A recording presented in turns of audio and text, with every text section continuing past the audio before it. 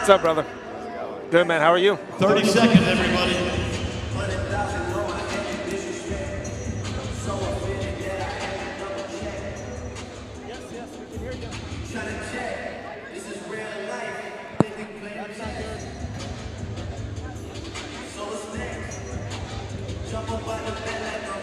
I need Larry Downs Jr. and Frank Pierre ringside. I need all judges ringside.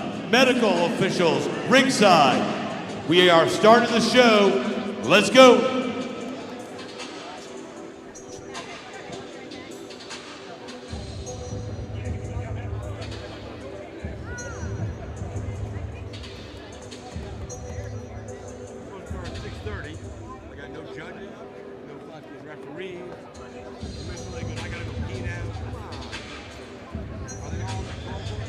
Huh?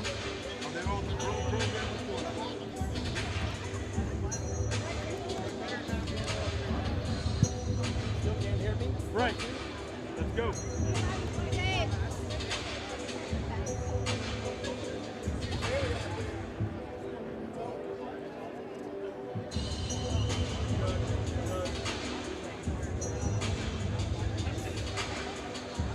Once again, I need all officials ringside, ASAP. Let's go.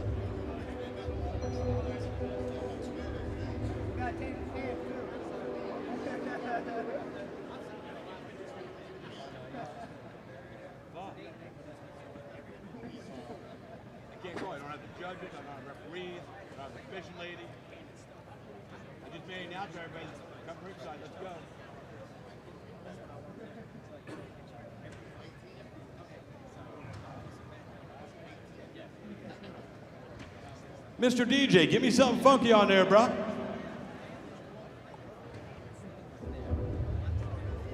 the same song. This song ain't funky. This song sucks. This is not getting the crowd hyped up.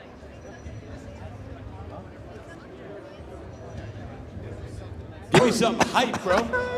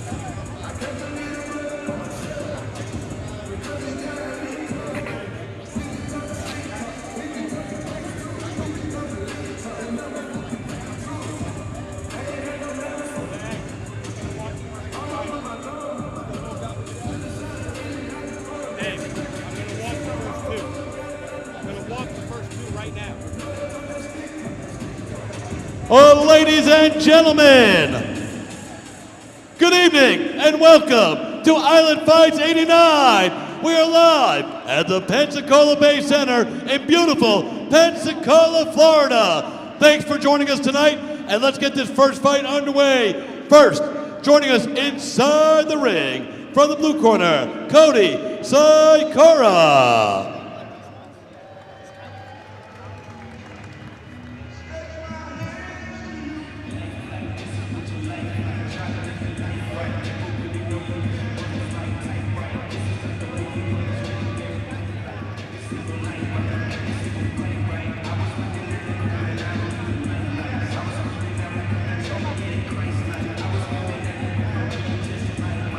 Welcome everyone to Island Fights 89.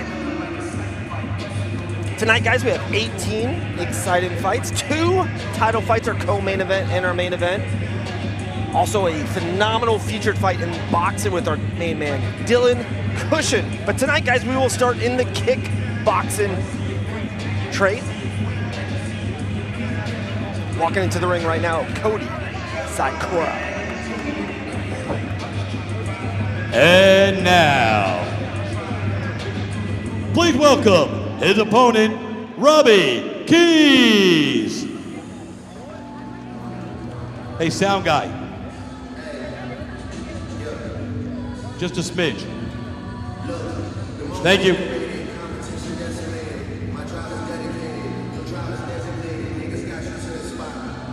Robbie Keys is making that long walk to the Island Fights ring. Great way to start the night, guys.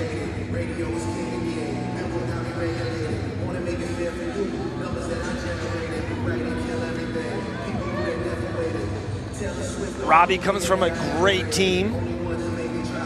Got our main man, Cam Bennett, in his corner tonight, guys. Cam Bennett has a big fight in front of him at Island Fights 90.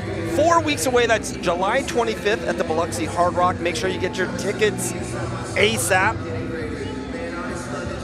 That event will sell out, guys. We were at the Hard Rock around 3-4 months ago in Biloxi. Absolutely sold out. Beautiful venue. Cam Bennett versus Charles Felony Bennett goes down. Island Fights 90.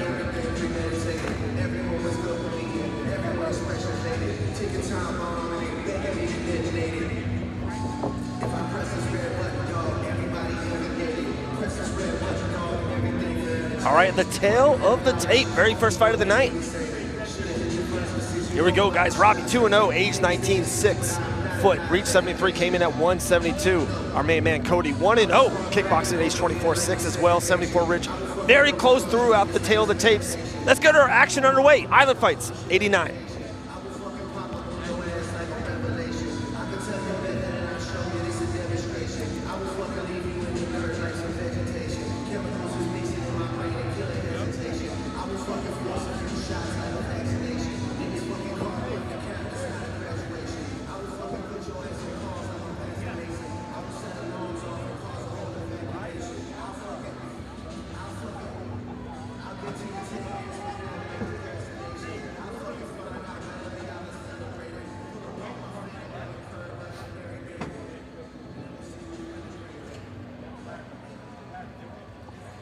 Seems like one of the fighters have left their mouthpiece. That's how you start the night, you know. That's how you know it's going to be a good long night. 18 fights.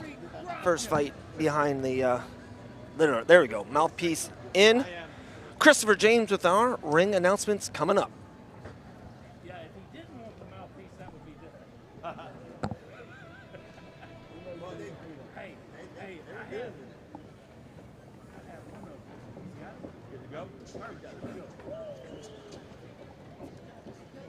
Ladies and gentlemen, here we go with our first bout of the evening. Kickboxing, brought to you by Amber Jernigan, Coastal Home Sales. That's right, you go, baby. This was ever 3 2-minute rounds of kickboxing in the welterweight division. And when the action starts inside the ring, our referee, Mr. Frank Pierre. And now, let's meet our kickboxers. Introducing first, working out of the blue corner. Standing 6 feet and weighing in 169.5 pounds. Tonight, he enters the ring with a record of 1 win and 0 defeats.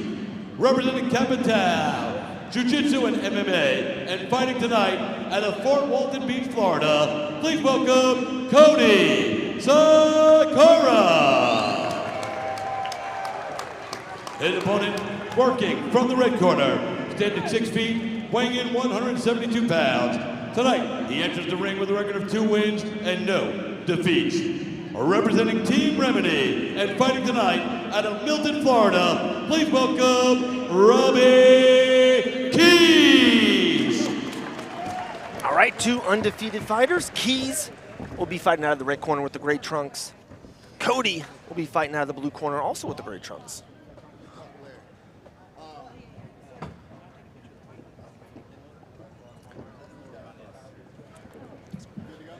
First fight of the night. All right, Keith. Fighter ready? Fighter ready? Let's fight. Oh, right off the rip. Cody very aggressive from the bell. Nice straight jabs. Good to the knee to the body there. Robbie's trying to slow this pace down just a tad. Right, let go. Let's fight. Let's intercept. Wow, nice hook there by Cody. Good uppercut there by Keys on the way back. Clean break, clean break, clean break. Ref asked for a clean break. Good block there by Keys. That hook from Cody looks nice.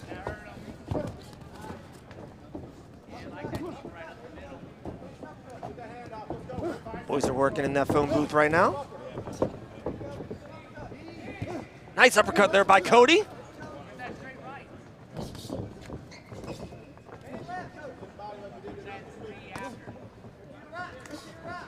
Great kick there by Robbie Keys, 2 in a row.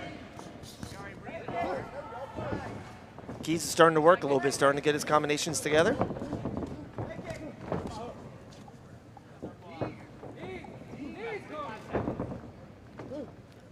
Cody's cornerman, his team is yelling at him to throw those knees.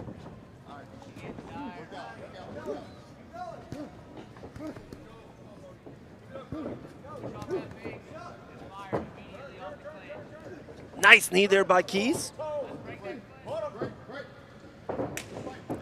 20 seconds left here of round number 1.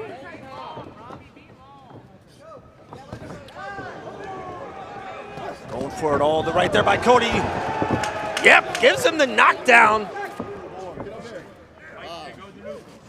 Keys is calling for a slip. Referee saying a knockdown. And that will end round 1. Could steal him the round. Close round, but probably the knockdown gets it done for Cody out of the blue corner.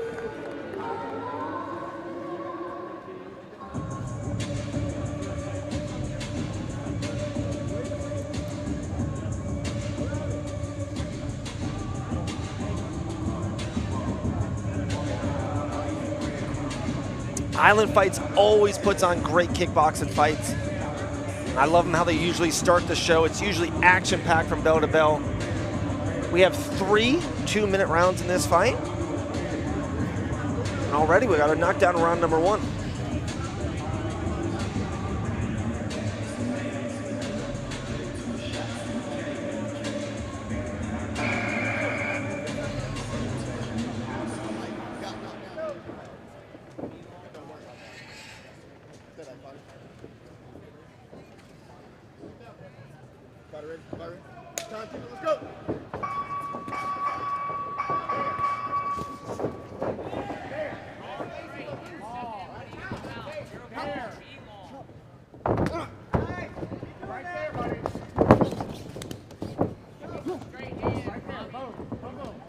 All right, round number 2.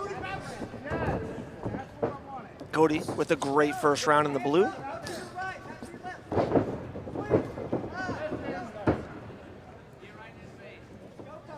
Keys on the comeback in the red. Cody did good in the clinch, had some great uppercuts, some good knees to the body, but Cody's definitely using his length, really kind of controlling the distance.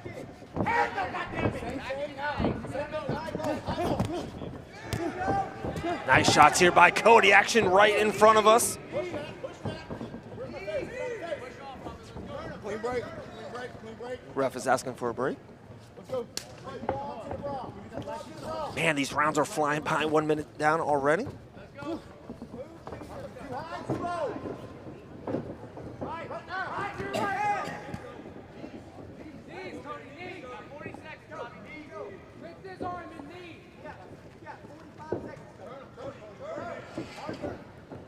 Good knee to the body again for Keys. When he's in this clinch, seems like Robbie's a tad more comfortable. The knees are coming through. That uppercut in round 1 was nice from Robbie. Cody putting that pace on him. Big shots here.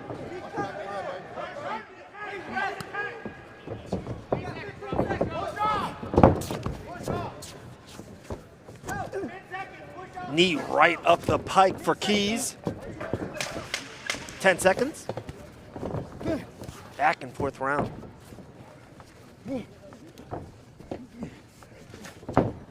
There we go, bell hits. Both men in front of us absolutely exhausted. That's definitely a learning lesson for these amateur fighters. Condition, condition, condition.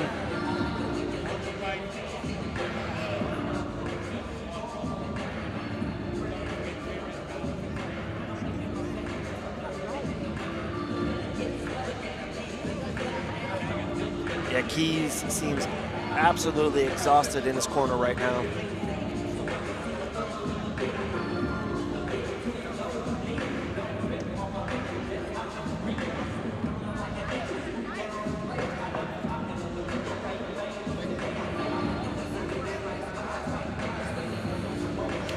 Yeah, I see a couple people in the chat talking about the lineup, guys, where this is fight number 1. 18 fights, the 2 championship fights towards the end of the night, right? Fight 18, fight 17. Masso fight is around halfway, guys. We're on like fight number 8. All right, last round. Cody's fighting out of the blue corner, gray trunks. Keys out of the red, gray trunks as well. Could be the deciding 3rd round. Oh, great action to start. Good outside leg kick there by Cody.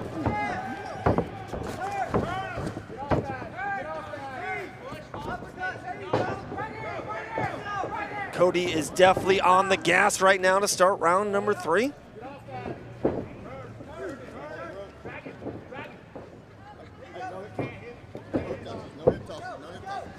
Man, Robbie seems exhausted right now. Come on, get out of here.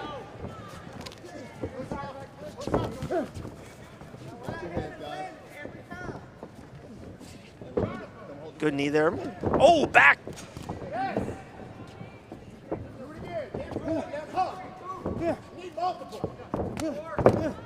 Great outside kick there by Cody.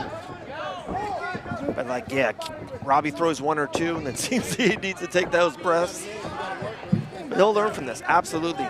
Very skilled fighter, very talented fighter, but definitely got to get on that bike.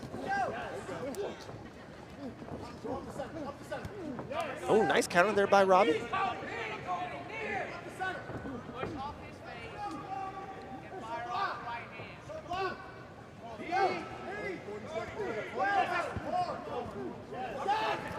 Nice shots there by Robbie.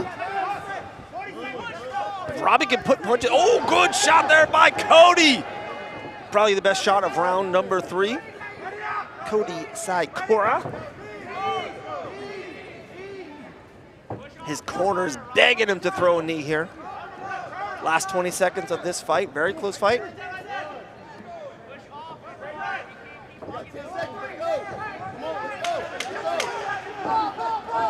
Here we go. Rock'em sock'em robot to the end of the bell. Oh, nice head kick. Good fight. Both men will absolutely get better from putting all those minutes inside the ring. Good fight by both guys.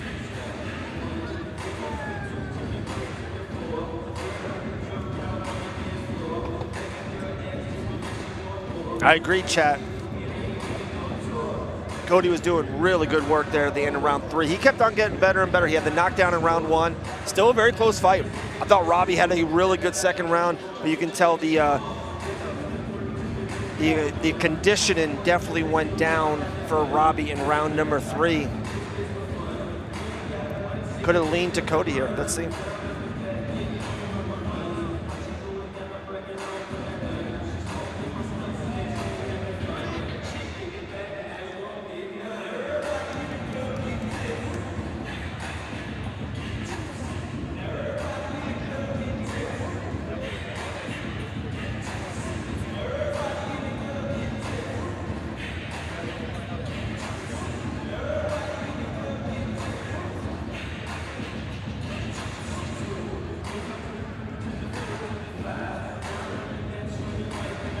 What a shot here, guys. Island Fights 89, Pensacola Bay Center. Make sure you sub that channel, like the feed, share the stream on your socials. 18 fights, the 2 title fights. Definitely be back for our in our main event. High level. Very, very high level. I would have 2 or 3 out of the 4 of these fighters will one day fight in the UFC 1, PFL, any avenue they want to go to. Very high level stuff in our main event tonight.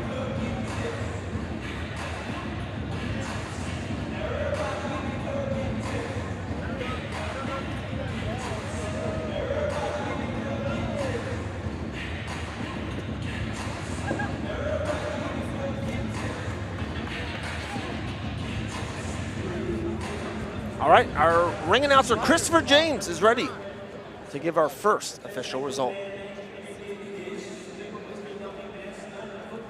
Ladies and gentlemen, first off, how about a round of applause for the 2 young men starting the night for us? After 3 rounds of action, we go to our judges' scorecards for a decision. The scores are as follows: 30-27, 29-28, and 30-27 for your winner by unanimous decision. From the blue corner, Cody Sakura.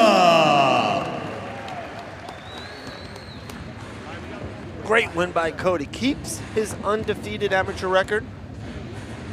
Bright future for him.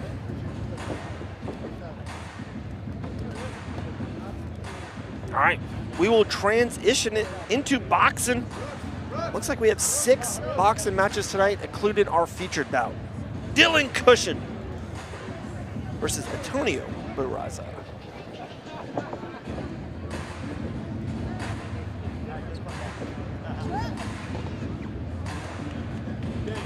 Get it, Daisy? David. Huh? You get it? All right, boys and girls. We're going to keep the action rolling on for you right now. Bring our next 2 fighters to the ring. First off, please welcome, from the blue corner, Matthew Phipps. All right, Matthew Phipps is on his way to the Island Fights ring.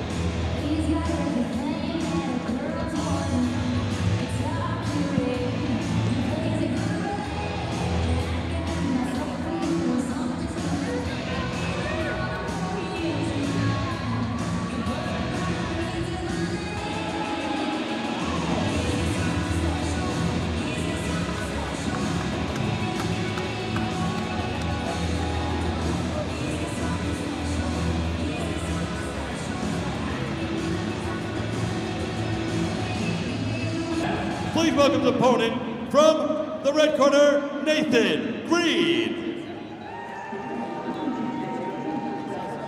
Say it again. Matthew Phipps has got to be a tough fighter. Coming out to Hannah Matana, like that. Our main man, Nathan Green, wins the song off.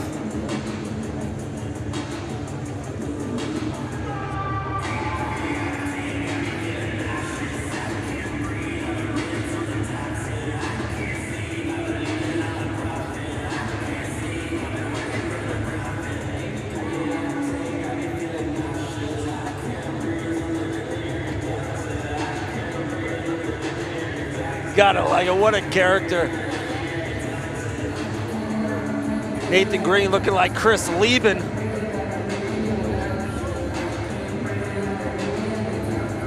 Vibing to the music.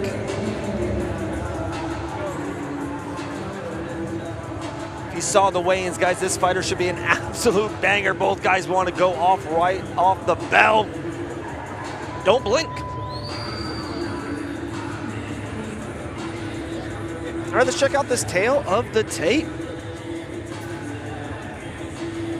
Nathan Green, 1-1 as amateur fighter. Matthews making his debut. Similar in age, guys, height 5'9" to 5'7". The reach is on Matthew Pips' side, and they both came in at 143. Let's go with Christopher James with our And now, boys and girls, the action moves on for you tonight. We have some boxing coming your way, brought to you by our friends at Elite RX. This one is set for 3 2-minute rounds of boxing, and when the action starts inside the ring, our referee, Mr. Frank Pierre. And now, let's meet our boxers. Introducing to you first, boxing out of the blue corner, standing 5'9" and weighing in 143 pounds. Tonight, he makes his debut, representing shoebox striking and fighting out of Pensacola, Florida. Please welcome Matthew Hard Times Phipps. His opponent, boxing out of the red corner, standing 5'7", weighing in 143 pounds. Tonight, he enters the ring with a record of 1 win and 1 defeat. Representing Ludus Magnus MMA and fighting out of Defuniak Springs, Florida, please welcome Nathan, the Ginger Ninja Green. Love it. Nathan Green getting the crowd here at the Pensacola Bay Center hype. All right, first boxing fight of the night. Box ready? Box ready? Let's box! We're off. Matthew out of the blue. Nathan Green fighting out of the red. Nice hook by Nathan. Good jab.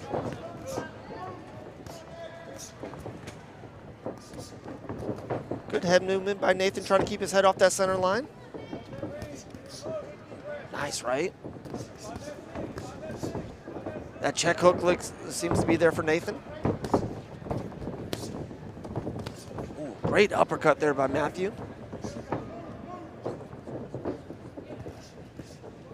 Head is straight up, guys. He's got to tuck that chin down just a tad.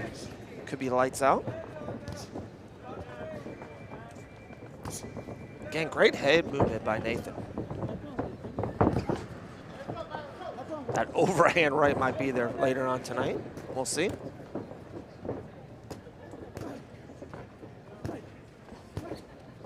Nice jab. Good body work there by Nathan.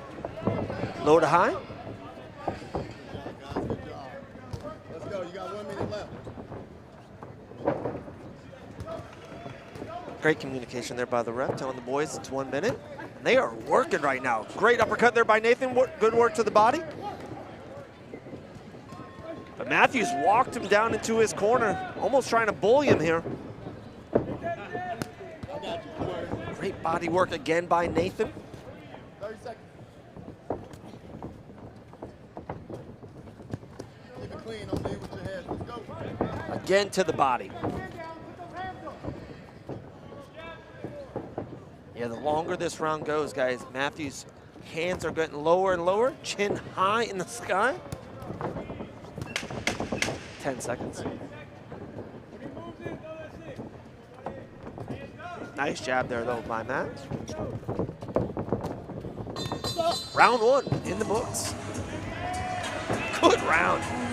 Woo. Nathan's dancing, trying to feel the crowd. Feeling good.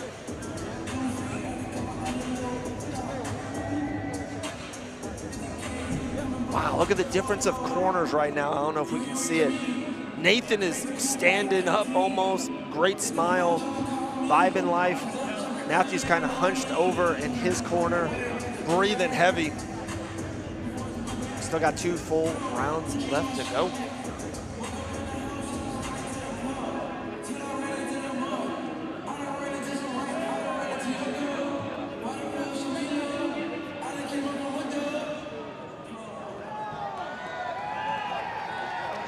Nathan is urging the crowd to let's go. Hugh Jackman, the greatest showman right here.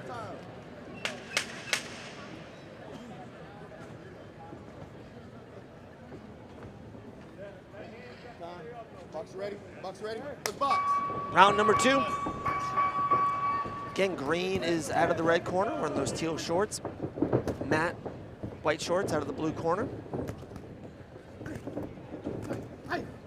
Good overhand right there by Nathan. Jab back to the body. Mixing it up, going high, low, low, high. Great skills.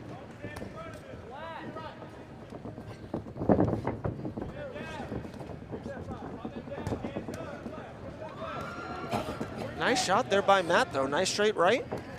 Nathan on the comeback.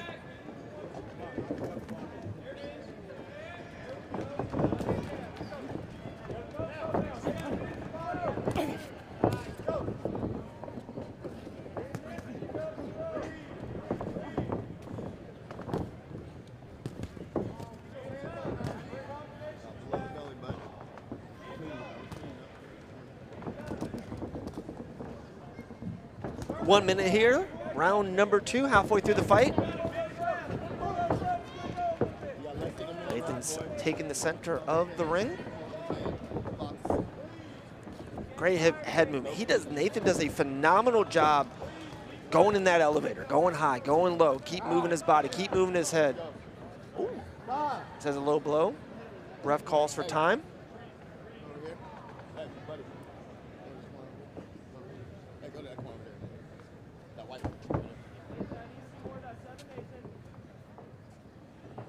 Again, Nathan's breathing nice.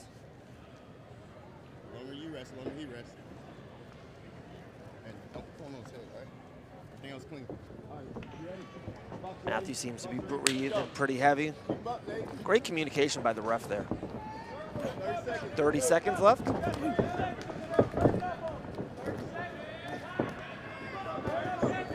Nice shots there, though, by Matt. Takes one, gives one. Nathan on that bike. Flowing right now, guys. Great movement. Getting shots off. Ooh. Great work there by Matt.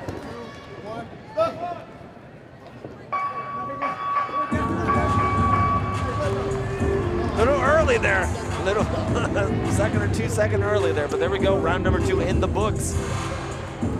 We go to a decided third round here.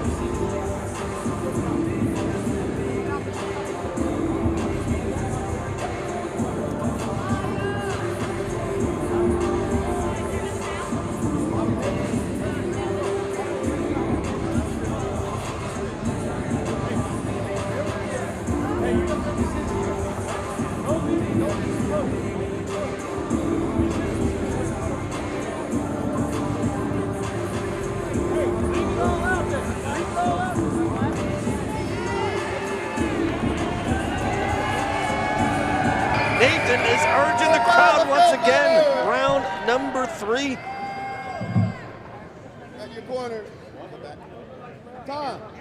Box ready. Box Big ready. 2 Let's minutes box. here. Could be the deciding round. Last round, guys. And Nathan's throwing punches and bunches right now. He's being the aggressor.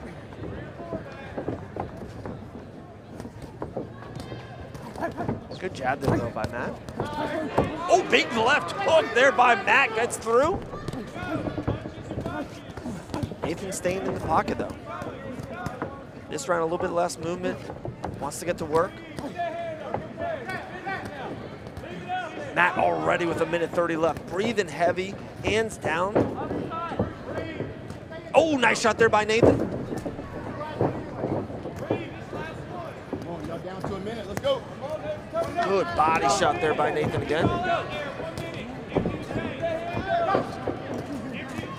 It's anybody's fight right now, guys. Let's go. Let's go, baby. Let's go. That hook barely missed. Overhand right. That overhand right could be there all day long. See that left hand by Matthews way down, almost by the hip. Yeah, you fake to the body and come over the hand to the right, could be night out. And Nathan keeps going to the body. Hasn't stopped throwing a punch here in the round number 3. Great conditioning by Nathan. Good uppercut. Mr. Green's looking like green right now.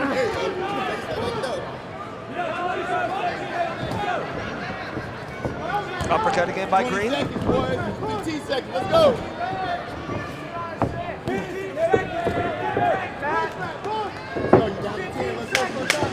10 seconds. Great third round. Both men throwing big punches here. Wow, to the bell. Green and Matthew gave us a show.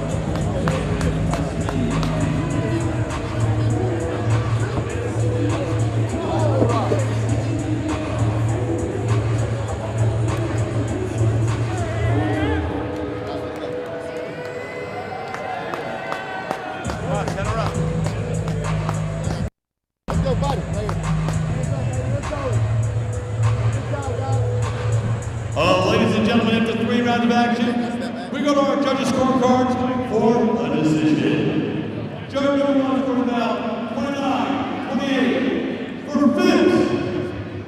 Judge number 2 scored now 29-28 for Green. Judge number 3 scored now 29-28 for your winner by split decision. From the red corner.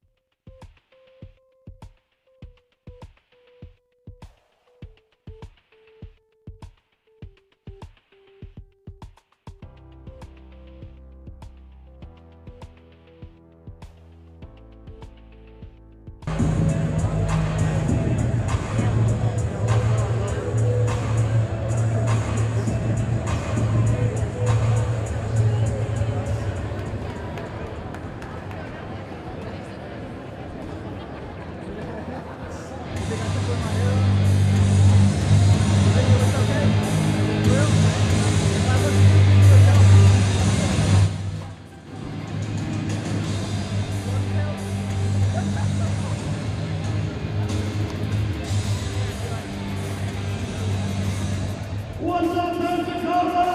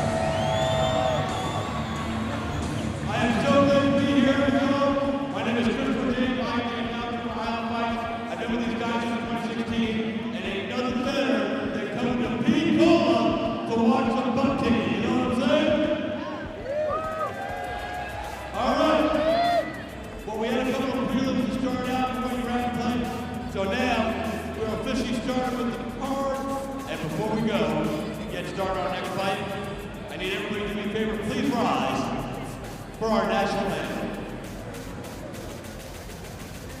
After our anthem, I'm going to ask you all to remain standing. But right now, I want to welcome her to the center of our ring. She is the anthem voice of Island Fights. We love her to death. Y'all make some noise for the absolutely incredible Miss Vanessa G.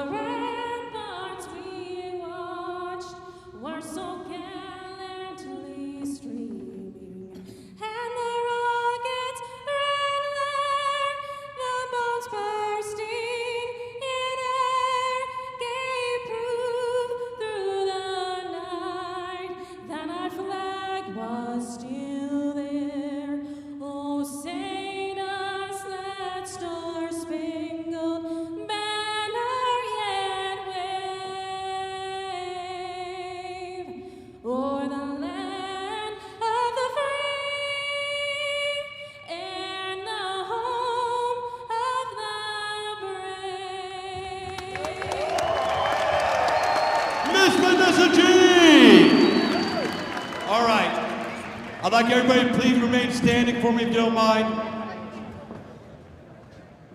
First of all, I'd like to say thank you to all the men and women that serve in our military, our first responders. God bless you all for doing what you do. For those that have given their life in service for our country, God bless your families that were left behind.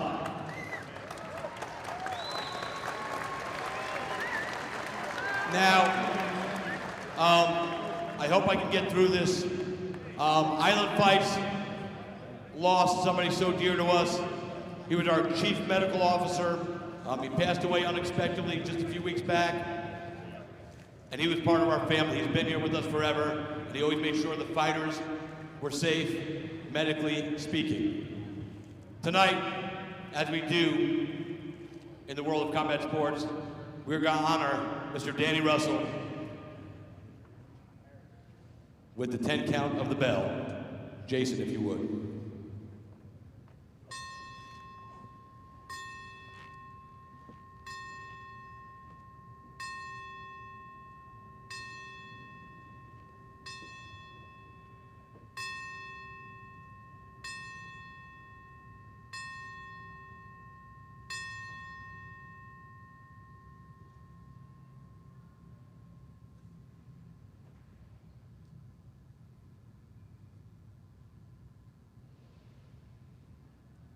Danny, we miss you, man. We know you're watching.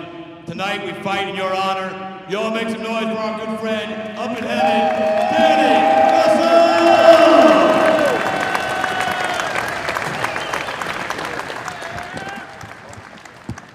When I get out of here, somebody give me a tissue. All right, who's ready for the next fight? Give me a hell yeah! Well, let's welcome Cole Dub! All right, guys, we're back. Fight number 3, 2 prelims in the books. And I'm joined right now by professional fighter, undefeated professional fighter, Cam Bennett. What's up, Dave? What's up, Sounds brother? good. That does sound good, right? Professional fighter, undefeated. Big fight. I already gave you the plug at the beginning of the night, guys. Around a month away, Island Fights 90, July 25th, Biloxi Hard Rock. One Bennett should fall. Yeah, it's a family affair. It's a family nice to affair. be reunited with my cousin. There you go. There you go. But all right, we're talking Island Fights 89 right now, guys. We've had kickboxing, we have boxing. Now we go into mixed martial arts. Cole Dub walks that walk. And you've done it multiple times here at the Bay Center. How is it to make that walk into the Island Fights ring? It's something other earthly. It just is a different experience from fighting in a community center, fighting in a hotel lobby, things like that. Island Fights comes out here and puts you in the Bay Center under the bright lights, the big screens, and there's nothing like it until you get to the big show.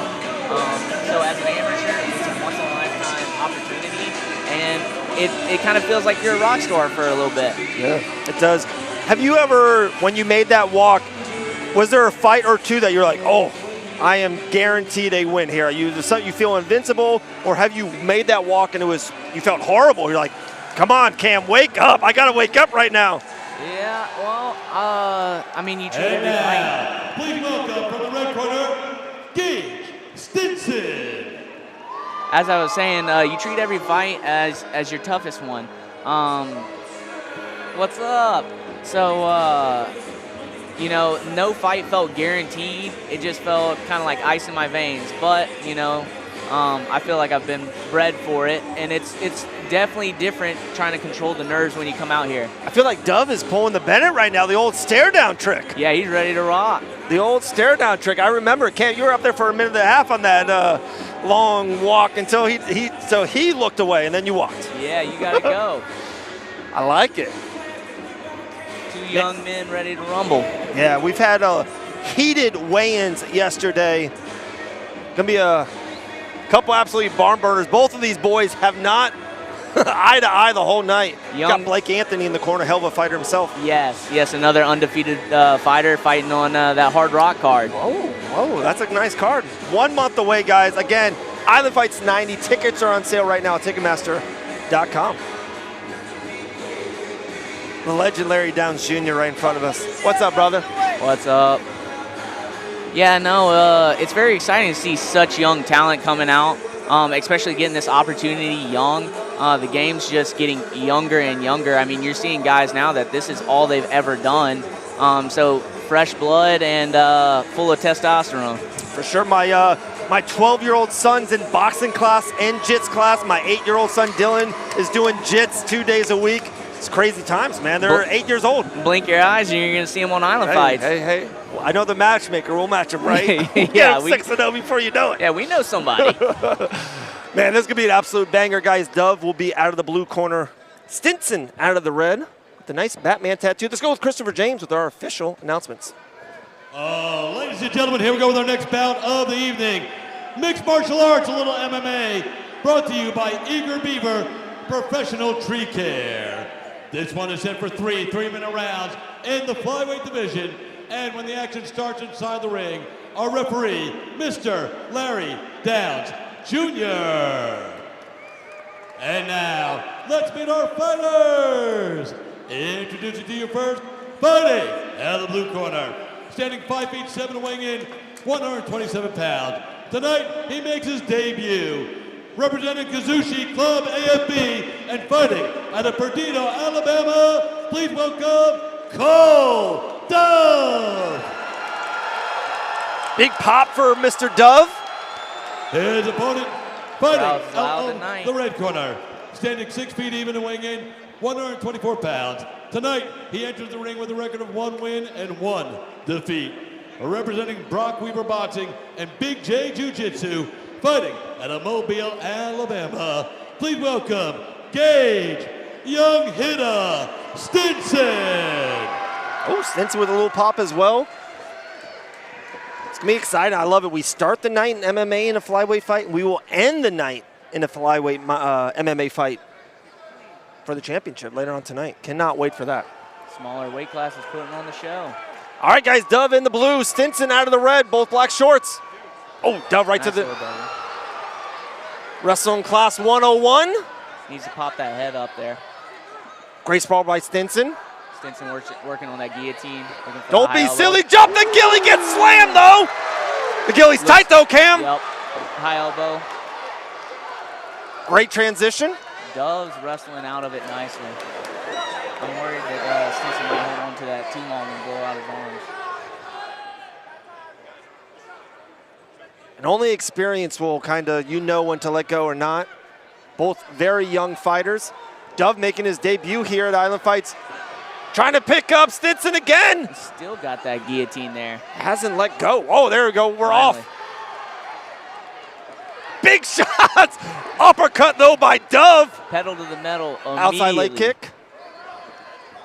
Man, he's swinging that uppercut. I like Stinson's length. Big shots Nice here by long. Stinson.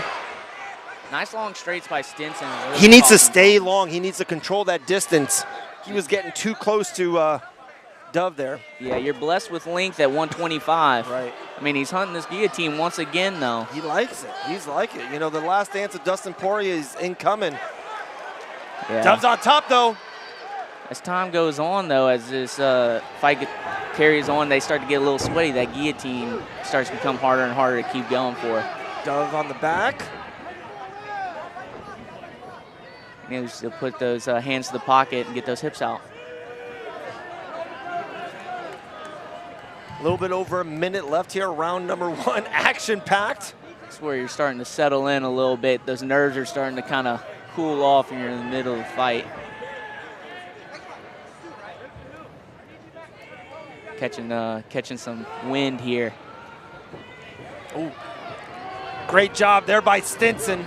But right back in his face, nice and long. That jab's working. But again, and he'll learn, Cam. He's getting too close. He's getting too close inside that pocket. He needs to keep that distance. Yeah, he is. Oh! He is in love with this. Oh! Nice. Suplex City. Brock Lesnar would be proud. That nice little single, kind of Daniel Cormier-esque. That's tight. Back to it. Again. That's 3. That could be tight though, Cam. Yeah. Not fighting the hands. Oh, Pops gets out. He didn't have his guard. He needs to lace that leg in next time. Dove needs Dove to laughs at the capitalize. submissions attempts. Yeah.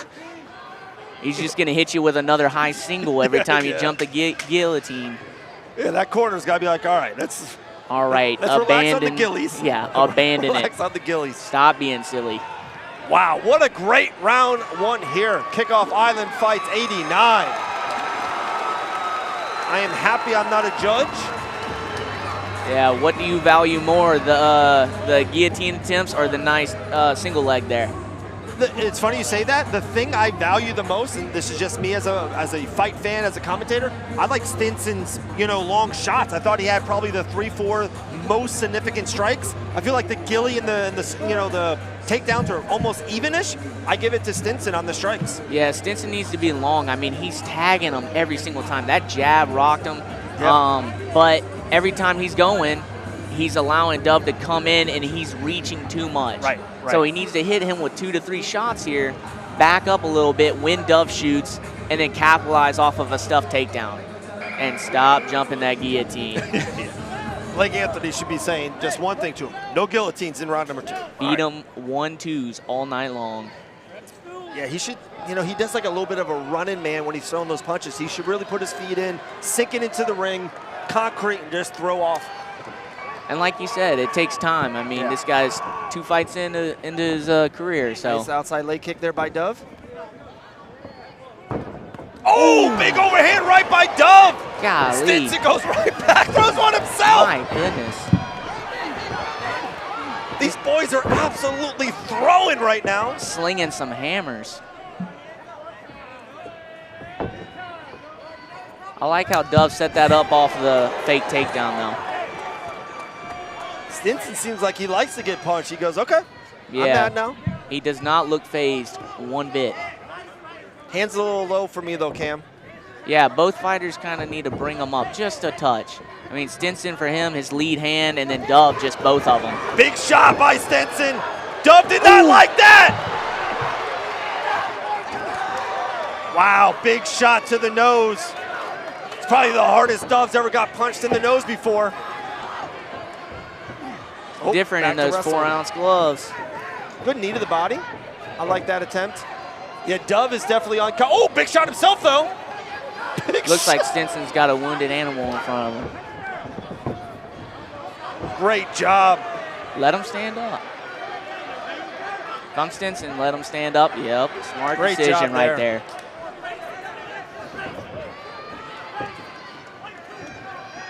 Nice big link. shot by Stinson. He's really settling into this long striking Got too range. close to him. But he's still on top. Beating Ground him and up a pound. little bit.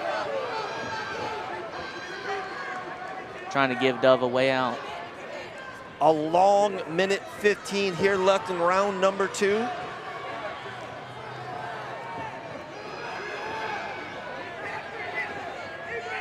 pouring on the ground and pound here. He needs to put in 2-3 hard shots and really give Larry a reason to stop You know what him. I love here is the GSP knees to Matt Serra here. Kind of get off him a little bit, boom, 2 or 3 power knees could be the end of the fight. I agree, especially with Dove looking kind of like he's fading. The adrenaline's kind of dropping. It's been a tough and grueling first 2 rounds, especially when you hit those high power takedowns like he did. Not the best for the gas tank sometimes. Nice shot still by Stenson. But Dove is working though, guys. Dove needs to collect that other leg. Oh, nice. No. Stenson's on top. Long 20 seconds here. The referee can stop this at any time. There he is. He's putting some power into some of these shots now. Oh, he shouldn't stop. The 10 seconds. Big shots here could end it. Heck, he's probably feeling that gas tank too. And we will see a round 3. Great fight so far. You know, you never know when Hefner will turn pro, especially after tonight with the result, especially on a win. But I would I would pay big money to see Stinson versus Hefner in the future. Yeah. Give Stinson some time to develop that IQ. That length, I mean, tall 125ers is a problem. It seems like for that weight class, they just keep getting bigger and bigger. Crazy, crazy. We'll see Pantoja and Kai Car-France fight for the flyweight UFC championship tomorrow night. I know, I'm pumped. That's going to be a great card. Who you got in the main event? I've had an epiphany 2 days ago.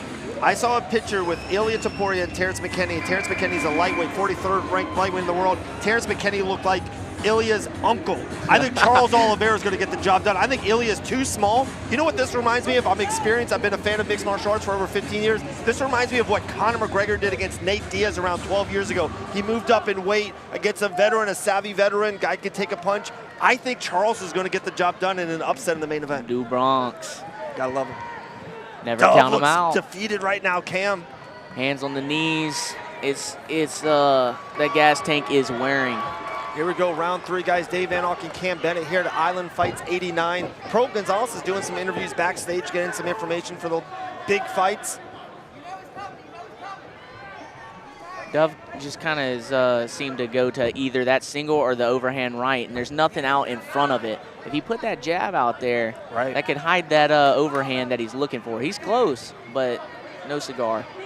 Even I think he threw it early in the fight. Even like a little teep kick to the front would, I think, work. Yeah, that's the thing that I feel like a lot of amateurs start to learn as they progress, and we'll see that later on in the card, is putting something in front of your main offense. Show us some feints, show them that jab before you give them the payload that you want. If you want to see feints, YouTube Devin Cushion. We'll see plenty of those. Yeah, these fighters are slowing down here in round number 3.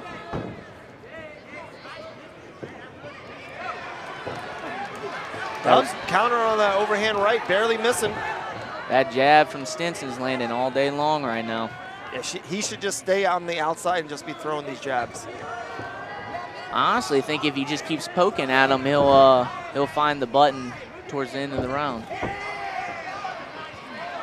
Nice shot there. Big shot there by Stinson. Nice outside leg kick Nice though by double Dove. jab. Good jab there, Cam. I'd like Stinson to bury that chin just a smidge. Just a smidge. Totally agree. Oh, okay, okay. Throwing spinning stuff now, huh? Looked good in the gym, didn't it? Yeah. Always does. Yeah. Always does. The wrestling is definitely not working. Stinson rotates to the back, throwing big shots here. Dove is ready to give up here. Nice shot again by Stinson. Nice. Big uppercut. Larry Dowds is ready to end this fight. Push off. Yep. Smart decision there.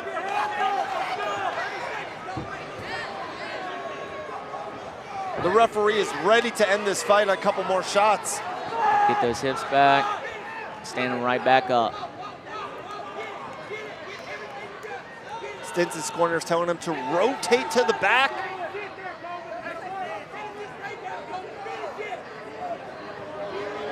Dove just kind of sitting there, happy to be on the leg. Yes. Dove's in his happy place right now. Yeah. What a great fight. Two guys just laying it out there,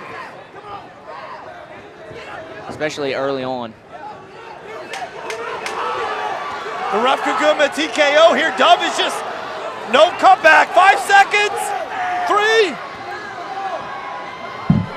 There's Wow, a knee. he'll make the bell. He snuck a knee in on there. Only if I knew what I was doing, right? Yeah. Have you watched the fight before?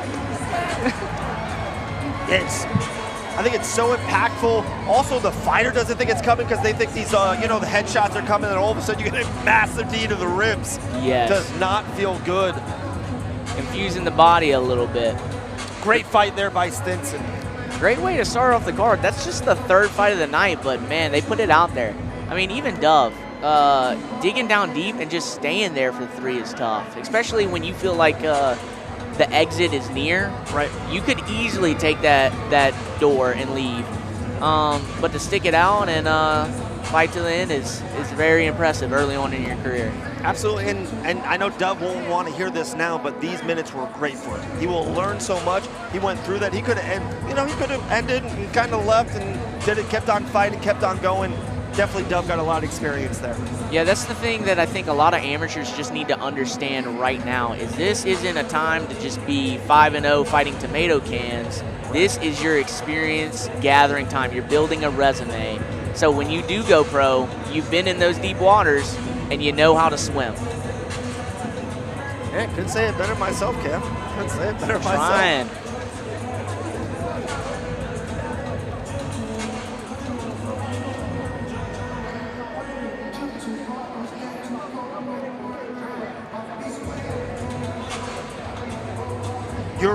Your teammate earlier, Robbie Keys, I thought he fought well. I thought he won, honestly, the round 2, and I saw one judge gave it to him, but it definitely was exhausted in round number 3 and just really couldn't put anything together. Yeah, we should have seen a lot more straight line attacks. And when you're dealing with an aggressive guy like that, you can't take a back step. You have to either intercept him as he's coming in or just get in his face, see how he fights off the back foot. Right. Learning curve for Robbie. I train with Robbie. He's in the gym all the time. So he'll be back. Sometimes it's hard early on in those first couple of fights dealing with the lights, especially when you know you got an aggressive fighter coming ahead of you. Absolutely. But lick his wounds and he'll be back. All right, here's Christopher James with the official result. Ladies and gentlemen, how about a round of applause for these 2 young men? This fight is why we do what we do. You guys put on a hell of a show. Thank you so much, boys. We appreciate you. After 3 rounds of action, we go to our judges' scorecards for a decision. The scores are as follows: 29-28, 30-27, and 29-28 for your winner by unanimous decision. From the red corner, Gage Young Hitta Stinson. Great fight by Stinson. Yeah, he keeps developing that straight line attack, those nice long 1-2s. He's going to be a problem to deal with.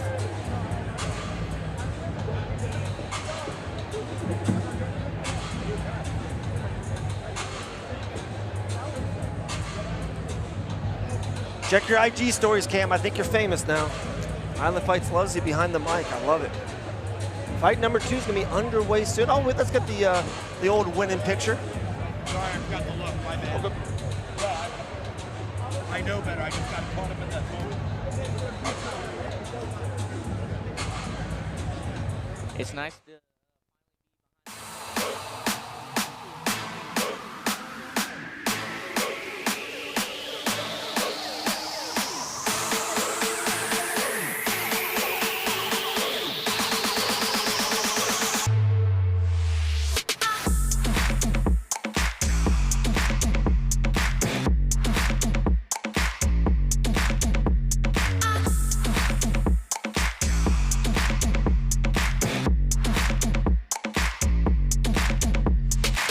Hey, Jake Paul needs a counterpartner. Watch out, Jake Paul. He fights tomorrow night, too. Oh, ladies and gentlemen, here we What go. a Let's week keep in the combat action moving sports. on for you right now. More fights coming your way. Please welcome from the blue corner, Daniel Fernandez.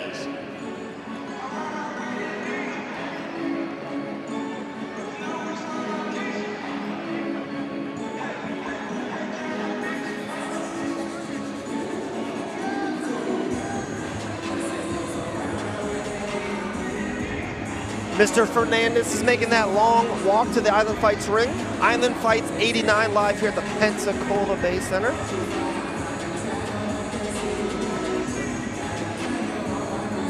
The Bay Center slowly getting packed. Yeah. Earlier and earlier on the night, it seems like people are coming out for some fights.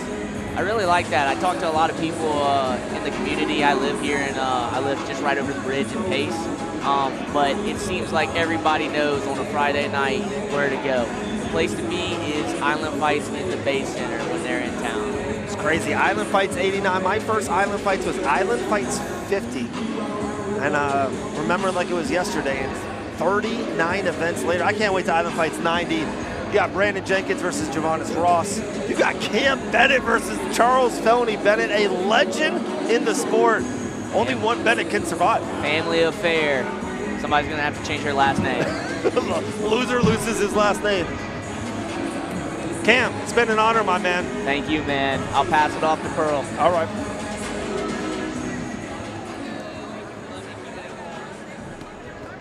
PG Pearl Gonzalez. And now, please welcome his opponent from the red corner, Ismail Chafi. Ismail making that walk. Our first Muay Thai action of the night. Our fourth fight, we've had boxing, kickboxing, MMA, and now we go into the great sport of Muay Thai. PG, I know you were backstage. You were getting great interviews, great content for later on tonight.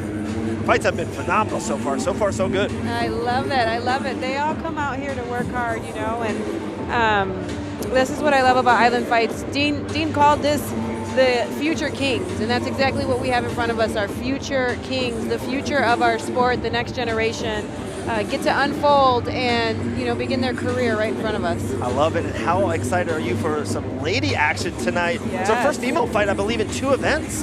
It's amazing. You know, the ladies looked really prepared and ready to rumble last night. Very serious. I saw them warming up a little bit. Yeah, it's exciting. It's so exciting. And these are 145ers. These are not, you know, light girls. So this is a blessing for us to be able to see these women. Oh, ladies and gentlemen, here we go right now with our next bout of the evening. Muay Thai, brought to you by our friends at Competitive Edge. This one is set for 3 3-minute rounds, and when the action starts inside the ring, our referee, Mr. Frank Pierre. And now, let's meet our fighters. Introducing to you first, fighting out of the blue corner, standing 5'7", weighing in 135 pounds. Tonight, he enters the ring with a record of 5 wins and 1 defeat. Representing Empire Boxing and fighting tonight out of Houston, Texas. Please welcome Daniel Fernandez. His opponent fighting out of the red corner, standing 5'10" and weighing in 135 pounds. Tonight, he enters the ring with a record of 0 wins and 2 defeats. Representing Lion Pride Muay Thai and fighting tonight out of Mobile, Alabama. Please welcome Ismail Black Flash Chafi.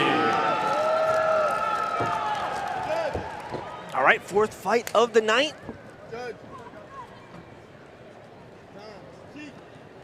Fernandez fighting out of the blue. Ishmael fighting out of the red. We're off.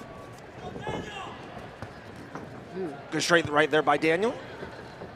Beautiful Short elbow. Spinning elbow there by Daniel attempt. In the phone booth he goes, Pearl. Yes, I love these elbows he's throwing. He's throwing about 3 different types of elbows in under a minute. Great body work there. Going downstairs and working that body. Also, he's throwing violently. He is, but that was a nice inside leg kick there.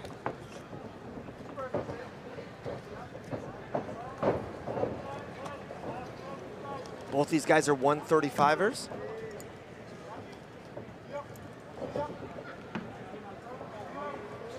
Oh, short elbow barely missed. I love that these two agreed to elbows. I was listening to the rules meeting but prior to this, and they both agreed to elbows, and these two are getting after it. Yeah, Daniel throws him multiple different ways, different angles. Nice straight jab there by Daniel. Ooh, beautiful jab. Landed here from.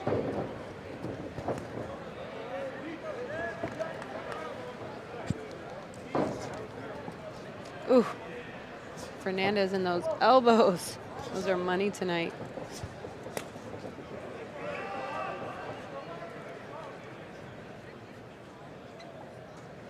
Ishmael's got to get Daniel's respect. It feels like Daniel throws when he wants to throw. He feels very comfortable in there.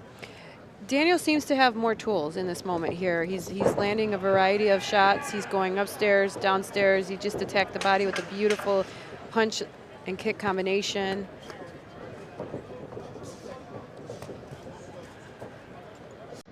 Oh, short elbow again there by Daniel to end round number 1. Wow, flew by.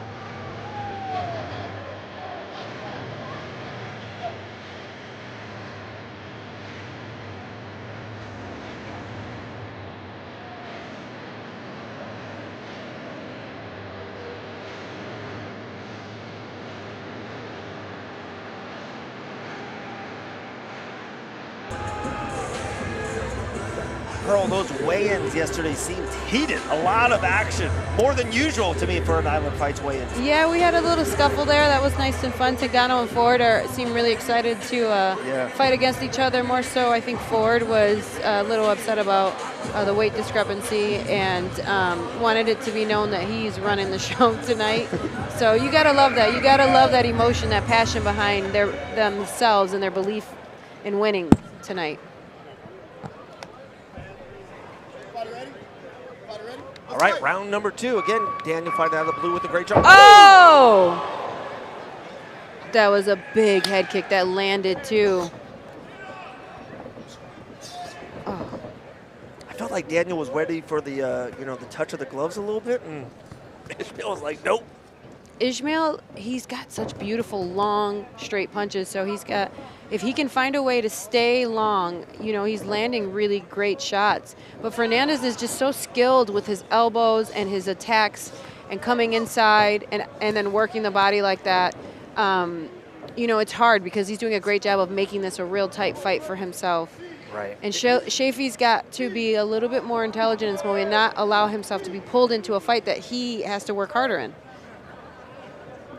Absolutely. It's such a skill to figure out the distance control.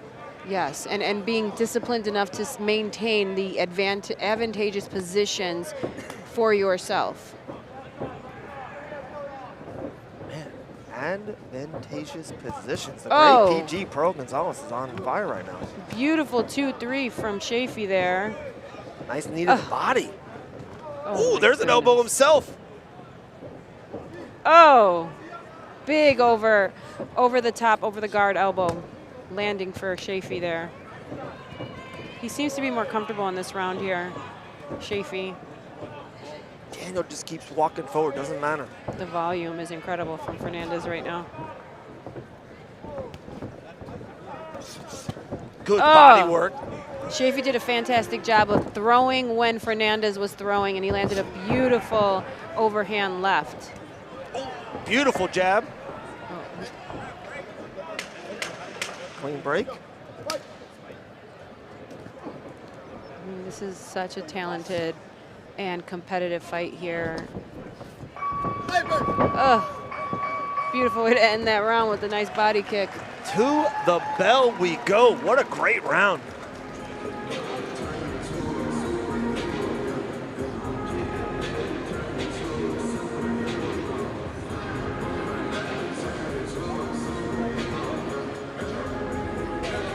Happy I'm not a judge. That could be very close to a 1-1 right now. Yes.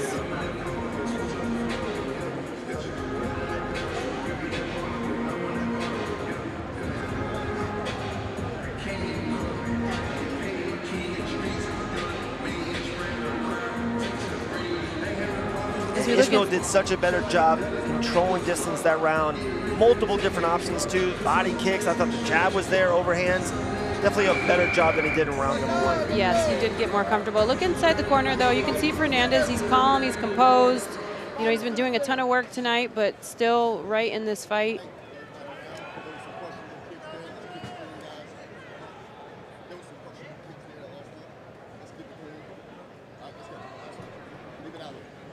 Referee giving some instructions, some final instructions here. Oh. Same time. Oh. Knee on the way out there by Ishmael. Oh.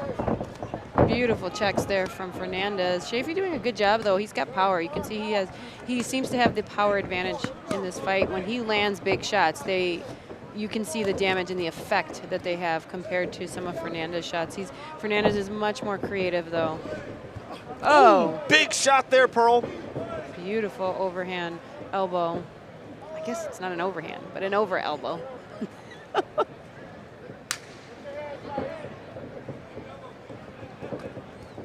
Oh.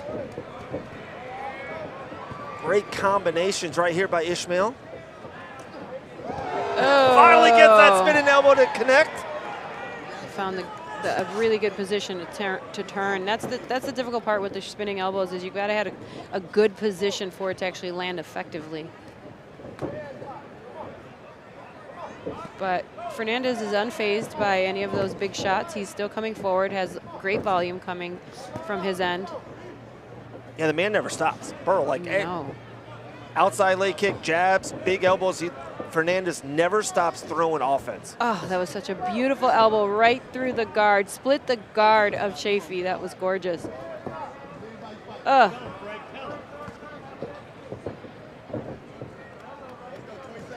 Oof. If they did not have on pads, elbow pads, yeah. They would be leaking, both of them, because they're landing beautiful elbows. Ooh, heavy outside leg kick there by Ishmael. Yeah, he started that with a nice little combination. Last 5 seconds. Oh, beautiful knee to the body from Fernandez. Oh! Little late, but that fight was absolutely insane. He was trying to get it in, you know what I mean? Finish his fight out as best as he could. Wow. I love it that it's the 4th fight of the night and it's the 4th different kind of mixed martial art that we've seen. Incredible matchmaking, incredible fight so far. That's the beauty of Island Fights, you know, and this platform that they have created and established for this regional scene here is they give everybody an opportunity to get some experience in, and that just helps evolve. So when you have someone like our main event, like a Matt Hefner, who's only 18 years old, undefeated, he is so talented, so technical in his skills, and it is because of all of the things he's worked as he's come up young in his career. And that's what these gentlemen are doing. We just witnessed it tonight. Beautiful elbows landed, great flying kicks and spinning attacks. Great experience on such a big stage, a big platform for an amateur bout. I've been thinking about this for the last couple events that we've seen Hefner on. He's main evented tonight here at Island Fights 89. He reminds me so much of a fighter like Chase Hooper. I know it's a different type of fighter, but just how he looks so, you know, innocent in a way. He's so young. Chase Hooper fought under the Island Fights banner before. Endless possibility of a future for Matt Hefner. Absolutely skillful at the age of 18.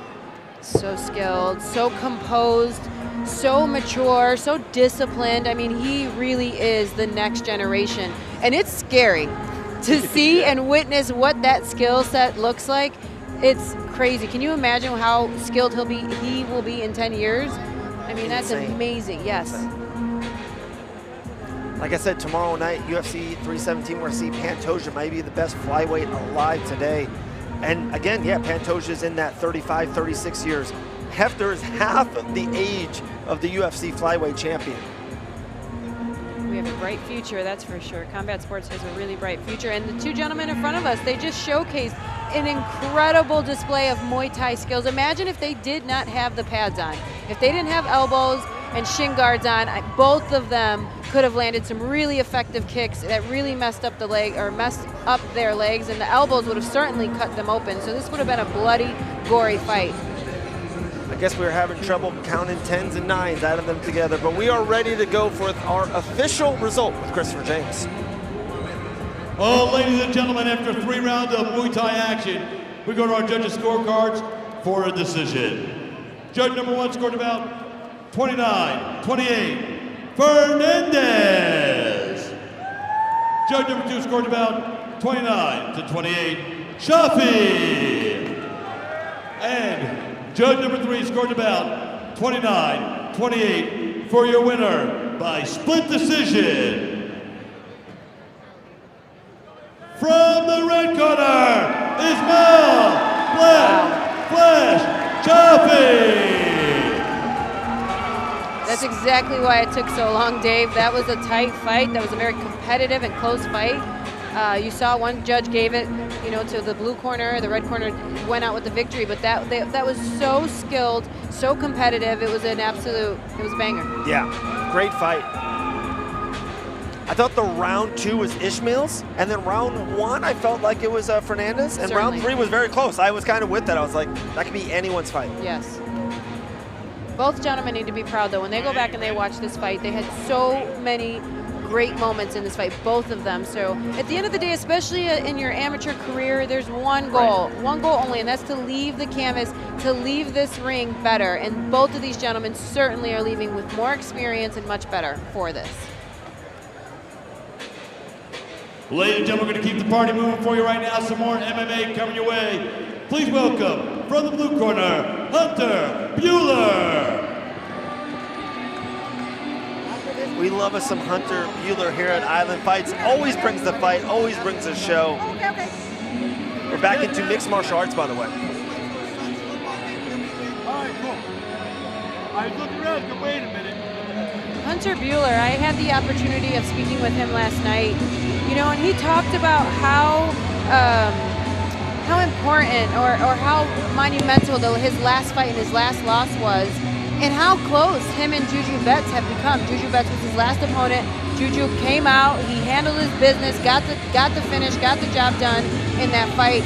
And Bueller, though, talked about how important it was. He thought that he had that fight under control until he faced Juju Betts, and from that moment, he's taken his career so much more seriously. He's a big advocate for drug addiction. He was one of those that had that challenge, and he is really here. He says he's a new fighter, a new man, and very excited to show his new skills tonight, Dave.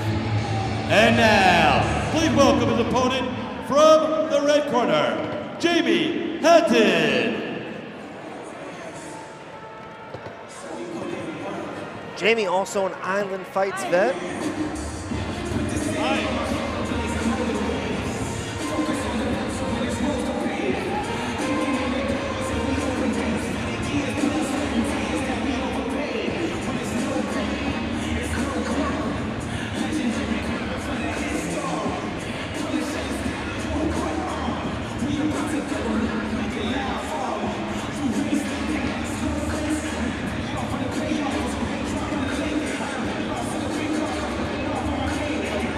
I love it when the walkouts have 15, 18 people attached to them. Oh, that's a squad. You come in deep, and that's all good energy. Yeah.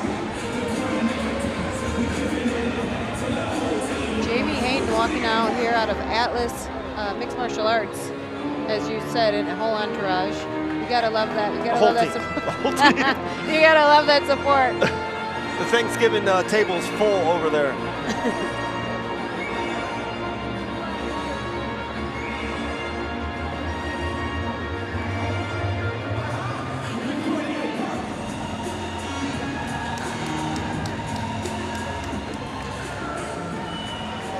Oh, ladies and gentlemen, don't forget, tonight, right after the fights are over, join Island Fights for our official Island Fights 89 after party at Play over on Palafox.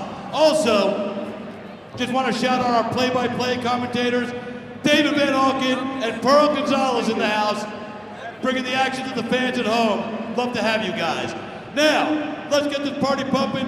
This next bout is MMA, brought to you by Crunch Fitness, and is set for 3 3-minute rounds in the bantamweight division. And when the action starts, inside the ring, our referee, Mr. Frank Pierre.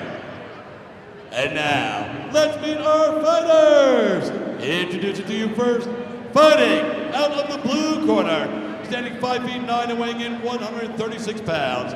Tonight, he enters the ring with a record of 0 wins and 3 defeats. Representing Shoebox Striking and fighting out of Pensacola, Florida, please welcome Hunter, the Righteous Reaper, Bueller. And opponent, fighting out of the red corner, standing 5 feet 3 and weighing in 134 pounds. Tonight, he enters the ring with a record of 2 wins and 5 defeats. Representing Atlas MMA and fighting tonight out of Niceville, Florida, please welcome Jamie Hatchet.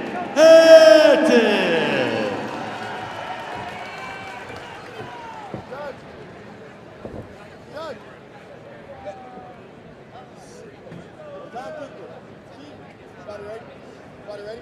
Let's fight.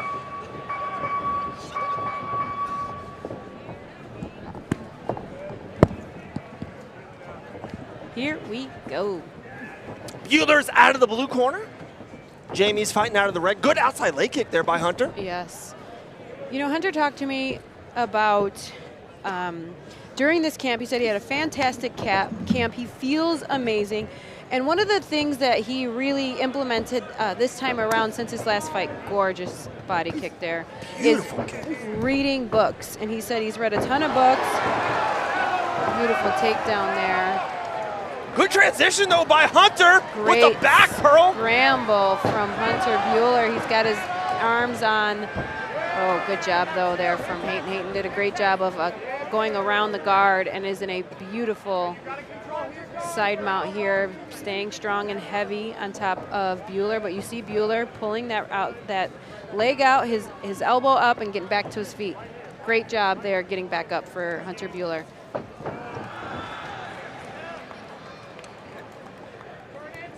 Bueller did a good job of he hasn't switched yet, but he needs that overhook. You see, right now he doesn't really have overhook, and that is allowing for Hayton to really maintain control.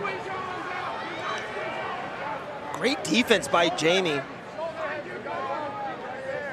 wonder what, Hunter could burn out his arms out here, Pearl. I don't know if he has a pretzel grip underneath there, and how tight this is.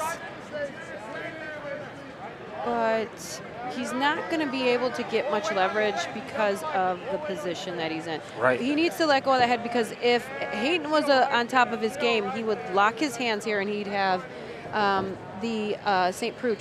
What's his choke? I can't think of it right now in this moment. Of Von Flue. Thank you. He'd have a Team Von effort. Flue, a perfect Von Flue. Oh, the arm's trapped. I see Oh, it's now. coming.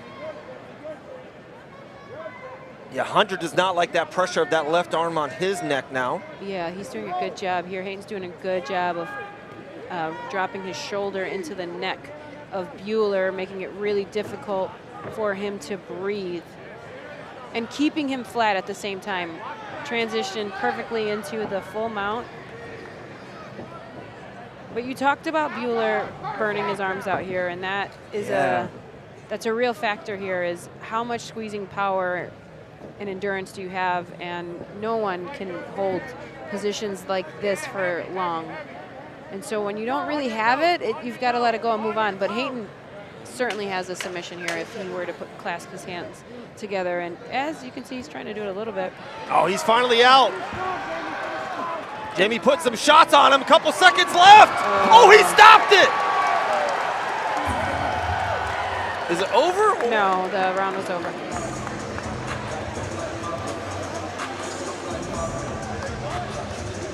Bueller talked about he wants to be a representative for people in low places.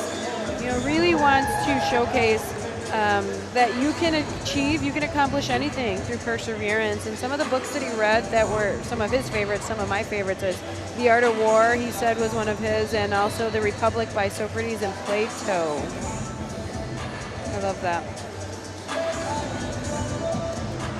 Shout out to the great Devin Adams watching us on the YouTube stream right now. Matchmaking extraordinaire.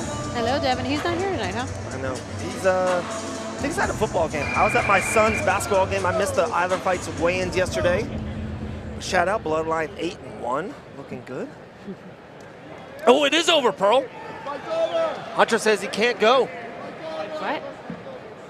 What happened? He's saying he can't see out of his right eye. Oh, no. Wow. Fight is over, guys. Jamie Hayton pulls off the W. Yeah, it's over. He can't see, so Thank you. He doesn't want to come out and fight. Wow, the referee just came to us and said Hunter says he does not want to come out. Can't see out of the right eye. Can't blame him. No. If you can't see, if your sight is compromised, you can fight another day. Right. Wow. And who knows, it may have been a punch, it may have, what may have caused that, but that's scary. If you've ever lost your eyesight.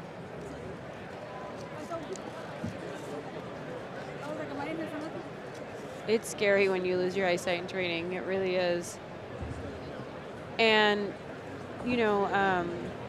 Have you ever lost your eyesight during a fight before? Any kind of contest?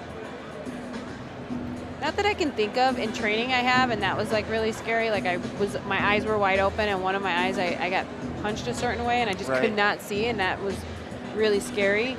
But the amount of eye injuries that happen in our sport, they are serious. Like retinal detachments happen all the time, and who knows, one of those shots might have came down on him and affected his eyes. So it's better safe than sorry. Yeah. Michael Bisping fought the later end of his career with only one eye. Yeah, he's wild.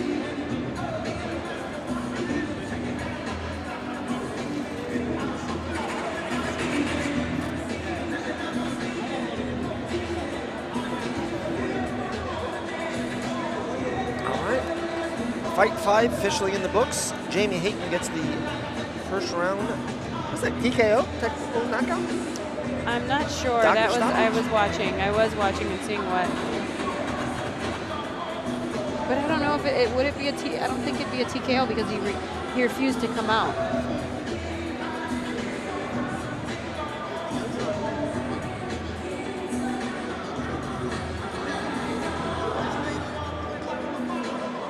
Like I said, we've seen Hunter multiple times here under the platform. It seems like every time he is improving his skills, getting better and better. Wish he could have came out for round number 2. Yes, he talked about how hard he worked on his grappling and and his patience, and that was something he said that to expect to see from him was a very patient, calm fighter tonight, and he did seem patient and calm, but didn't get a chance to really come out and change things up and adjust.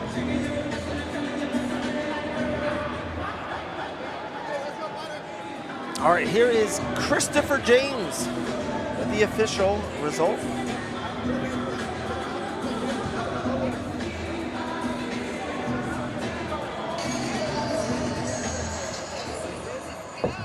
Ladies and gentlemen, at the conclusion of round number 1, Hunter Buehler went to the corner, doctor checked his eye, Buehler can't see. Therefore, this fight is a doctor stoppage TKO for your winner, Jamie Hatchet Hatton.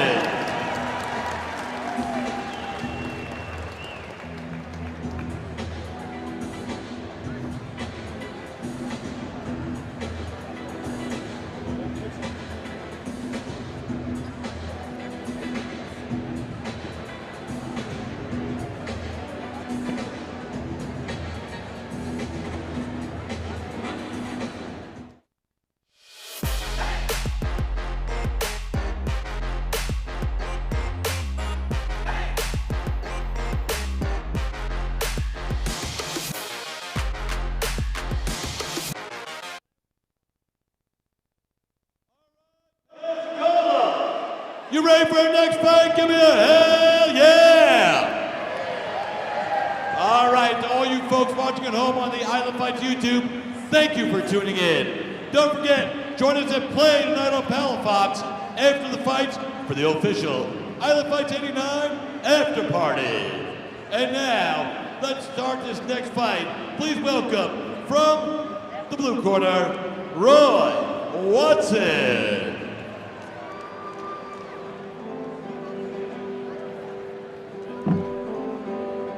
All right, Pearl, we go back into boxing. Roy Watson making that long walk. Okay, I see you spin some lines there. I like that. I'm here all night, Pearl. Literally.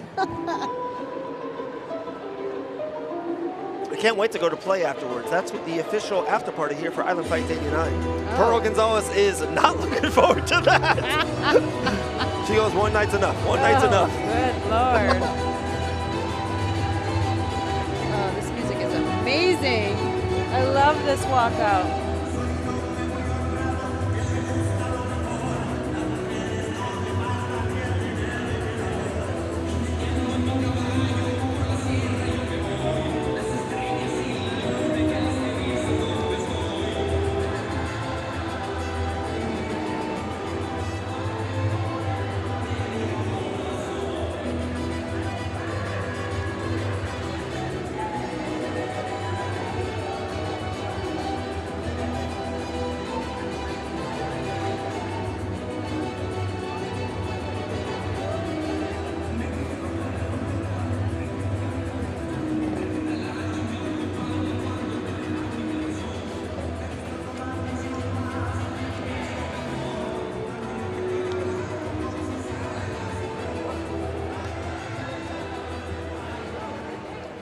And now, please welcome the opponent from the red corner, Josh Ricks.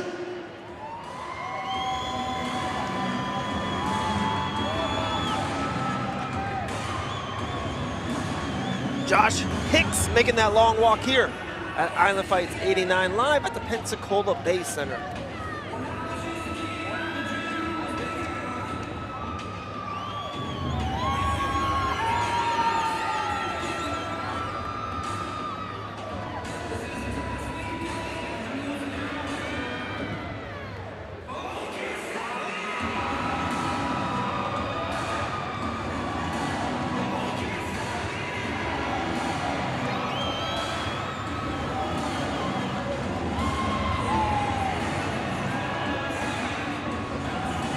The great Blake Anthony in Mr. Hicks's corner. Here's the tail of the tape, guys. Ricks making his debut, 28, 5'9", reached 70, came in at 154. Roy Watson with an undefeated 2-0, tender age of 19 years old. I have genes that old. 5'9", reached 70, came in at 153. Hell of a fight here at Island Fights 89. Well, ladies and gentlemen, the action continues right here, right now, as we start our next fight. This is boxing, brought to you by our friends at Billy Clark Bail Bonds, and is set for 3 2-minute rounds. And when the action starts inside the ring, our referee, Mr. Frank Pierre. And now, let's meet our boxers. Introducing first, boxing out of the blue corner, standing 5'9" and weighing in 153 pounds. Tonight, he enters the ring with a record of 2 wins and no defeats. Representing New Rising MMA and fighting out of Orange Beach, Alabama, please welcome Roy, the original Watson. And now, his opponent, boxing out of the red corner, standing 5'9" and weighing in 154 pounds. Tonight is his debut. Representing Brock Weaver Boxing and fighting out of Mobile, Alabama, please welcome Josh Ricks.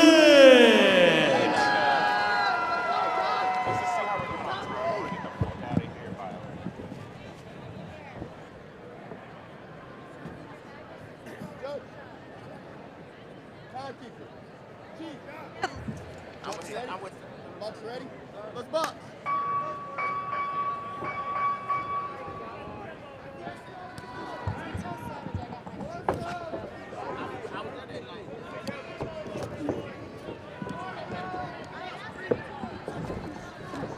Oh, good shot there.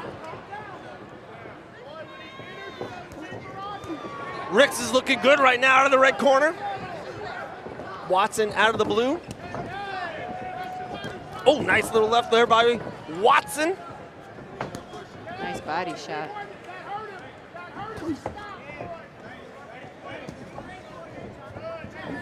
Ricks is moving a little bit too much on the punches. I feel like he needs to sit down in one of these. Oh, that was a huge left hook.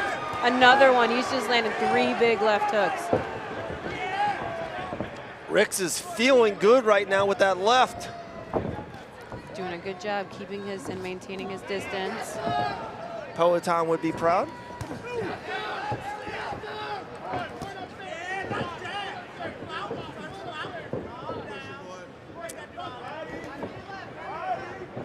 I don't know what the word, I think it's like, it's a little spastic in there right now, Pearl. Yeah, both of them are, they got some nerves going. Yeah. And that's okay. This is what this ring is here for. They'll work through them. Both corners are calling for them to calm down. Beautiful uppercut there. But again, that left is there. That left hook is landing.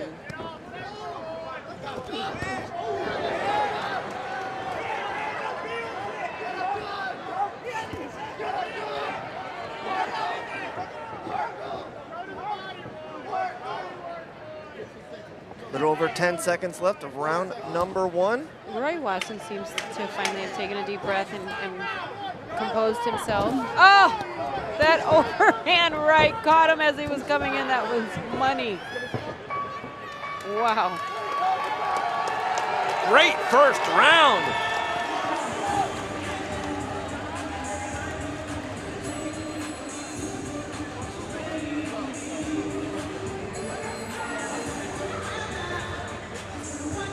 Okay, PG. You know what I mean? Josh is killing it in the DJ booth.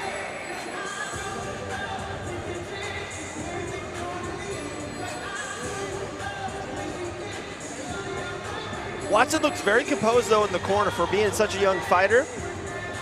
Yes, Probably the round didn't go his way. He looks very good. He did a great job towards the end of that round of really calming himself down, gaining composure. He got hit with big shots. He was able to take them well, and was looking for his own shots. I do think that he needs to stay long. He seems to be the longer fighter here, so really establishing his long-range punches I think will really help him, and it'll help deal with that hook, because that hook is so fast and sharp right now, coming from Josh Ricks. Oh. Big shot by Ricks, again with the left pearl. Josh's corner's calling for him to calm down because he came out swinging. Ryan and Dean Toole are popping out of their seats right now. Oh, great body combination. Oh, those uppercuts from Josh Ricks. That left hook.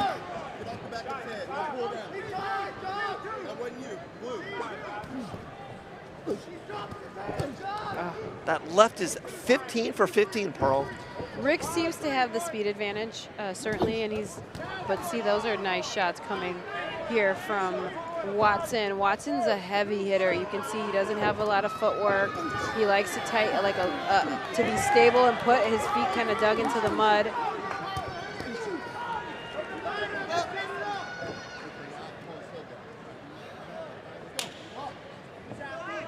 Good roughing right there. Yes. So communicating to the fighters. Those long punches coming from Watson are nice. Because he does have power at the end of it. Yeah, he does. He thuds, for sure. Ooh. Ricks with that hook that's his shot tonight. That's his punch. Oh, nice hook of, Watson had a nice hook of his own there. Both men in the kitchen throwing bombs at each other.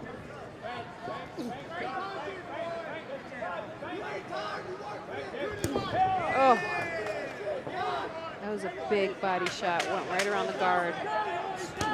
Oh, the overhand right, but Watson ate that like it was his lunch. Was not fazed at all by that. Another great round. Phenomenal round number 2, maybe the round of the night so far. Yes, absolutely.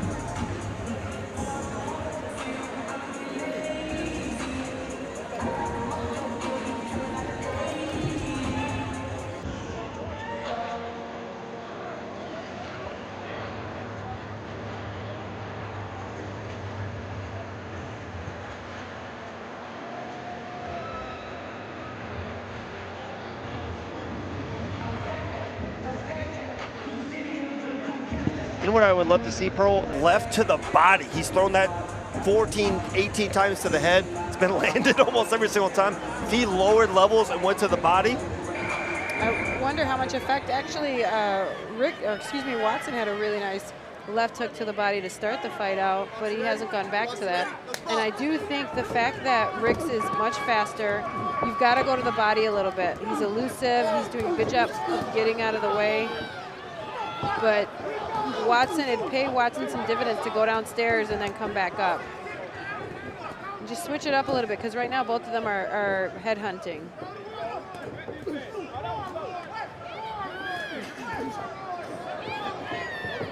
The body work, if Watson can get some body work on, he can start to slow the pace of Ricks potentially.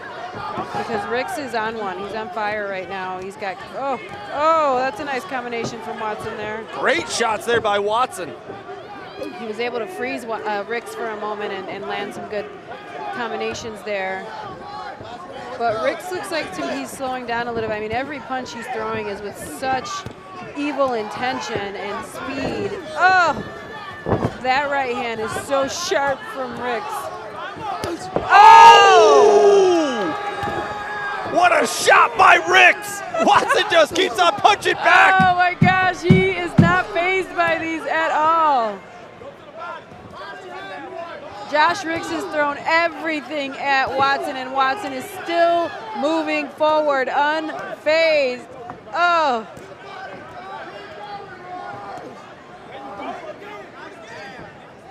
Insane action. What a fight. This is such a fun fight. Both of these guys are going for it. Hats off to both of them for giving it all of their effort in this moment here in this fight. Watson with a straight right down the pike. He's almost bullying him right now, Pearl. Yes, he's doing a great job with his forward momentum and forward pressure. Oh, the body. 10 seconds! Oh my goodness, Ricks with a beautiful left hook. Wow, what a fight. What a fight. Warriors. I know they're amateurs, but let's buy these boys some dinner after that one. What a hell of a fight. Yes, absolutely. That was the effort, the intentions, the perseverance and overcoming was amazing.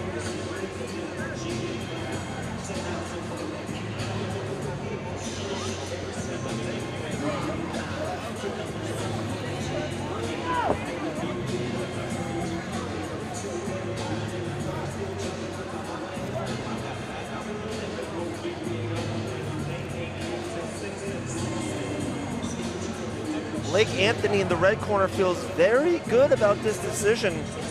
You never know about an amateur fight, about judges. Especially I felt like Watson was probably moving forward a little bit more in round 3. I think Ricks had probably the better shots, multiple rounds, but you never know. Absolutely. I thought Josh Ricks landed the more effective strikes and the more damaging strikes for certain. But he did start to slow in the end of that round, so you got to give Watson his props. He did a great job of just weathering the storm and constantly pushing the pace, pushing the front line, and moving forward.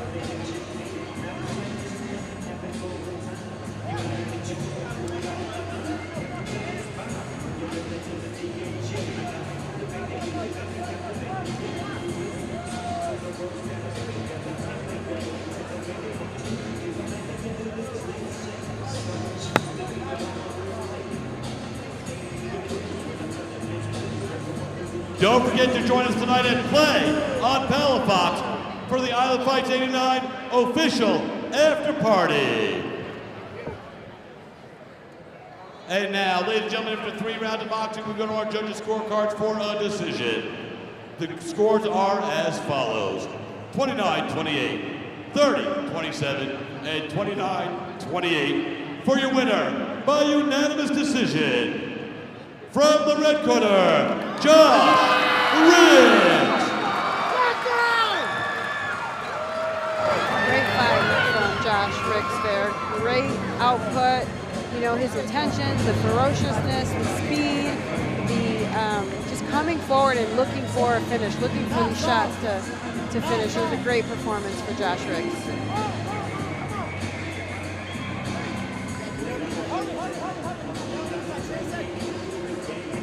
Great fight. Boxing's been on fire so far here at Island Fights 89. We go back into boxing. Landon Heald. Heald.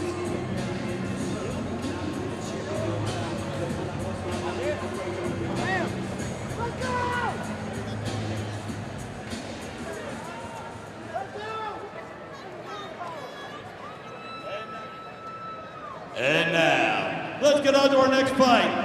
From the blue corner, please welcome Michael Pacheco.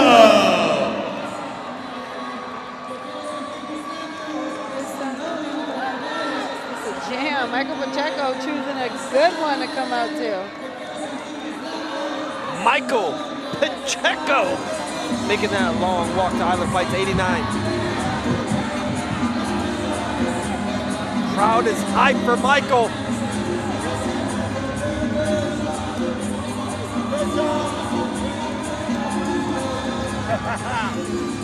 Feeling good, looking good. Elvis Crespo's the man.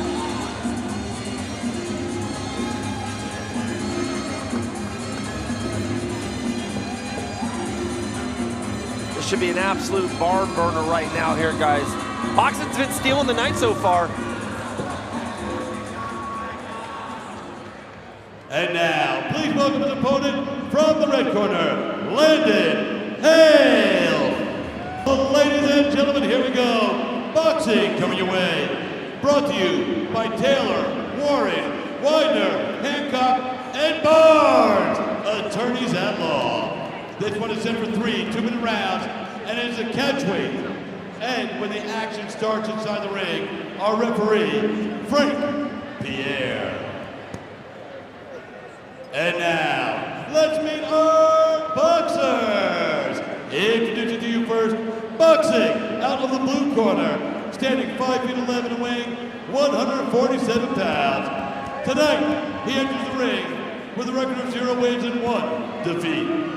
Representing Pensacola Boxing Academy and fighting out of Pensacola, Florida, please welcome Michael Pacheco.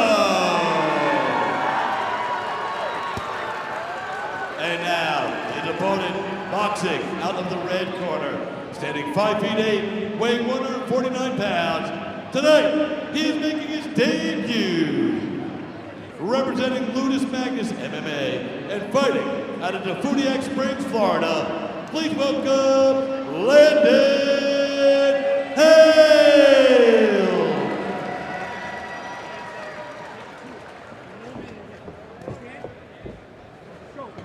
That Suavemente hit the fucking bomb shit. I love that.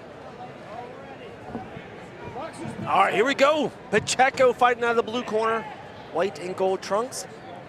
Landon's fighting out of the red corner, black trunks, age of 15 years old, bro. It's 15 amazing. and 17. That's absolutely incredible.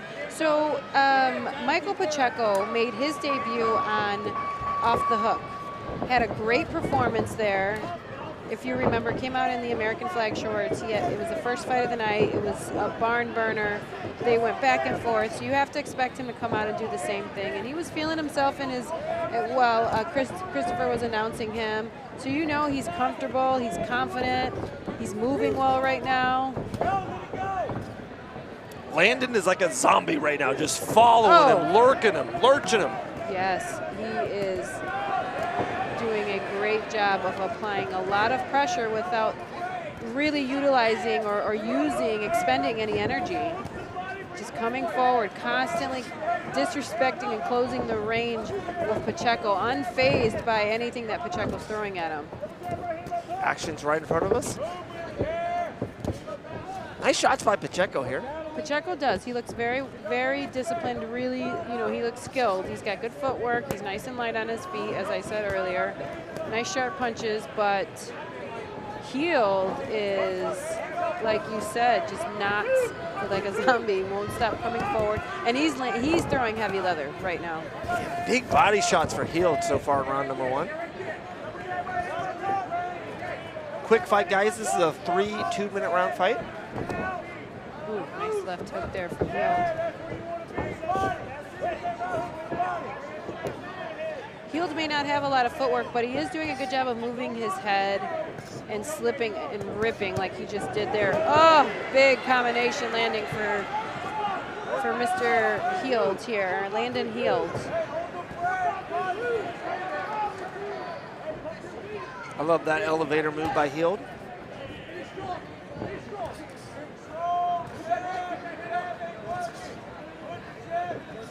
Oh, just missed that uppercut. Great round number 1.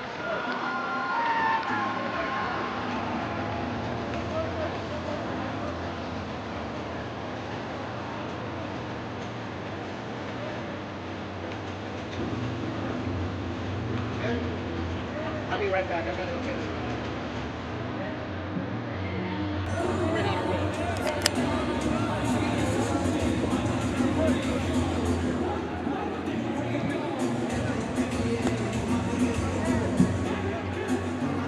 Boxing's been on fire tonight for Island Fights 89.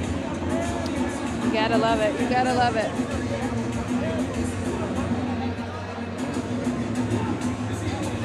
Shout out to Happy Dad. That's delicious. Wild cherry. All right, round number 2.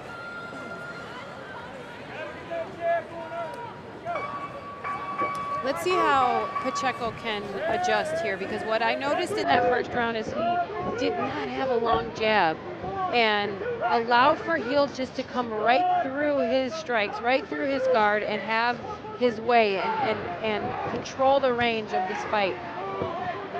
And that comes from the jab. You've got to really display and establish that jab almost like a post and just not allow for anyone to pass your defensive line. Oh. Landon is just stalking him like he's Freddy Krueger or something. Nice little short hook there from Pacheco.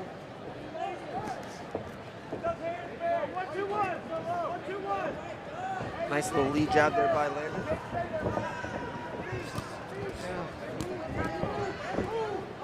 Heald certainly has the power advantage in this fight here.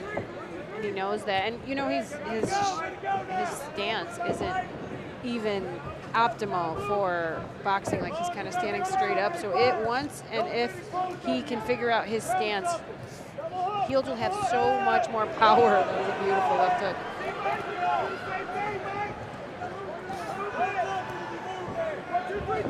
Big shot there by Landon.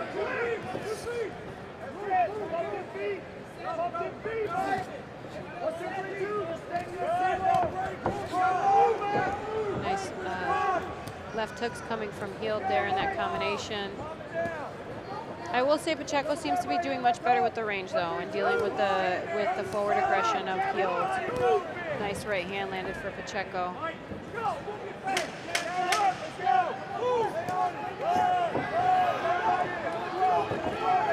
Nice right hand. Oh. Nice shot to end the round. Great fight. It is such a fun fight. 2 totally different styles, 2 totally different body structures.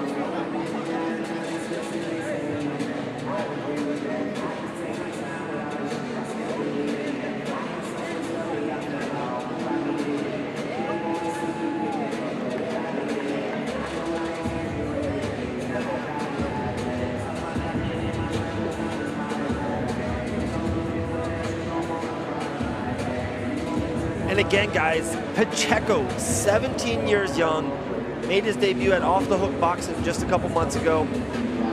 First time here for Island Fights. Our main man landed 15 years young.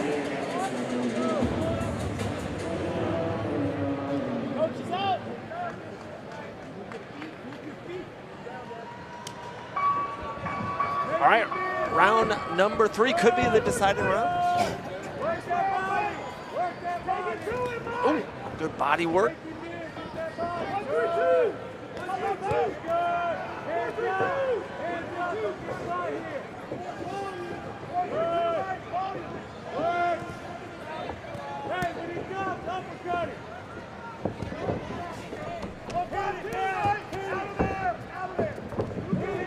Landed stalking him. Pacheco's doing good on the bike though. Really not getting hit so far. I like what he did there. He disrupted the rhythm of Heald, and those little change-ups there, they'll really help because he does have it. You can see that Heald has the power advantage and the strength advantage in this. He's bullying his way in this fight, as you talked about earlier. But disrupting the rhythm, you offset the breathing. You just switch it up. You know, get them to blink their eyes, and I think that if Pacheco can find some of these creative tools to level the playing field out, because he doesn't have the power, you know, or the forward momentum that Heald does. Oh. Pacheco would do good for himself by watching some Devin Cushion fights and learning some of those feints and some of those fake jabs that Cushion does. And just getting back to work on his 1-2, his long 1-2. Make them sharp, make them hard, make people close their eyes, bust their nose up, and really keep people where you want them to, and that comes from a 1-2. Long and straight, right down the pipe. Oh, nice right hand there from Landon Heald, though.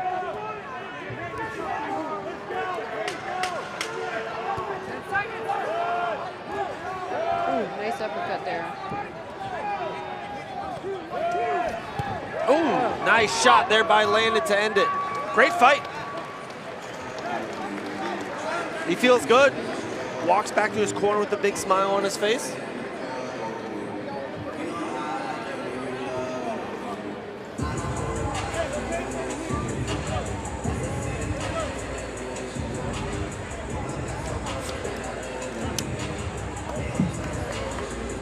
These happy dads are good, PG. They're good.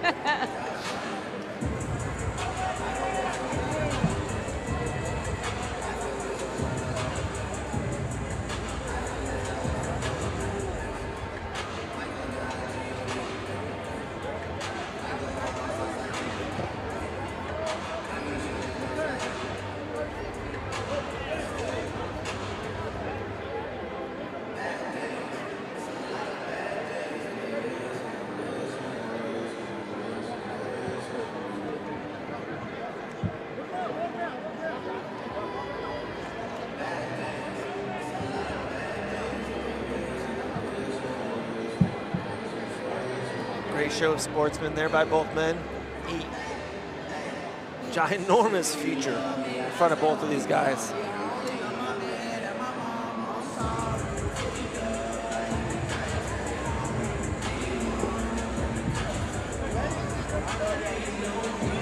All right, here's Christopher James with the official result here at Island Fights 89.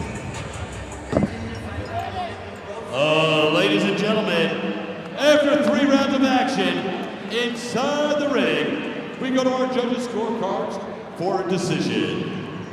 The judges scored as follows: 29-28, 30-27, and 30-27 for your winner by unanimous decision. From the red corner, Landon Heald.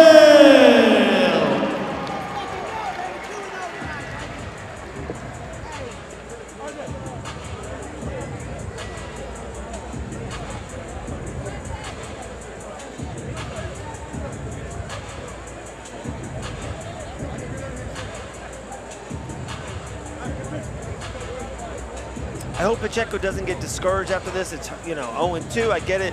Learning valuable lessons, a lot of minutes, very, I think he keeps getting better and better. Huge to me, bright future. Absolutely, and you know, you can't get discouraged. He came in here, and again, the #1 goal should always be to improve, and he certainly did that. He dealt with a style. He was, you know, exposed to a style that he's got to learn from, and that's all that it'll take. He'll go home, he can work on his 1s and 2s. He's got another 3 great rounds of experience under his belt, and just move forward.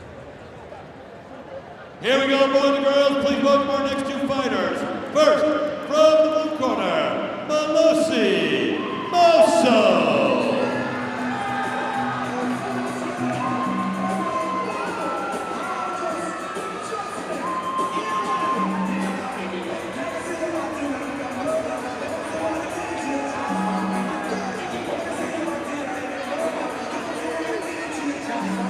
Wow, Maso running to the ring.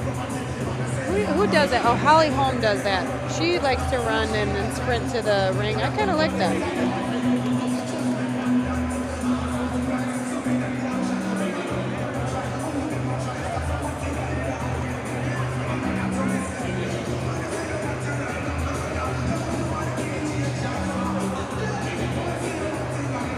Wow, jumps over the ring here. Maso feeling good right now. 2-1 is his record. And now, his opponent from the red corner, Julian Augusto. Wow, maybe the biggest pop of the night belongs to Julian.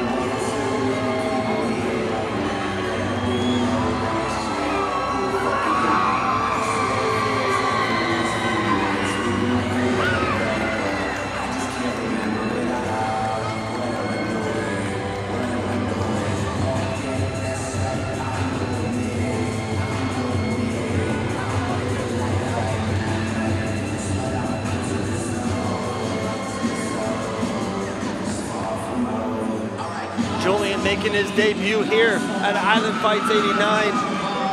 Massive cheers for him at the Pensacola Bay Center.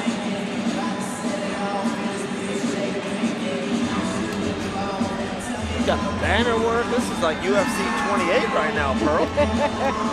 Augusto. My aunt will be proud of that. She's all for the banners.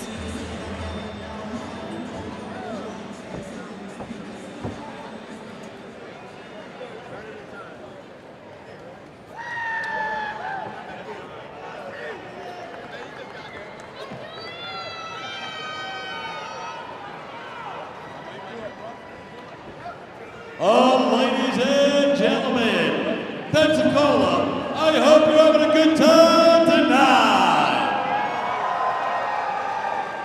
We got MMA action coming your way, brought to you by our friends at 850 Salon. This one's in for three-minute rounds in the bantamweight division. And when the action starts inside the ring, our referee, Larry Downs Jr. And now, let's meet our fighters. Introducing first, fighting out of the blue corner, standing 5 feet 10 and weighing in 133 pounds.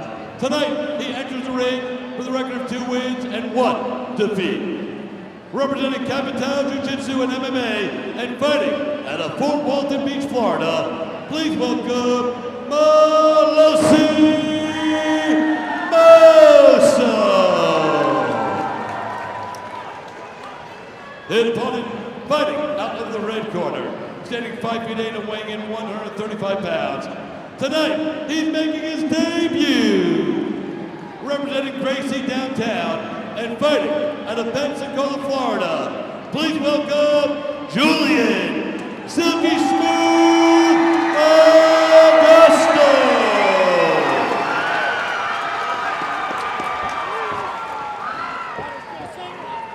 Should be a fun one, Pearl. Both guys are ready to go. Bantamweight division.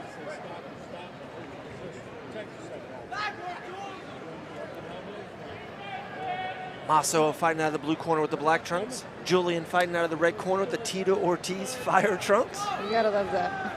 In the banner. Here we go.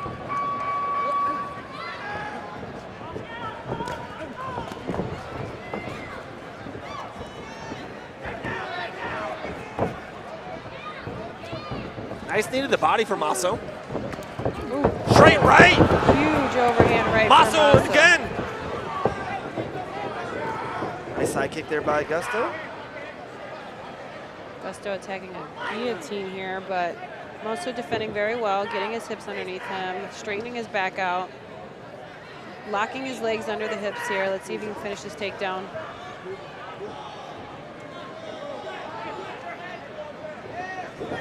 Almost. The ropes are in the way.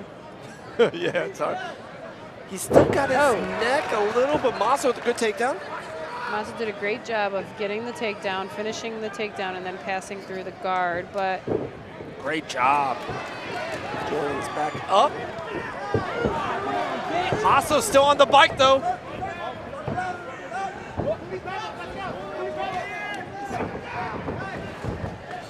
Beautiful leg kick catch there from Maso. Just doing a good job of wearing on Augusto right now, making this a really uncomfortable fight. Not landing big shots, but constantly throwing, constantly you know, going for takedowns here, and just making this an ugly, non-stop, high-paced fight for Augusto.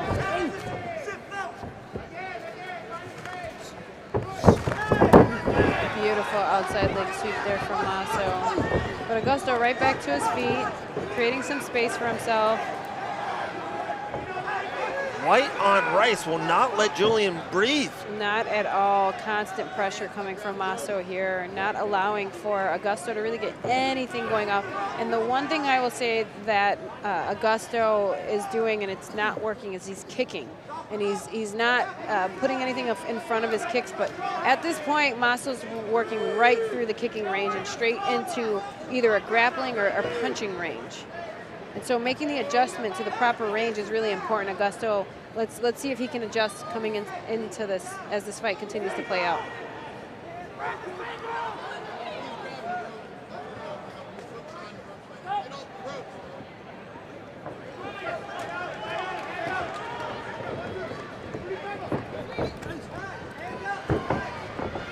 Great throw again. The kick backfired once again. The kick is where he is being exposed, so he's got to make some adjustments and see if the corner can see that. Nice Granby though from Augusto there.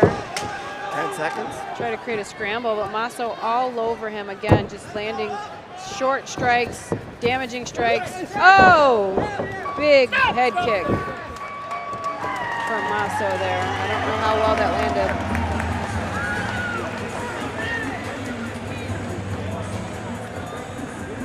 Yeah, definitely Maso won that round and won in this fight just on pace, just on activity.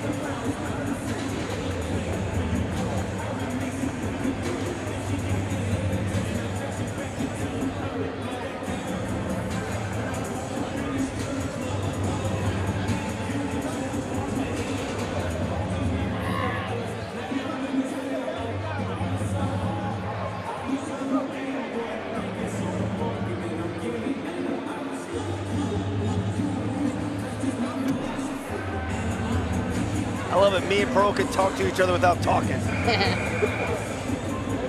All right, round number 2. Maso again, guys, fighting out of the blue corner. Julian fighting out of the red corner.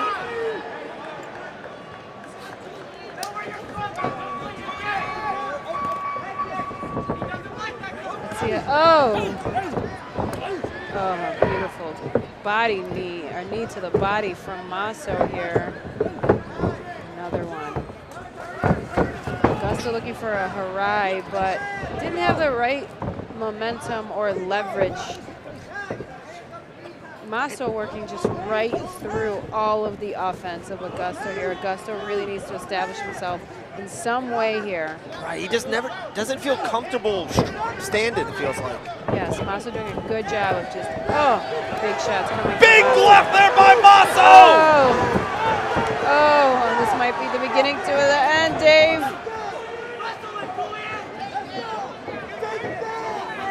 Big shots! Oh my goodness. Does not like him. No. Doesn't like him, Pearl. Big head kick there. Hats off to Augusto. He's still in this fight. He's still trying to tie up. This is horrible to watch too. His mom is flipping out in the front row.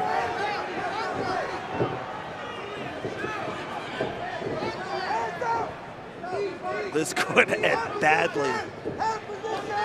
Wow, Maso puts him on his back. And that was probably beneficial for Augusto here, to give him a second to breathe and reset.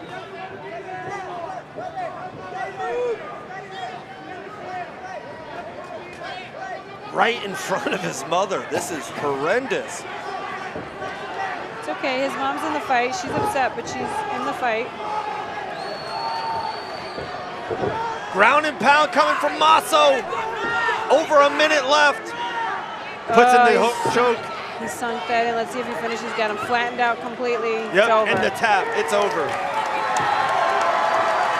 Round 2, rear naked choke. The Kai Car France celebration. Masso refusing to be denied tonight. Came out, guns blazing. Great punches, great combinations, great takedowns. I mean, start to finish, he looked amazing tonight. Great performance from Masso fighting out of blue corner.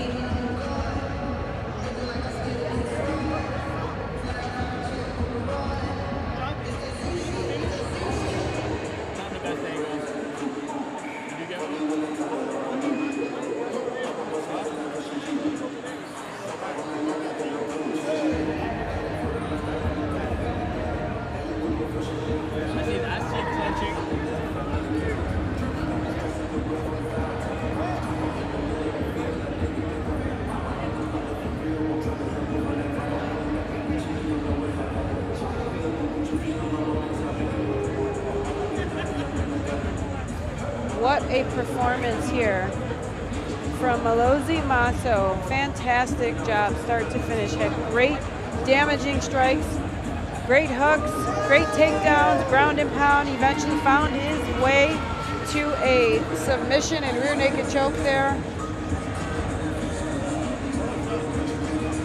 A lot for Masso to be proud of tonight. He certainly put on a display of skills.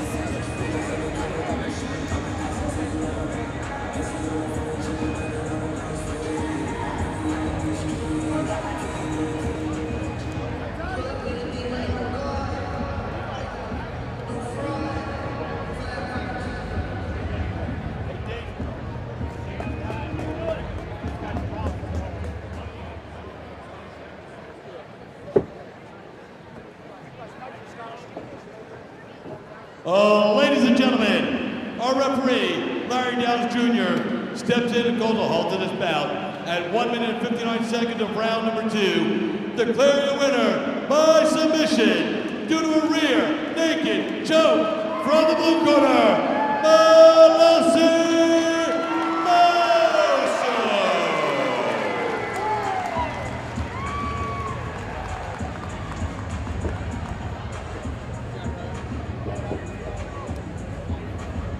Hats off to Malozzi Masso for a fantastic performance there. Great work from Malozzi Masso.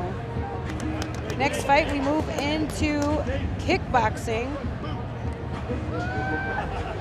We've got Christian Canales versus Colin Goodman and a nice bout of kickboxing. Up next here on Island Fights 89.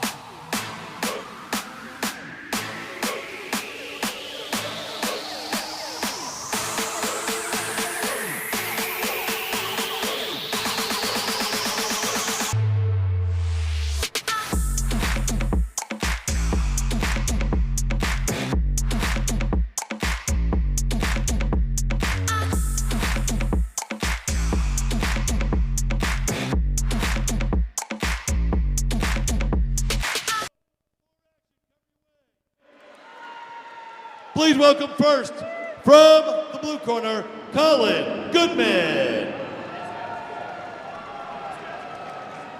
All right, PG, we go back into kickboxing. Did a hell of a, they started the night in kickboxing. Great fight.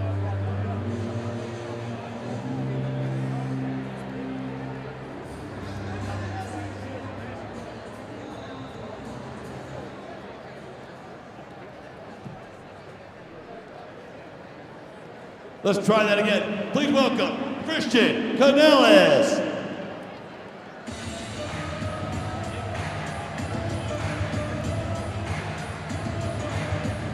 Oh, okay.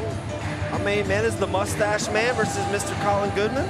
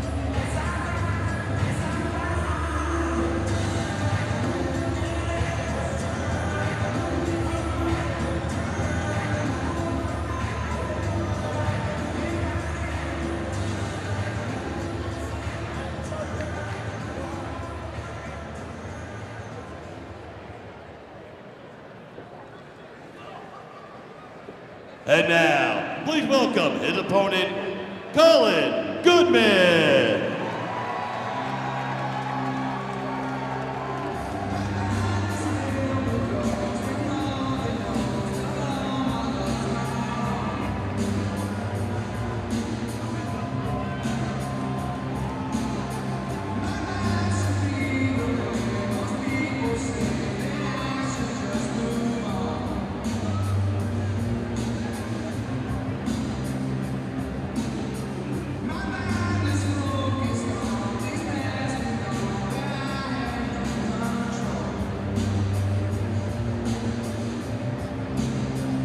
All right, Colin Goodman making that walk. Island Fights veteran.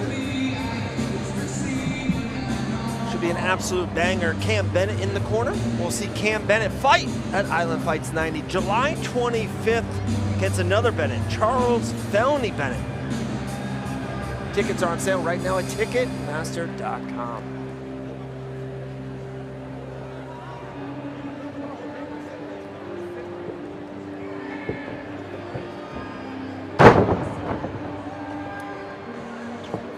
All right, tail of the tape, good to 3-2, age 20, 5'9", 69-inch reach, weighed in at 140. Our main man, Christian, weight, record 1-2, age 25, height, reach, and weight almost identical. Here we go. Our official ring announcements with Christopher James. Oh, ladies and gentlemen, so happy to be with you all tonight. Let's keep the action rolling on. Kickboxing, coming your way right now, brought to you by Loki. That's LokiKnows.com. Set for 3 2-minute rounds of kickboxing and a catch weight. And when the action starts, inside the ring, our referee, Mr. Frank Pierre. And now, let's meet our fighters. Introducing first, fighting out of the blue corner, standing 5'9" and weighing in 140 pounds. Tonight, he enters the ring with a record of 3 wins and 2 defeats. Representing Team Remedy, please welcome Colin Goodman. His opponent, standing 5'8" and weighing in 137 pounds, enters the ring tonight with a record of 1 win and 2 defeats. Representing Empire Boxing and fighting out of Houston, Texas, please welcome Christian Canales.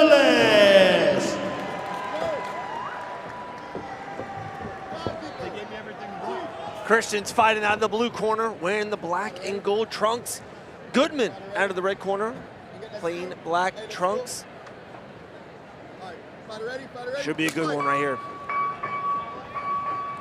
No touch of gloves. Nice jabs there by Goodman. They trade outside leg kicks. I like that low leg kick. Christian goes high. Oh! Great job timing that kick and landing that big overhand right. Man, Goodman is fast. Oh, that low leg kick from Canales, though, is money. That is the 4th one he's thrown. I don't know how many of those you can take. You can't take many of them, though. That is such a beautiful attack, and it's so difficult to defend. Oh! He's coming for it. He's fishing for that, hunting for that low leg.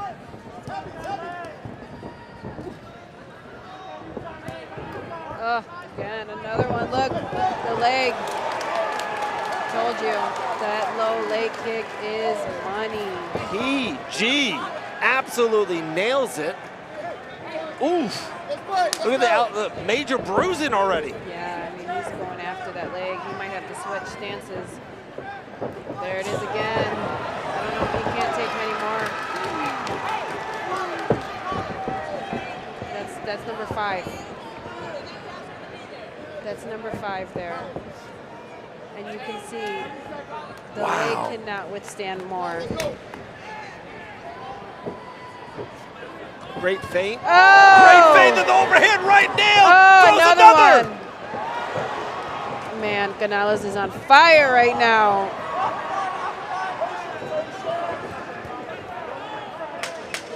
Seconds. Let's see if he can survive this round here because Canales is doing such a great job of attack. There it is again, attacking that leg. That, Dave, is what you call chopping a tree down and breaking the body down. In kickboxing or MMA, you start with that low leg. It's so difficult to read. It's a newer, evolved move in the sport, and we are having such a difficult time dealing with it, Dave. Insane. What a great first round by Colin Goodman. Fantastic game plan here, strategy coming out of Canales in the red corner here. And then, you know, that leg kick, though, he's set it up so well. He's damaged the leg so well. Now he's landing big shots, and he's coming upstairs, and he's working the body. He's able to do that now because of the damage done to that lead leg.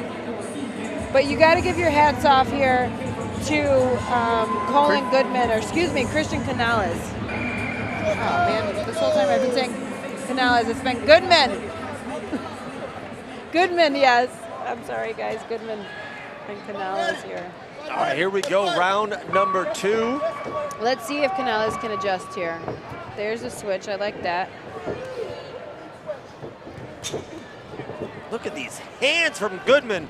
Oh, good sweep there from Canales.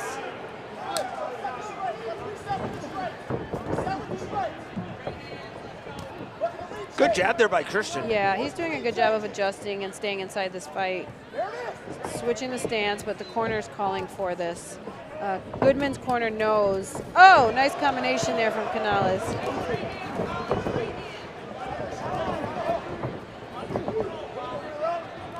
Oh, nice low leg of his own there. Oh, it's over. It's over. He broke his hand? What happened? Or his glove came off. No, it's... His shoulder dislocated. He put it back in. He's good. He just put his shoulder back in place. That's a gangster right there. Oh my goodness, the doctor's calling it done. The referee's letting it go. They're throwing. Oh, because it wasn't over and he never stopped it. Nor did the doctor come inside the ring. Canales is a gangster. He put his shoulder back in place and he's right back to work. This is insane. Oh, but the low leg from Goodman is back again. 2 in a row. 30 seconds left of round number 2. Oh, nice straight left there by Colin.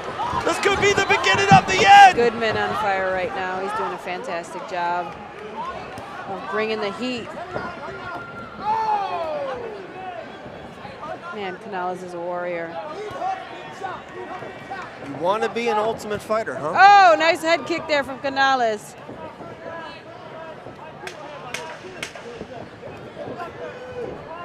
Oh, beautiful overhand right that landed for Canales. But Goodman unfazed and all over him.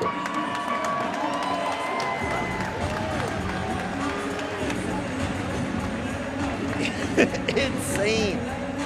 The drama, you gotta love it. The doctor was trying to stop and the ref was saying go. But the doctor has to be called in for that. And the ref, one, never called a timeout. You know, gave him a standing 8 and he put it back in place within the standing 8.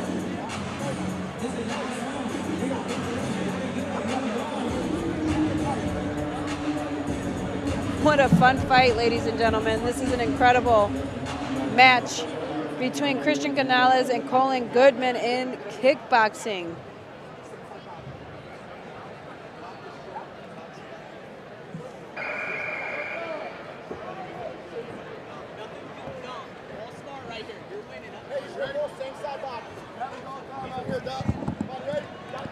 Wow, the Tools, Ryan and Dean Tool are raving about this fight.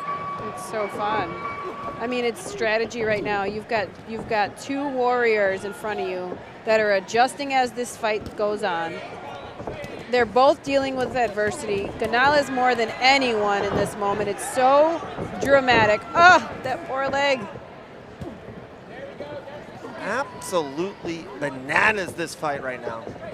Oh, nice teep. That's a money shot for her. Nice overhand left by Goodman. Ooh, outside leg kick.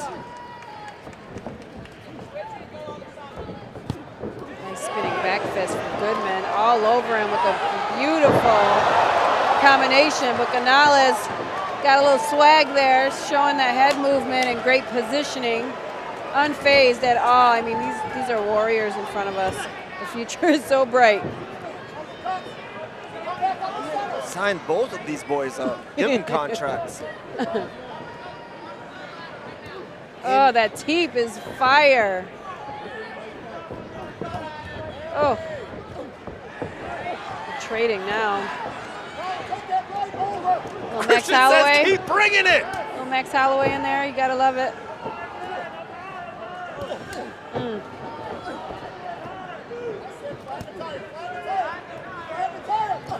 Corner calling for him to go low again. There he is, going low to that leg. 30 seconds, let's go. Man, these gentlemen, the output on them, neither one willing to slow down here. 20 seconds left. Goodman ripped to the body. Ugh. What a fight. What a fight. These two, hats off to both of them for an incredible display of skills. Oh! Unbelievable to the bell. Wow. One of the best fights in Island Fight history. Shout out to Devin Adams, matchmaking this amazing card. Banger after banger after banger.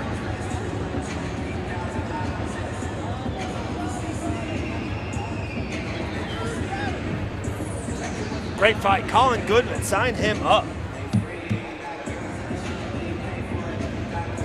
Wow, what a fight. There was so much adversity, so much drama that happened inside of this fight. We saw the leg of Canales give out in that first round.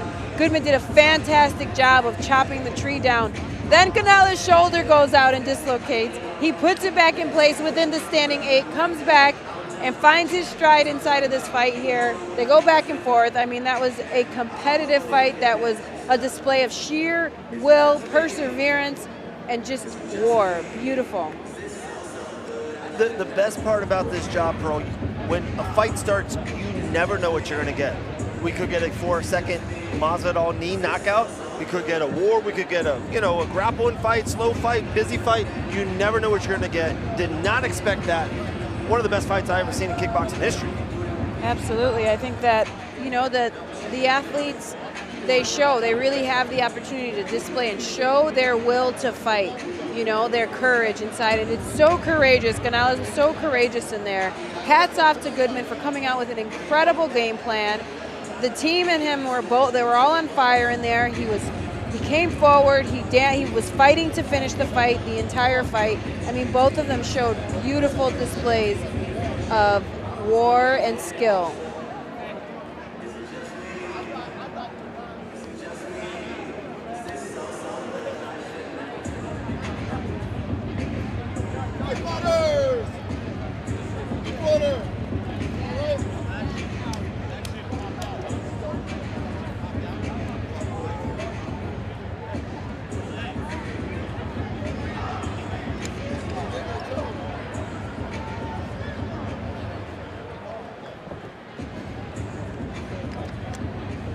Ladies and gentlemen, y'all better make some noise for these two young men. What a fight!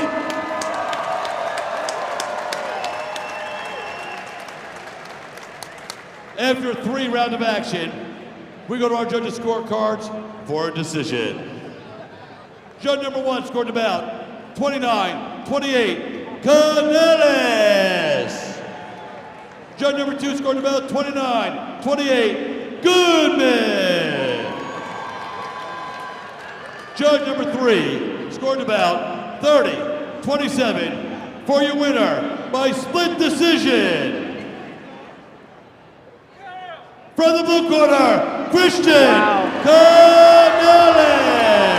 Wow. Wow.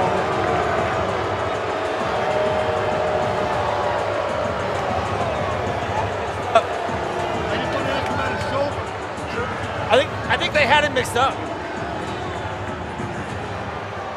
Real quick, guys. I don't have a lot of time, but Christian, in one of the rounds there, you went into the corner, you were injured, your shoulder popped out, and you popped that shit right back in. That was insane. Thanks, man. Hey, this is what we're from. We're here from Houston, man. We're here from Houston, Empire Boxing, and that's exactly what we are. We're an empire. We're here to take over. So if you're not with us, you're against us. Come get it anytime. Well, anyway, thank you so much. Congratulations. Yo.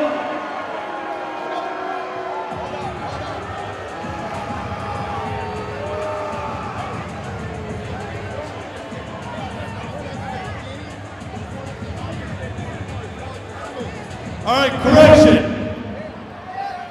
The judges had the scores mixed up. Your winner, Colin Goodman.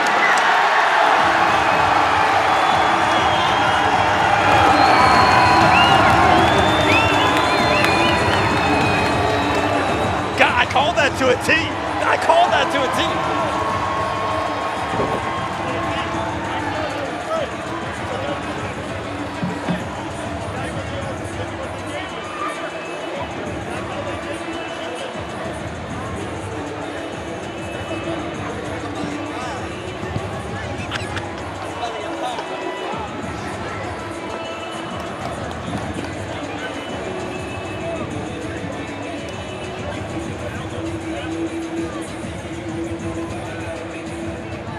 What a win by Colin Goodman.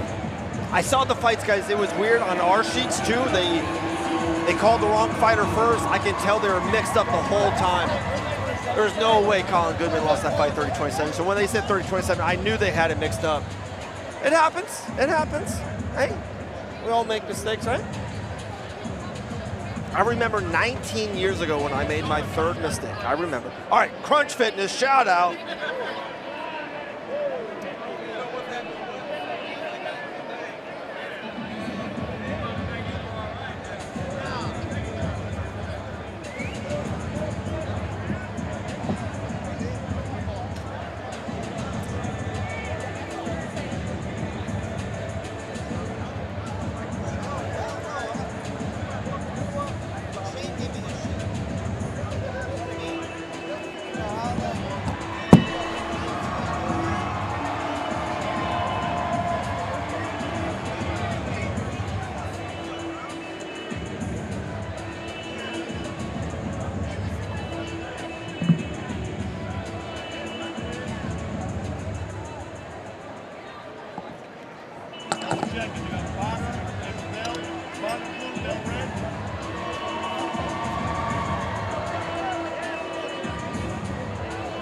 Ladies and gentlemen, let's keep it rolling right now. Please welcome Tanner Bonner. That was fun though. Just wanted to wake up the crowd a little bit, that's all.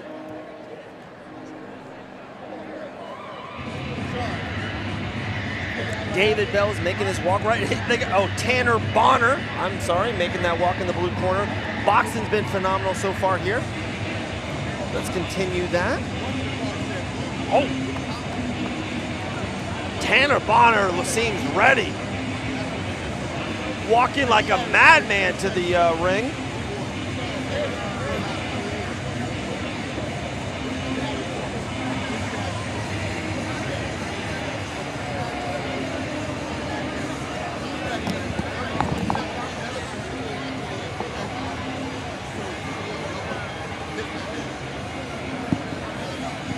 And now, please welcome his opponent, Daryl Bell. He popped the shoulder out of his pocket. I thought that's why y'all gave it to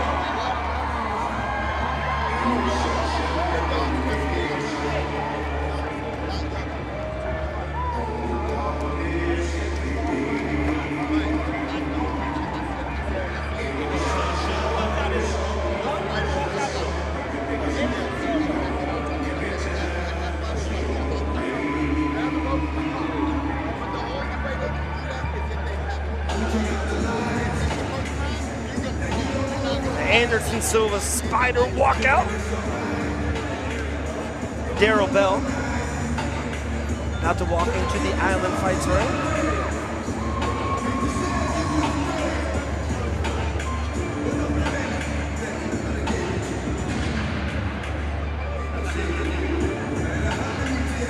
Again, massive shout out, Devin Adams. Island Fights 89 has been freaking phenomenal. We haven't even got to our Big Four yet. 2 title fights featuring Dylan Cushion boxing match. Or gets better and better. Daryl Bell 1-0 in his amateur debut, that amateur record.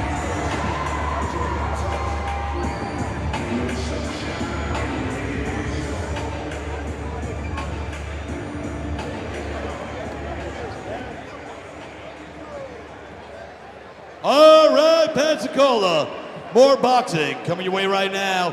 Brought to you by Play, home of the official Island Fights 89 after party. This one is set for three-minute round, and it's the big boys in the heavyweight division.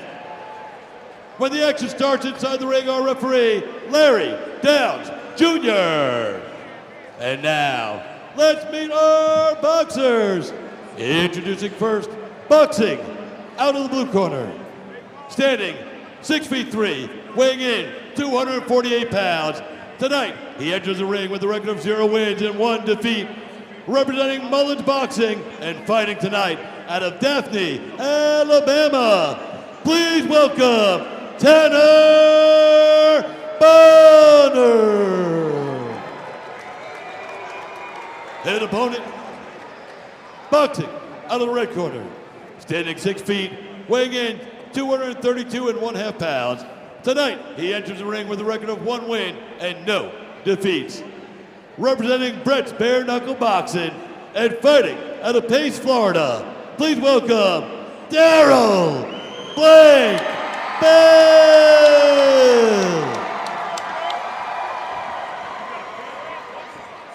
Heavyweight action here. Bonner out of the blue corner, wearing the gray trunks, black trim. Bell wearing those sweet AMF shorts, the gold trim. Bonner, Bell, Island Fights 89.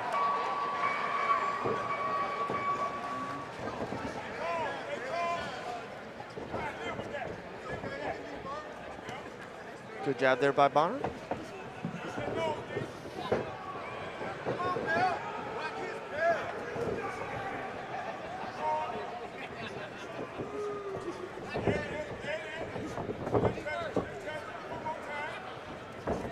Nice jabs coming from Daryl Bell here. They're not landing, but they're certainly effective and pushing the front line ahead.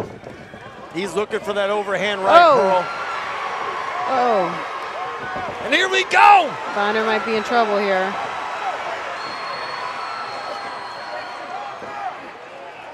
Bell should go downstairs, go to the body. Tanner Bonner standing straight up. Oh, but big shot from Bonner there. A nice hook that landed, stopped Bell right in his tracks. Oh, now look, a little swag coming from Bonner. From Bonner, you love it. You gotta love it. Oh, that's the jab right there. What's that right there, Pearl? Look at the swag on that. Even with all that, Bonner does have a nice jab.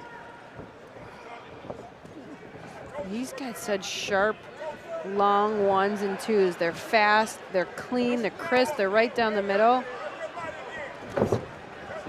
See it right there. You can see it on display. Anytime he throws long and straight, it's giving Bell a lot to deal with here.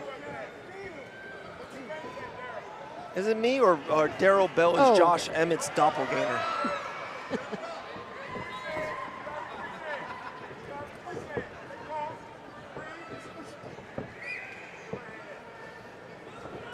Definitely fight has slowed down just a tad. Bell has slowed down, and that's the long range shots coming from Goodman here. He's got Bonner, excuse me. Dude, Colin Goodman had such a good performance last fight. I get it. I'm thinking about him too. Oh, nice overhand right there by Bonner. Back to the swag. I love this. Bonner is having a good time tonight.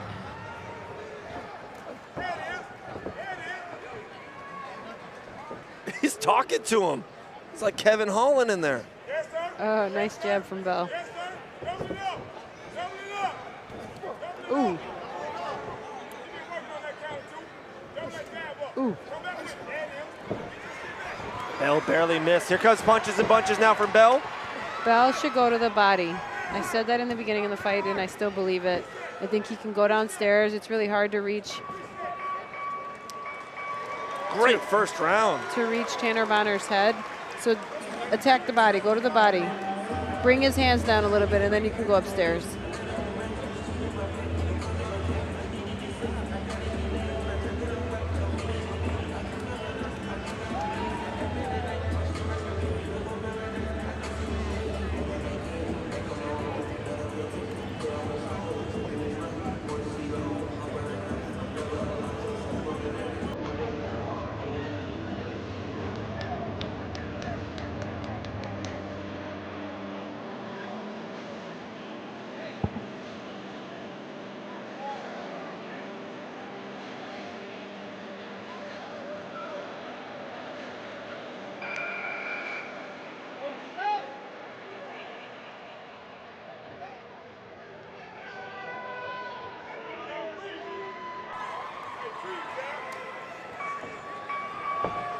Oh, Bonner came out swinging.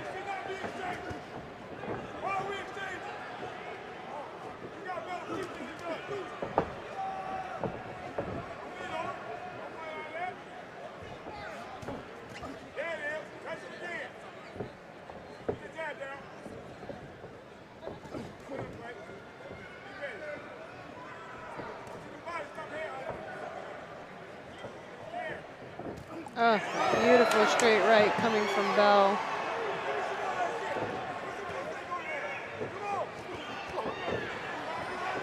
Here comes Bonner, though. Bonner coming alive.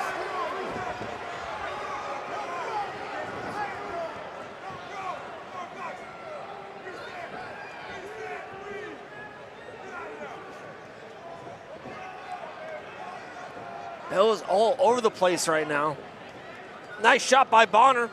Clean, he's clean right now. He's got his range, he understands exactly the distance and his range. Beautiful.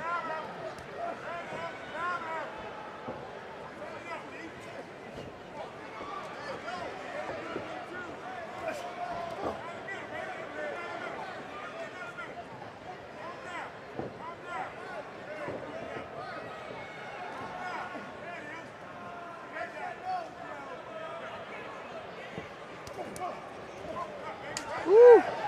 That shot stunned him.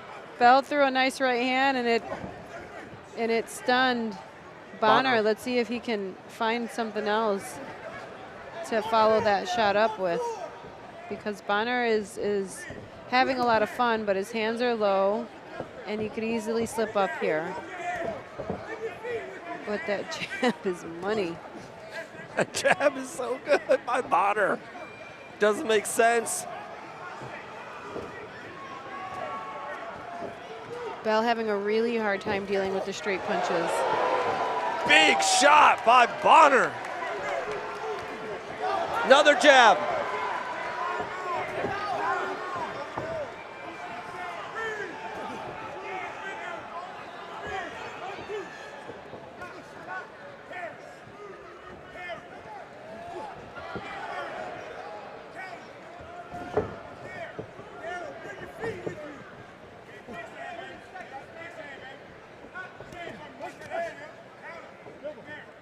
Nice body shot from Bell.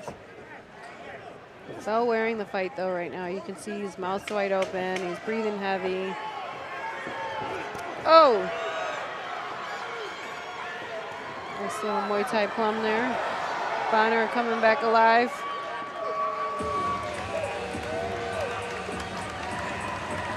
Maybe Bonner stole that round too. We might be 1-1, PG. Potentially, I do think that he landed the better shots in that round.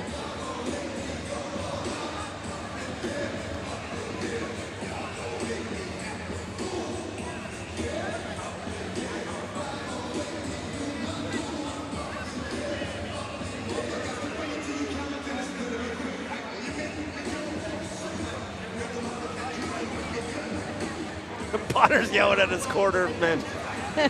What a character.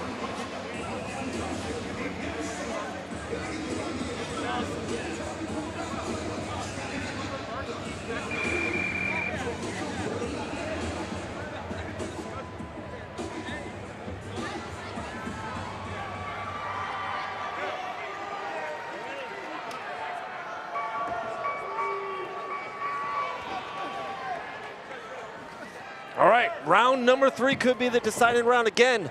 Bonner, blue gloves, gray trunks. Bell, red gloves. Beautiful AMF trunks with the gold trace.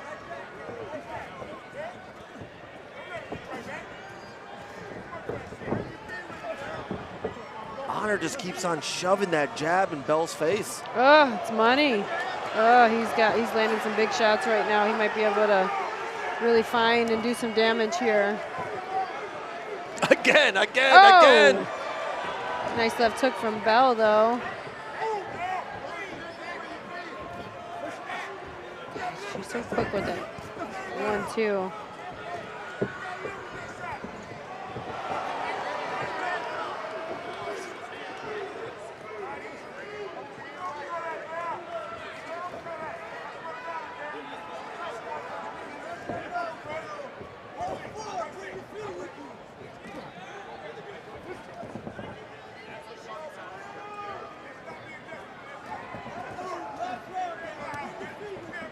In the phone booth right now for both men.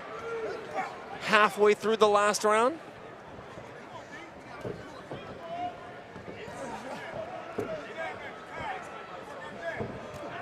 Nice overhand right by Bonner.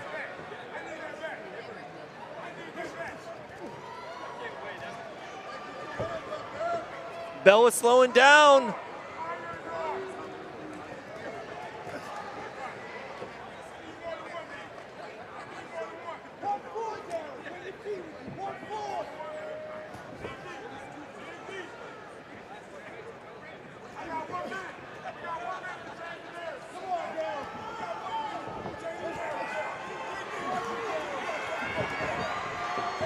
Bonner still just in his face.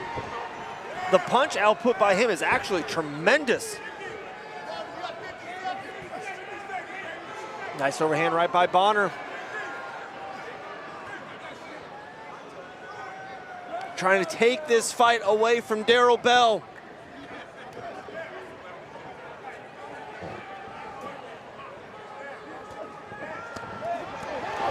Big shots again by Bonner.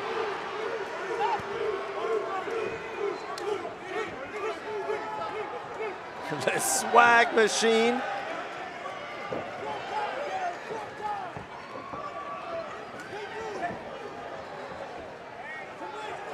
He's jumping the rope. What a star. Tanner Bonner. Great fight. Gets the job done, I think, here at Island Fights 89. That's someone's dad, someone's uncle, someone's son. Shout out Tanner Bonner.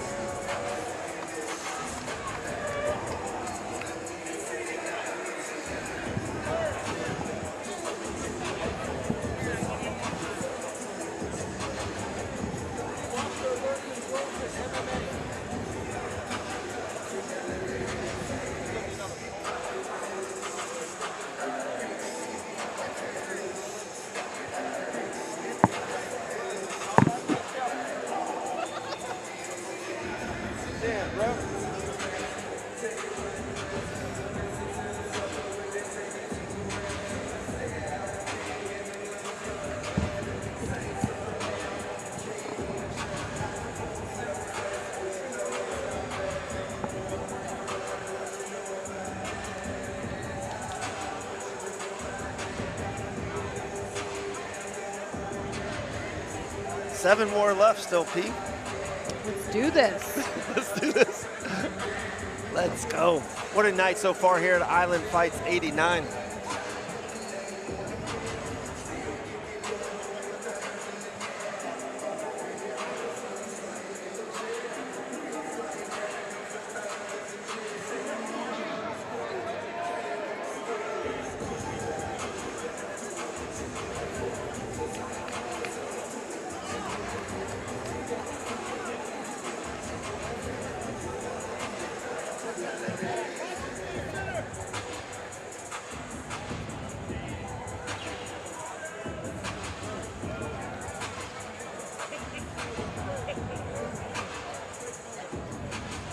Hey, y'all, do me a favor.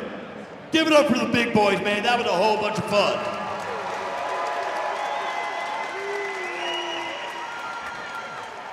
Don't forget, everybody can join us at Play tonight for the after party. Maybe these guys will be hanging out with us.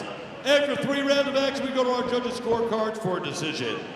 The scores are as follows: 30-27, 29-28, and 30-27.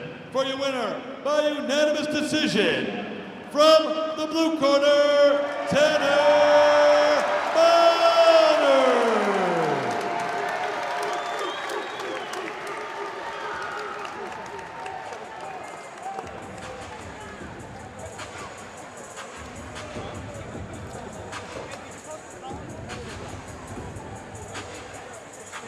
I love when the big boy just want to scrap.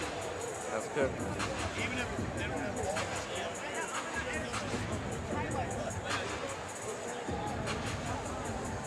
For your kid.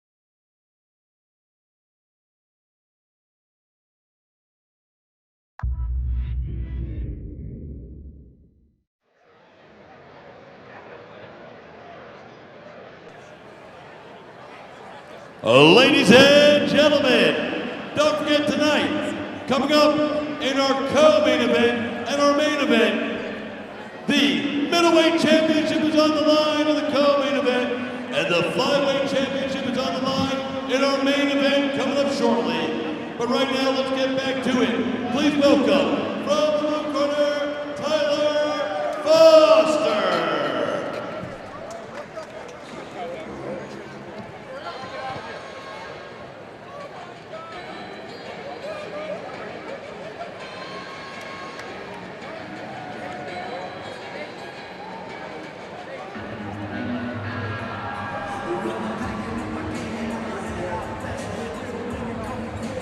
Mr. Foster coming out to that Kid Rock, the iconic cowboy. transitioning back into mixed martial arts. Tyler Foster versus Mason Wilson.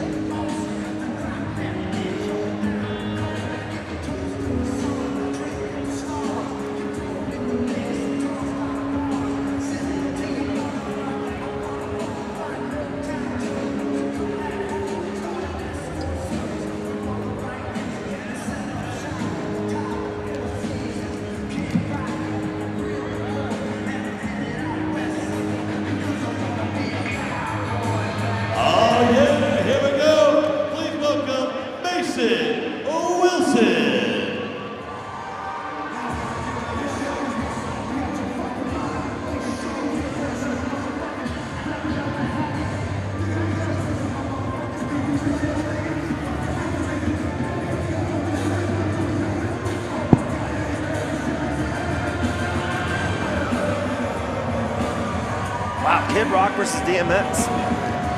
Yeah, I sold this snack for my kids, bro. Nice. Out of their pantry this morning. I was like, yep, I want this. You did good. You actually brought snacks this time.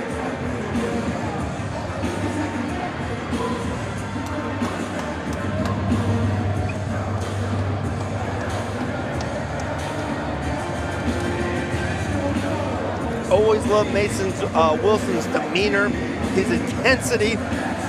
Fighter at heart. Should be an absolute banger right here.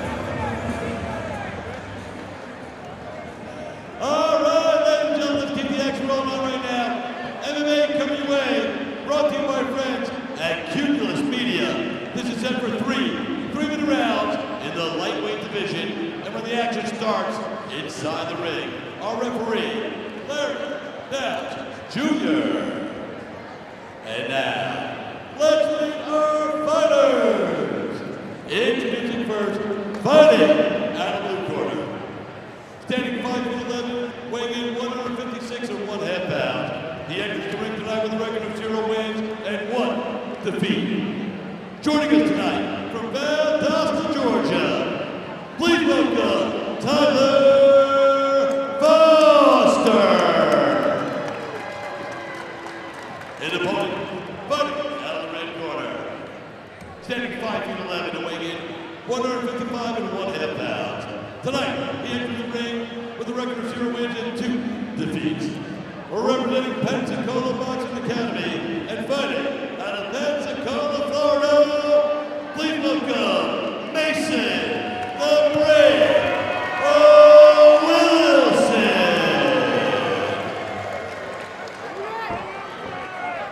All right, here we go. Foster will be fighting out of the blue corner with the black trunks. Wilson out of the red corner, black and blue trim. Should be a good one.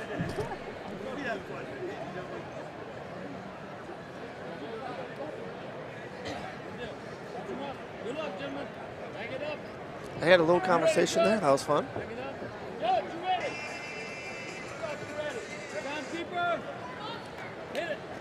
Foster versus Wilson. Wilson's out of the southpaw. Nice outside leg kick. Again. Woo! And that shot put him right on the canvas.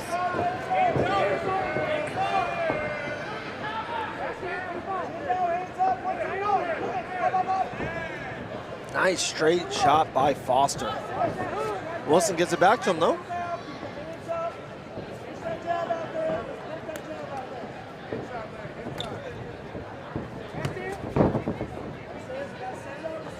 Pearl, when Wilson throws those legs, he lowers both of his hands and puts that chin high to the sky. It's a recipe for disaster. Yes, it certainly is. Foster's got a hold of him. Takes him down. Great job by Wilson here.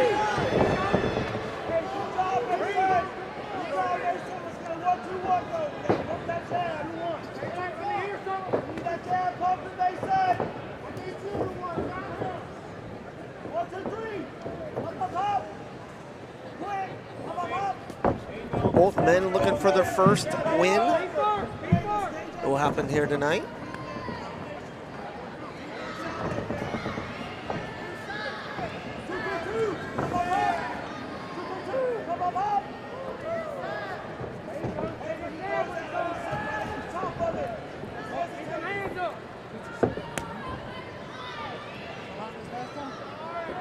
A little bit over a minute left of round number 1. Nice straight left there by Wilson. It was a good combination from him, and he was able to freeze Tyler Foster, but then he backed off. Instead of staying on top of him, he had him frozen, he had him squared off. It's a great opportunity to really land some effective shots.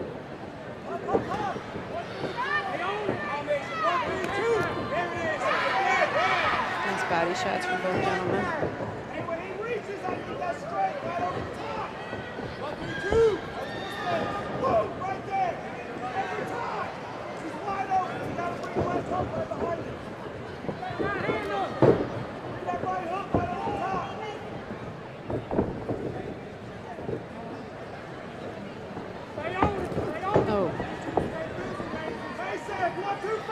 Both men a little head hunting here, round number 1. Nice combination coming from Mason Wilson. He's got great forward momentum when he attacks.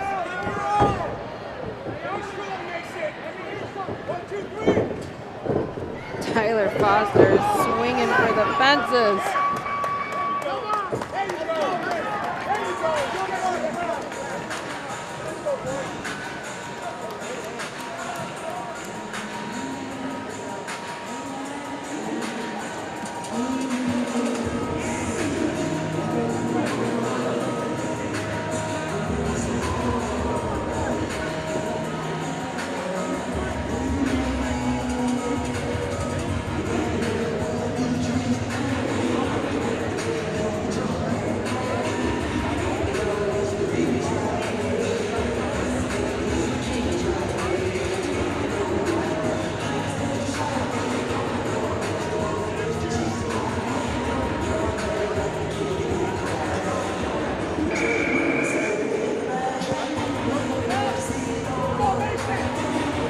Round number 2. Let's see how these gentlemen adjust coming into the second round. I think that they had difficulty in the range and kind of distance and figuring out their own range in that first round. So let's see if they can adjust accordingly in this second.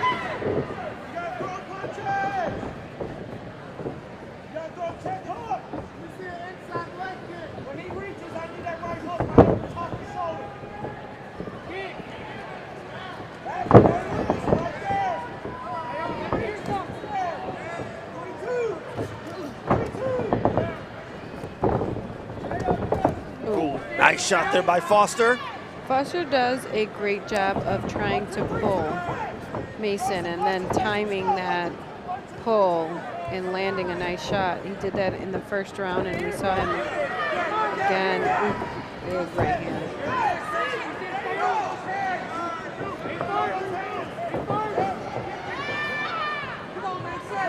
Yeah, Foster's starting to be a little bit more aggressive.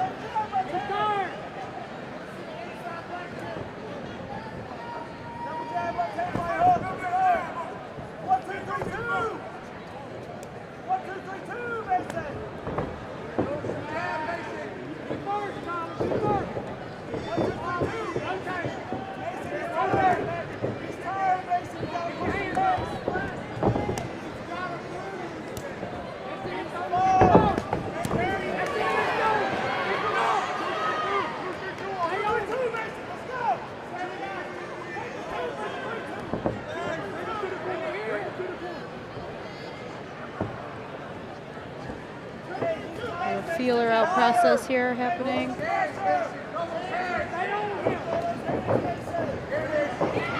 Big shots here. Both men throwing bombs. Great combination from Mason Wilson there.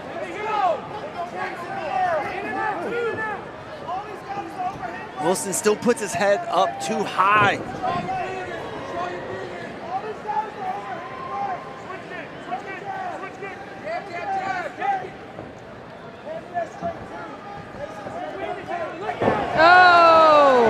Oh, he dropped him with the straight left hand. That And then was like froze. That was wild because he didn't even throw it hard. Let's see if he can find another one. Foster does not look good right now, Pearl.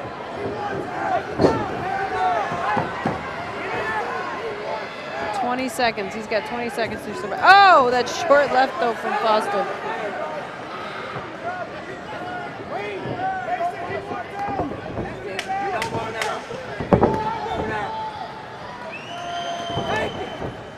Nice checks coming from Foster. It was so weird. He kind of got like that left-hand knockout and just froze. Delayed him for sure. It definitely delayed him, which is, that can happen sometimes. Let's see how well he recovers though with this minute and how he adjusts coming into the third, because he did not look fully recovered closing that round out.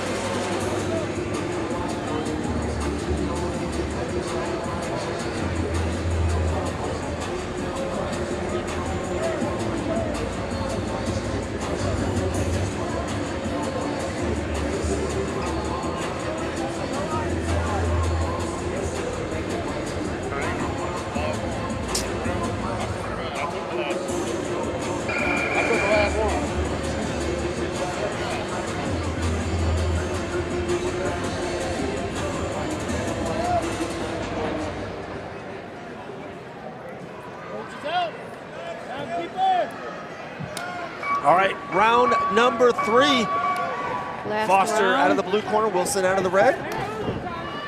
Let's see if Mason Wilson comes out a little more aggressive now that he knows that he has the ability to hurt Tyler Foster.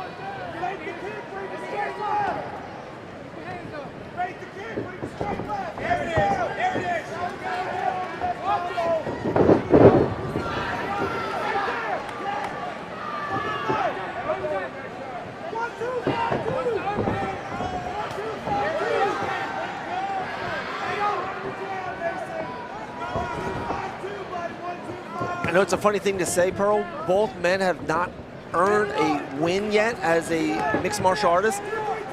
One of these men tonight are going to learn how to do that. It seems like both guys can get it. They just don't know how to win, if that makes sense. I think that they haven't figured out how to close the show. Right. Oh, that straight left hand has been money for Wilson tonight. Okay, Mason. Okay. 1, 2, 3. But, that's experience, and that's what we're here for. That's what they are here for, is to learn how to make these adjustments. I think the biggest issue in this fight has been range and distance awareness. But, both have had great moments in this fight. We saw Tyler Foster land that nice shot in the beginning of the fight and drop Mason Wilson. Mason got that beautiful straight left and sent Tyler Foster to the canvas in the last round. So they're figuring some things out for sure. But this is the process. This is the process. Big body shot coming from Tyler Foster.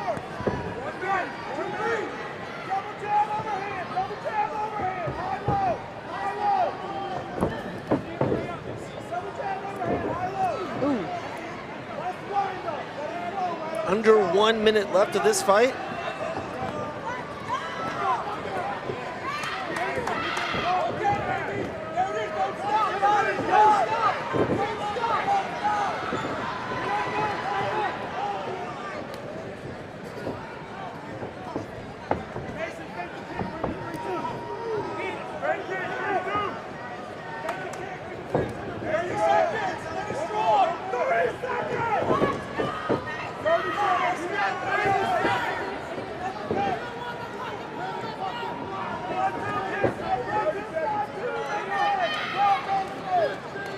I I like the idea of the outside leg attack coming from Wilson, but the positioning is kind of off, so the shot isn't as effective as it could have been because he's landed several. But here he is, just putting it together, trying to close this fight out. Great job by Mason Wilson to really put a statement. He should do more of that. Do more of that last 10 seconds of the fight.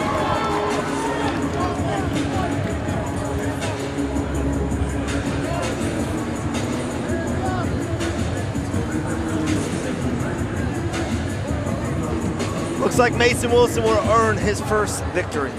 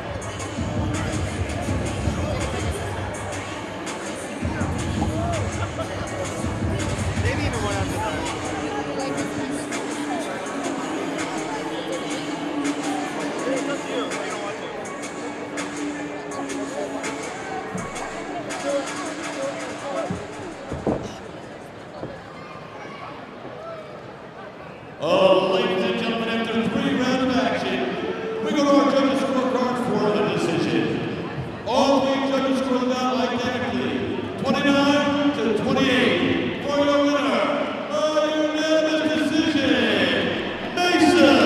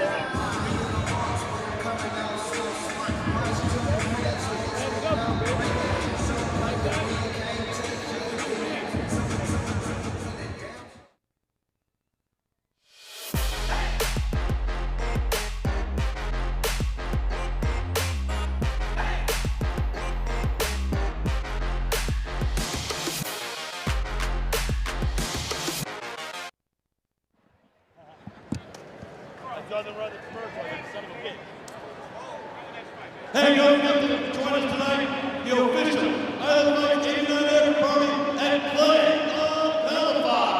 We're all going to be there. Come hang out with us tonight. Let's keep the party rolling on right now. Please welcome, from the blue corner, Aiden in the shows.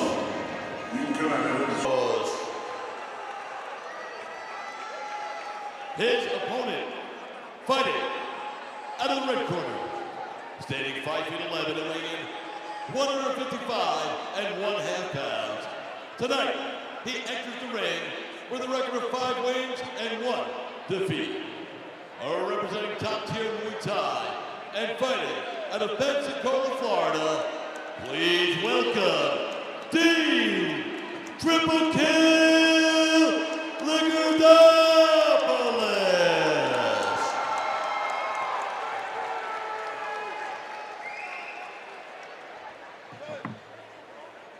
4-0 versus 5-1. This one is going to be a banger.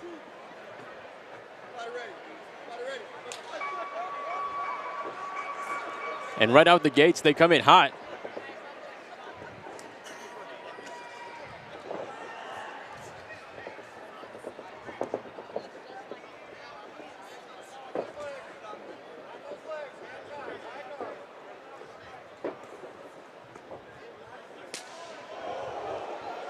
Beautiful body kick by Hinojos.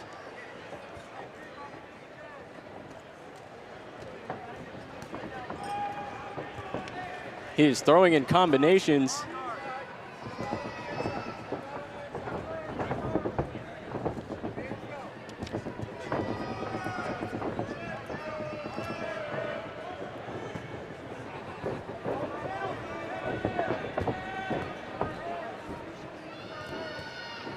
It has been all action from the start. Hinojo is leading the dance. Likardopoulos looking to counter. Beautiful inside low kick. Counters inside with the 1-2. Head movement on display here tonight.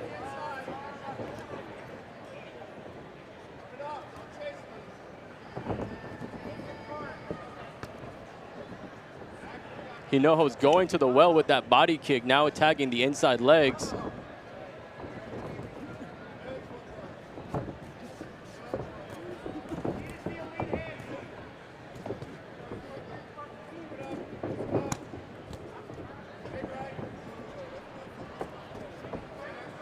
Likardopoulos looking to gain a little bit of momentum here after Hinojo slowed down after a fast start.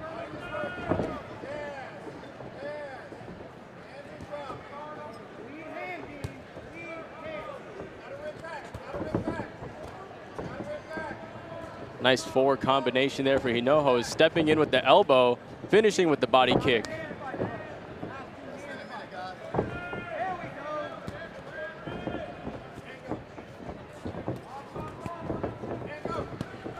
Likardopoulos sneaking in a body shot. Hinojo's counters.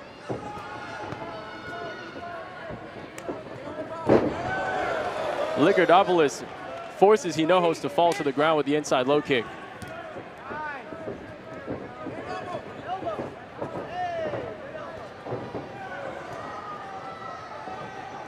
They're throwing elbows now, knees in the clinch.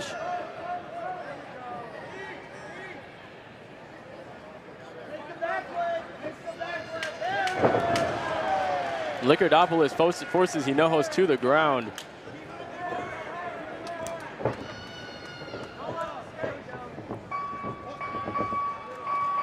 Exciting first round.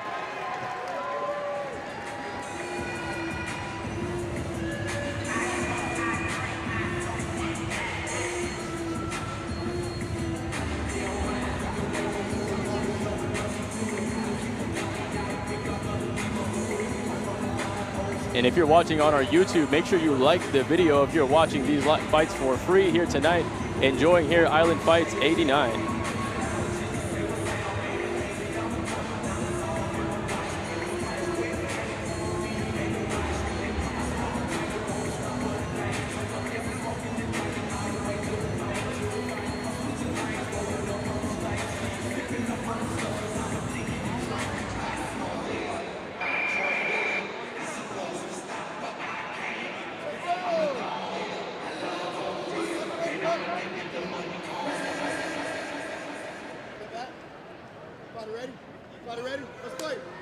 Round two underway.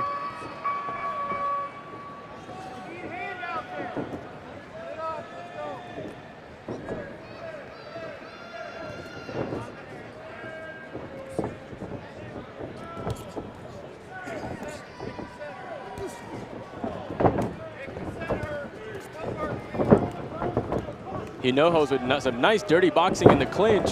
Likardopoulos looking to answer.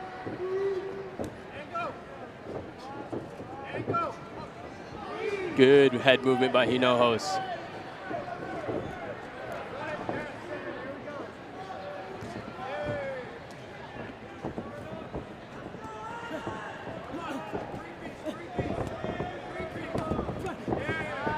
Liquidopoulos looking to slip and rip and now crashes in with some elbows. Hinojos counters back.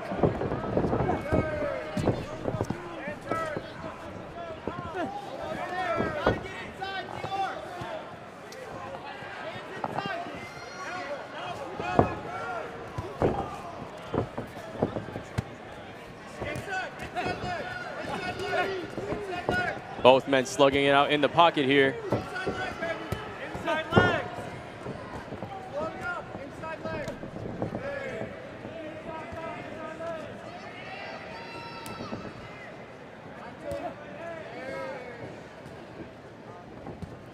With the volume of punches and kicks, you would think these fighters would be slowing down, but they're showing no signs of that so far. Beautiful right hand. Big overhand right from Hinojos here. He's doing a great job of keeping the pressure on, constantly throwing combinations without taking a break, and that's giving a lot for Liquidopoulos to get through. Liquidopoulos looking to wait for that moment in between, but Hinojos not giving him that chance. Oh, nice right hand from Hinojos. Nice inside elbow by Liquidopoulos.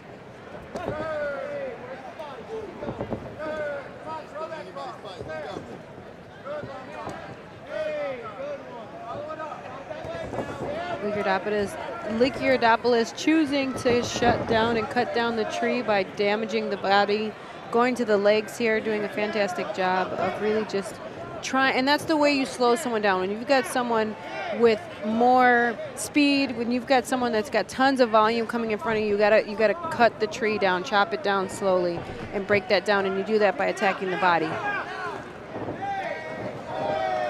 And diverse with his strikes all throughout, Pearl.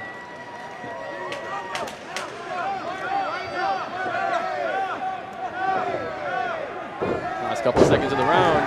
Liquidopoulos forces him down. End of the second round.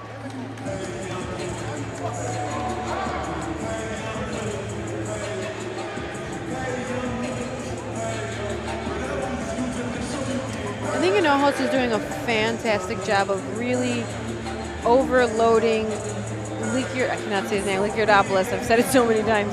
But he's doing a great job of really overloading and constant volume, constant combinations, disrupting the rhythm. He's coming in fast, then he comes in short. And it's just a lot to solve in this moment here. I thought that Liquidopoulos did a fantastic job of going to the body and working the body to slow that momentum down of Hinojos. But Hinojos is looking really good tonight. Liquidopoulos looking to be more technical in the fight, and Hinojos looking to brawl more. And by him making it a brawl, it's a little bit harder for Liquidopoulos to really find his groove. Yeah, I agree with that.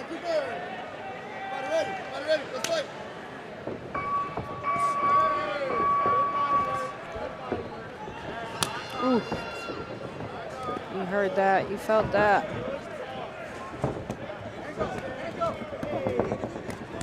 Oh, beautiful right hand on the inside. I mean, see the combination count there for Hinojos. He just landed a 10-punch combination. And at least 60% of those shots landed, but he's constantly throwing in so much volume. It makes it difficult for anybody in front of him to really deal with. For Liquidopoulos to process all that coming at him and then fire back is a lot. Well, Liquidopoulos is not really utilizing any footwork, which is interesting because he likes, a Japanese style is the style that he trains and prefers to, and they have a very light foot. They're very light on their feet and a lot of movement, and I don't see a lot of that coming, and that may be frustration. I mean, he's got so much to deal with in this moment from Hinojos, who's doing a fantastic job of landing right now, going backwards. So Hinojos can come forward and land combinations. He's moving backwards and landing combinations. I mean, he looks really good tonight. Oh, devastating knees.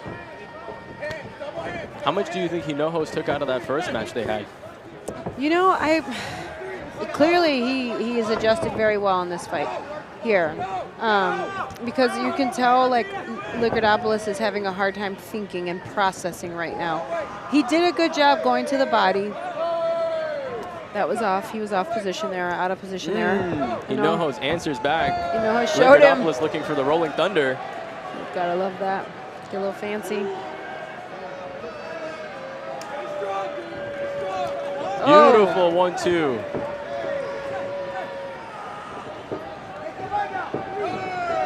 Big knee landing for Lugadopoulos.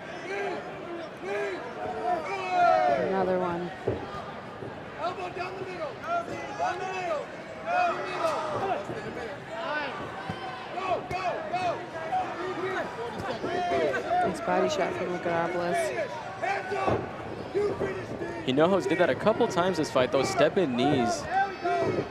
Oh, beautiful spinning back fist from Lugadopoulos. But Hinojos keeps coming. Another one the other way. You gotta love that. That is so difficult to do. But the volume, as you just stated from Hinojos, I mean, it is so much to deal with. He's never not throwing. His whole fight has been one long combination. Exactly. Last couple seconds, both men throwing.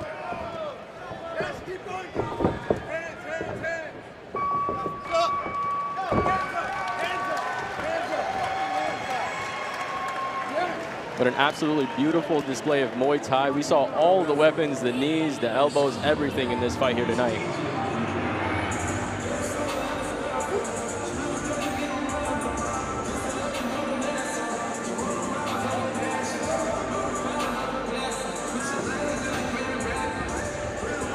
Thank you very much for joining me in the booth.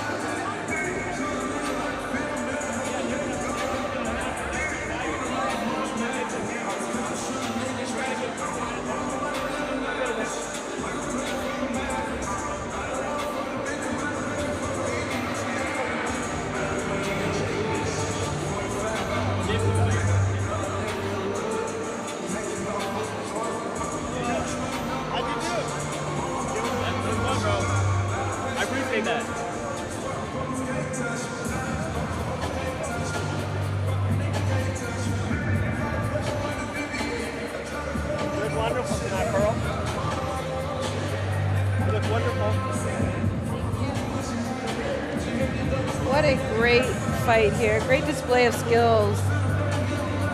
You know, great efforts coming from the blue corner in Hinojos. Lugadopoulos did a great job of weathering the storm, staying steady, staying strong throughout this fight. Ladies and gentlemen, after 3 rounds of action, we go to our judges' scorecards for a decision. All 3 judges scored about the same, 29-28 for your winner by unanimous decision. From the blue corner, AR-15 Hinojos, still undefeated.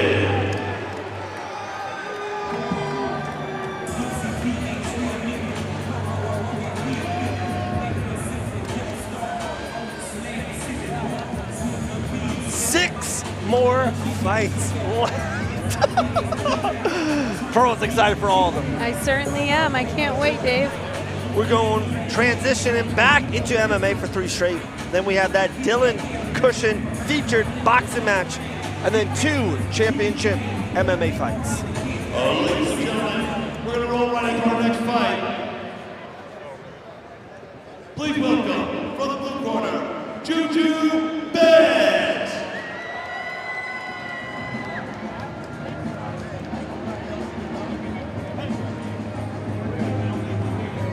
Juju Betts had an incredible camp. This camp here, he sat down with me yesterday, you know, and he talked about how much he has improved and how good he feels right now in this fight. He's put a lot of work and effort into all of his skills, obviously, and really working on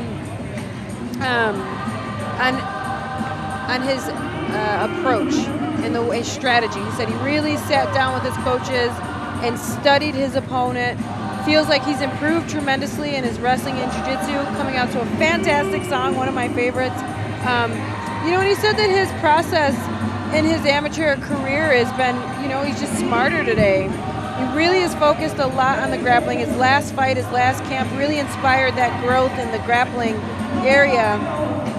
And He said that as long as he continues to go and as long as he goes and continues to try, he will be proud of himself. And I love hearing that. You know, this time he cut weight much better, feels better, feels more confident, mentally strong and prepared for this fight here. And he did promise me if he wins tonight, he's gonna sing for us, Dave. I like that. Wanted to dedicate this fight to his grandma. She just recently passed away. Joyce Evans, he said this fight is for her tonight. And now, please welcome his opponent from the red corner, Logan Cadenhead.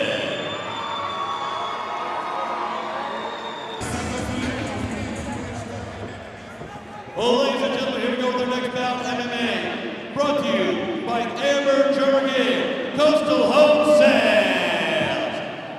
Set for 3-minute rounds in the featherweight division, and when the action starts inside the ring, our referee, Mr. Frank Pierre. And now, let's meet our fighters. Introducing to you first, fighting out of the blue corner, standing 6 feet, weighing 147 pounds. He enters the ring tonight with a record of 2 wins and 3 defeats. Representing the American top team, the Iberville, and fighting out of Gautier, Mississippi. Please welcome Juju Hollywood King Bass. The opponent fighting out of the red corner, standing 5 feet 9 and weighing in 145 1/2 pounds. He enters the ring tonight with a record of 2 wins and 1 defeat. Representing Atlas MMA and fighting out of Crestview, Florida, please welcome Logan Cadenhead.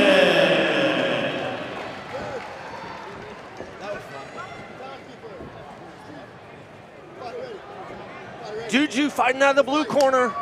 Cadenhead fighting out of the red. Ooh, big right hand landed for Juju Betts there. Big punches off the rip.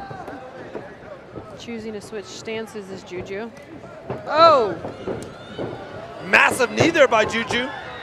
Great job defending the takedown, though. We are a whole 22 seconds into this fight. Cadenhead gets him down.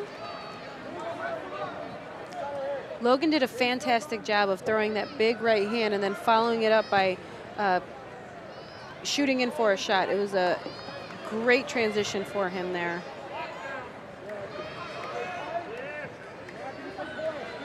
Cadenhead choosing to flatten Juju Betts out, doing a great job with that. He's got a short little, let's see what's happening. He's got a short, and he had a nice position there. Juju's working on something, Pearl. He certainly is. Guard coming nice and high here. Let's see if he chooses to switch for an armbar. He did, but let's see, is it there? Can he fish it out? He's got a triangle as well. Great job attacking 2 submissions here. He's going to be able to chain them together if he chooses to. Switching over to the triangle now, did Juju Betts. He tapped! Wow. Juju tapped out Logan Cadenhead in round number 1. Fantastic performance for Juju Betts here. Talked about how much he's improved in his grappling. He has displayed that tonight. What a win, what a fight. Big dedication to his grandma who recently passed away. He's got to be proud.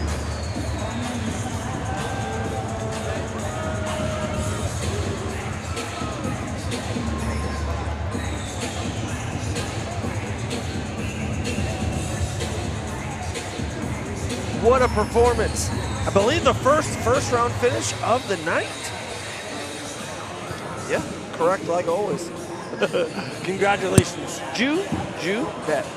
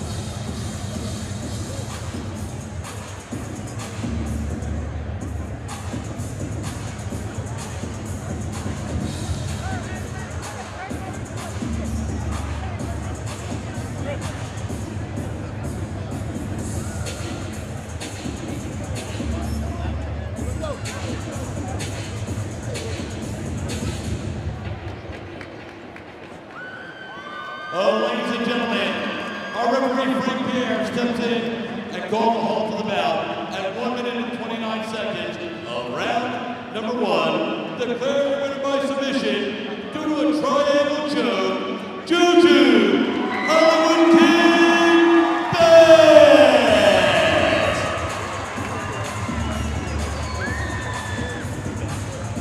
How you doing, Pensacola?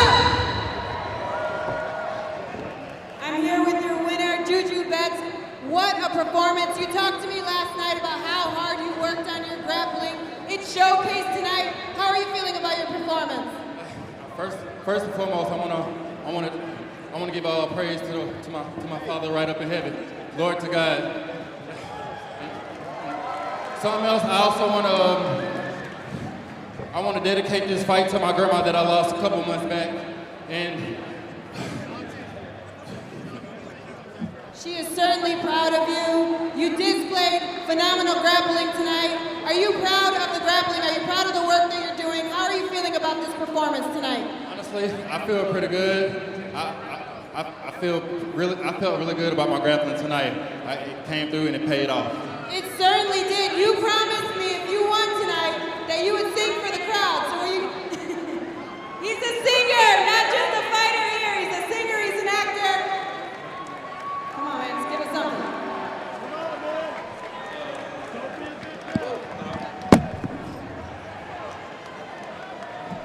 They say the holy water watered down, and the star lost his face.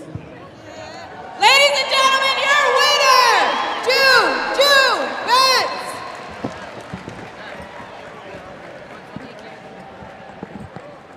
Pearl Gonzalez, like always, making memories here at Island Fights.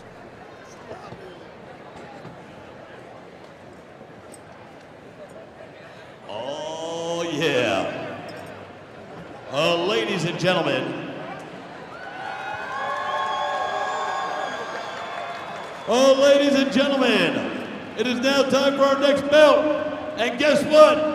It's time for the ladies to get in the ring. Please welcome Natalie Cutsley.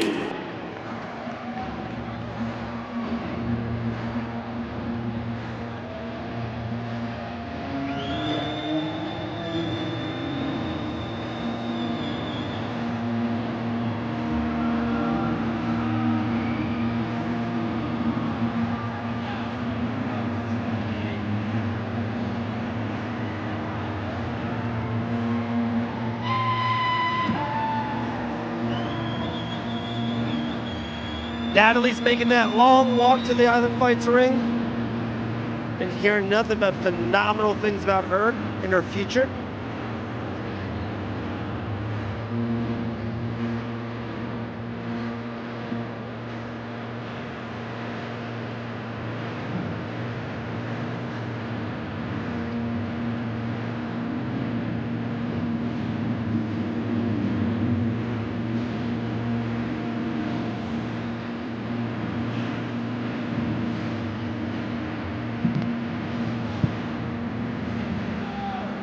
Comes from a great team. Natalie cuts. And now, please welcome her opponent, Daisy Slayton.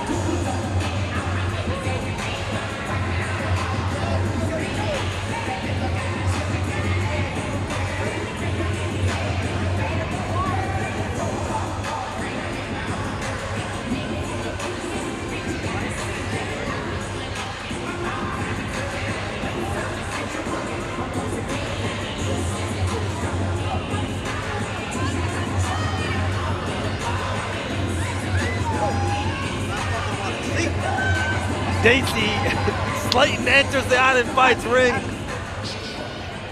Oh, ladies and gentlemen, it is now time for our next bout of the evening. MMA, brought to you by our friends at Competitive Edge.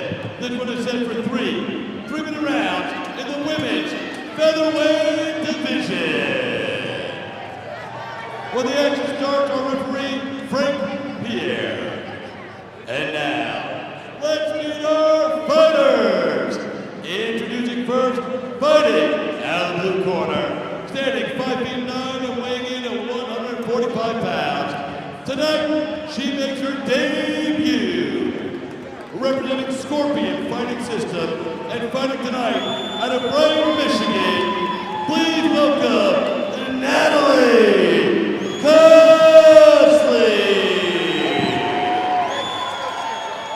Her opponent fighting out of the red corner, standing 5'8" and weighing in 145 pounds. Tonight, she enters the ring with a record of 0 wins and 1 defeat. Representing Brock Weaver Boxing and Big J Jiu-Jitsu, fighting out of Mobile, Alabama, please welcome Daisy Slayton.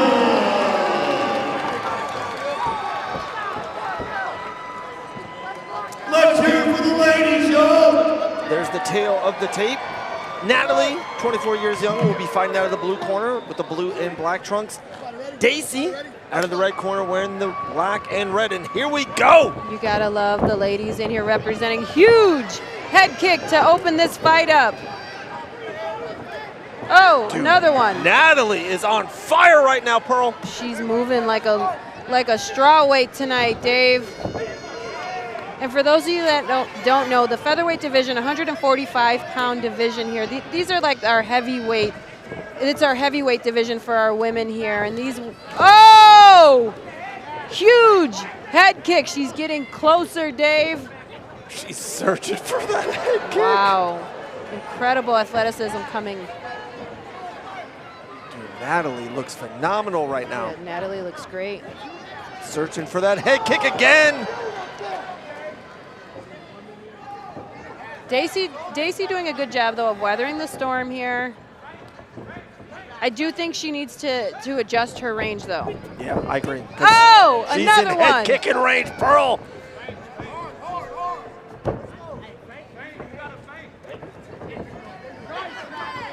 These girls are swinging. What a performance, what a way to represent the ladies tonight are these two women in here. Looks like Daisy's busted open from the nose, maybe. I like Natalie's feints as well. Straight left. She's ferocious. She's got evil intentions behind her strikes. Doing a great job of pressing forward against Daisy, but Daisy's in this fight. And in this division, one shot is all it takes to put your opponent to sleep. Nice combination coming from Natalie here. They are swinging. She has great forward momentum, forward pressure, forward attacks. Oh! Nice shot there by Natalie. Short left hand there for Lacey. Natalie. Sorry, Natalie. Oh, I like that Superman punch. It's got Daisy back in her own corner, but she fights out of it. I love that Daisy came underneath the shots of Natalie. Another. She's got to do more of that, come underneath, and she's finding her range in the boxing range here. Oh, nice right hands. The momentum has shifted. But Natalie's sharp. She's so sharp, far out and at distance. Oh! Great counter coming from Daisy. I like the feints, Dave. I like the feints from Daisy. That's a great adjustment there. Oh, another head kick for Natalie. Oh, these ladies are bringing the fire tonight. My goodness. I love this. Ladies repping tonight. They might steal the show, Dave. What a round. What a round.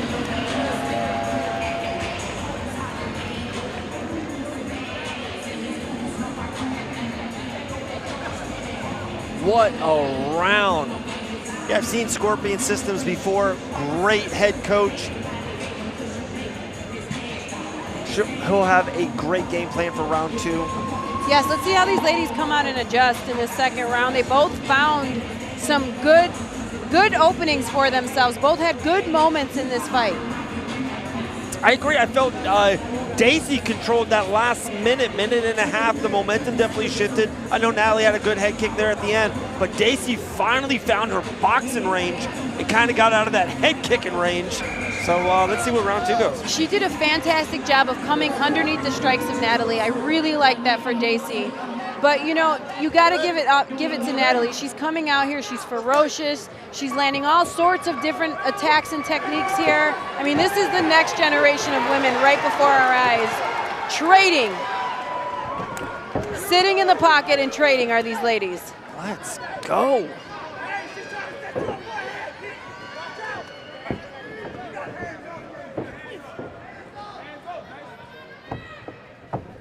Daisy's corner calling for her to keep her hands up. She does wear them a little low, and Natalie's speed on those kicks. Oh! Love that check hook there from Daisy. Nice shot there from Natalie. Natalie never stops pressing forward. I love her forward momentum. Yeah, and I love, there's no grappling in this fight, bro. It's like, hey, we decide we're going to swing for 9 minutes. Let's do it. Yeah, they want to bang. We want them to, too, Dave. It's been incredible so far. Great inside leg kick there from Natalie. Again. Oh, already look at that inside, look at that leg bruised. Beautiful double spinning back kick for Natalie. She's so talented with her kicks. Dude, she's like the female Wonder Boy Thompson. But Daisy is starting to get creative with her punches. She's starting to come through the guard, under the guard of Natalie. I really like the adjustments that Daisy's making. She's doing a phenomenal job. Again. Look at the inside of Daisy's leg. It's getting eaten up by these kicks from Natalie. Bruise City population Daisy. Oh! Big Superman punch from Natalie! That stunned her, Dave. Huge Superman punch. Missed that overhand Straight left. Ooh. The check hook. Daisy firing back. Not phased at all by that big shot. Mouth is busted up. She doesn't care. These ladies are warriors. Oh!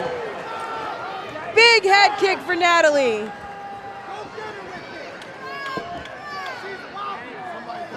Oh! Let's see, are they choosing to grapple now?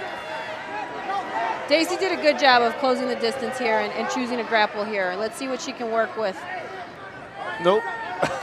Denied. Nope. The stand and bang.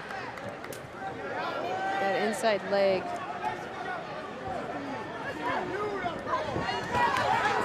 Daisy coming forward now. 10 seconds. Oh! Big shot there by Daisy. Big right again. hand. Wow. What a fight. These ladies are bringing the heat tonight. They're in the kitchen cooking. You know how in the UFC, Dana White gives bonuses to the fighters. Can we give a bonus to Devin Adams as matchmaker? Man, what a fight night.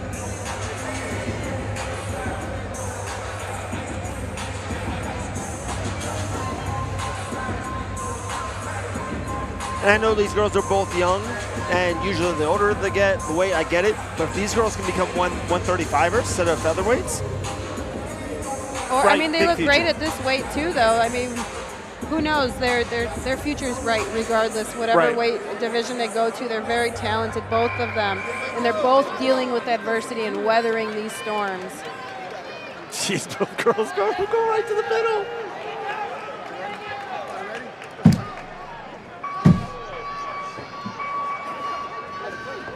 Daisy starts off the round. Coming forward. Oh, that Superman lands again.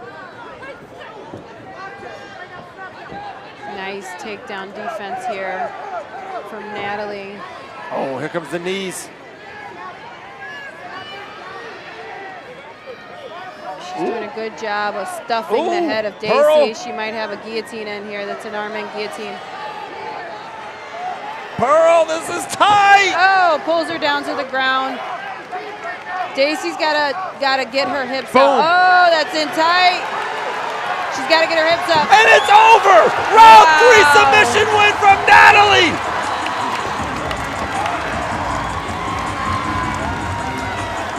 The full package! Head kicks, Superman punches, submission attempts.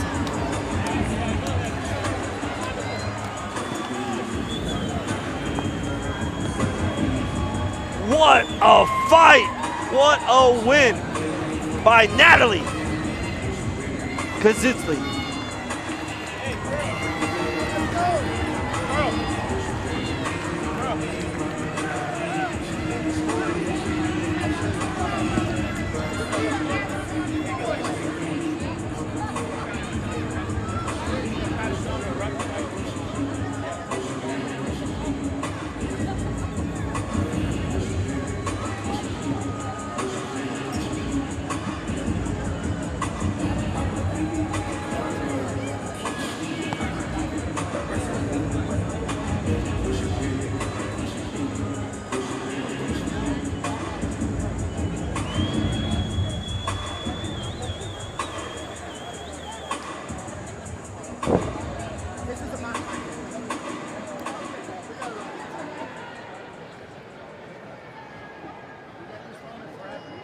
Ladies and gentlemen, our referee Frank Bear steps in, called the halt of the bout, 43 seconds of round number 3, declaring your winner by submission due to an anaconda choke, and now, 1-0 as the fighter, Natalie Kazitzli.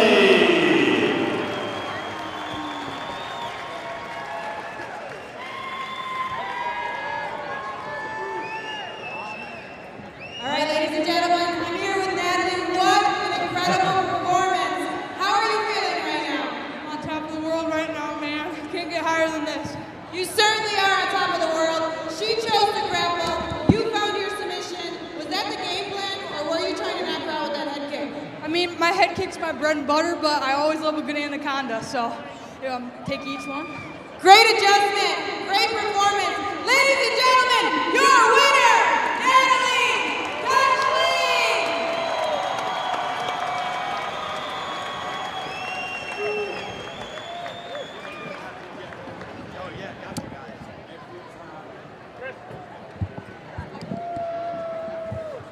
Ladies and gentlemen, here we go. Welcome our next 2 fighters to the ring. First, from the blue corner, Jeremiah Ford.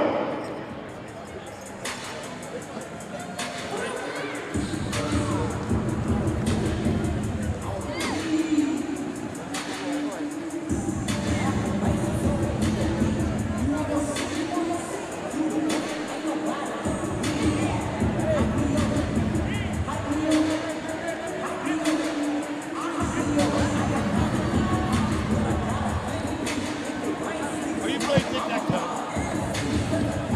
Are you playing tic-tac-toe? Jeremiah Ford making his way out, had an amazing performance with us here in Island Fights.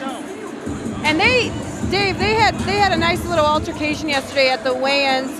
Him and Tangano. Ford was unhappy about the weight discrepancy. He had a lot to say. He's here to showcase that this is his ring tonight, Dave.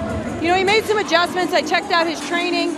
He's set up in his own, I don't know if it's his backyard, but in someone's backyard. He's got a tire for a bag. He's got a hanging glove for a double end bag. I mean, he's really been resourceful with his training. And now, please welcome his opponent from the red corner, Devin Tangano.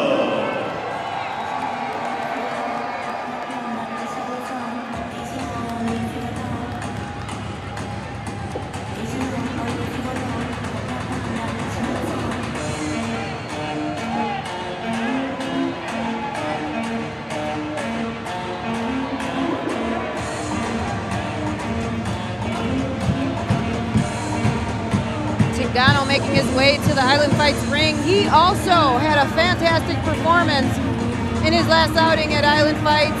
He's a heavy hitter. He loves to strike. He's certainly an entertaining fighter, Dave. Absolutely, PG. He's one of the fan favorites. He comes from one of the best gyms in our community. Devin is a future superstar, but he's got a tough test ahead of him right now at Island Fights 89.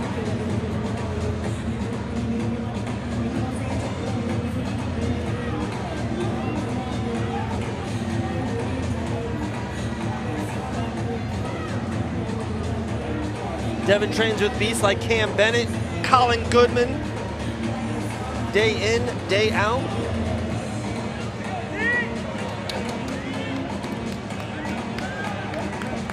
Tig fighting out of the red corner with blue trunks. Ford fighting out of the blue corner with black trunks. They're both smiling. They can't wait. Oh, ladies and gentlemen, here we go. MMA action coming your way. Brought to you by Aqua Force Marine. 3-minute rounds, 8 the welterweight division.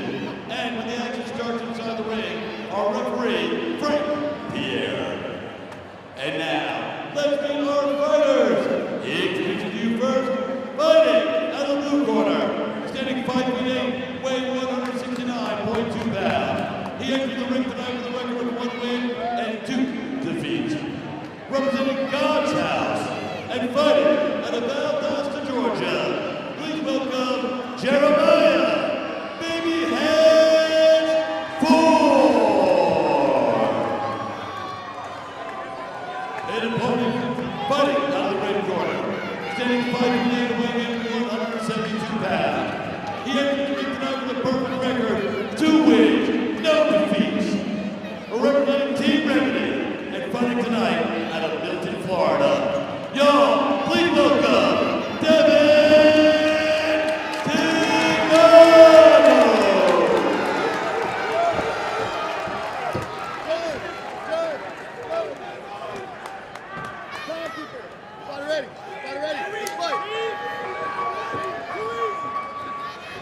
Ooh, big shots coming from Tigano. The way that he is maintaining this range in this moment is amazing. Ford just walking straight to Devin, Pearl. Looks like he's talking to him. Ooh, nice job. Nice transition to the takedown. Good knee there by Devin. Ford is being unbelievable disrespectful to him. What a jab right there by Ford. Picks him up, slams him, uses the ropes.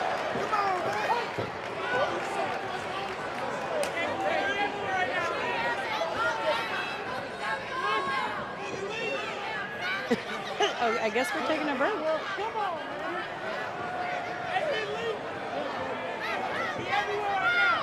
Was that a headbutt? I don't think so, Pearl. This is interesting. This is not normal It's just in a MMA. cut? It's just a punch? It's not normal in MMA to stop. The doctor taking a look at it, though. Let's see what the doctor...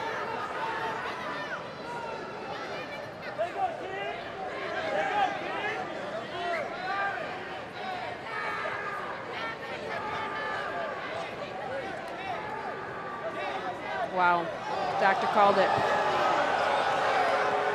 The doctor called it.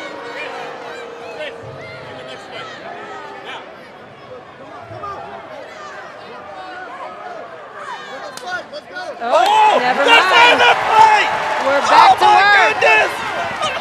They reversed the doctor's decision. Devin Tigano. Ford is going at it. Big punches. It's a knockout. It's a knockout. Shadow Realm Ignite. My goodness, Dave. The referee had to wrestle him to get Ford still to thinks stop. he's in the fight. Wow. What a scene right now. Oh my goodness.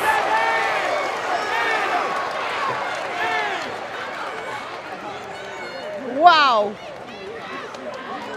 Only at Island Fights. Only at Island Fights. He reversed the doctor's decision. What?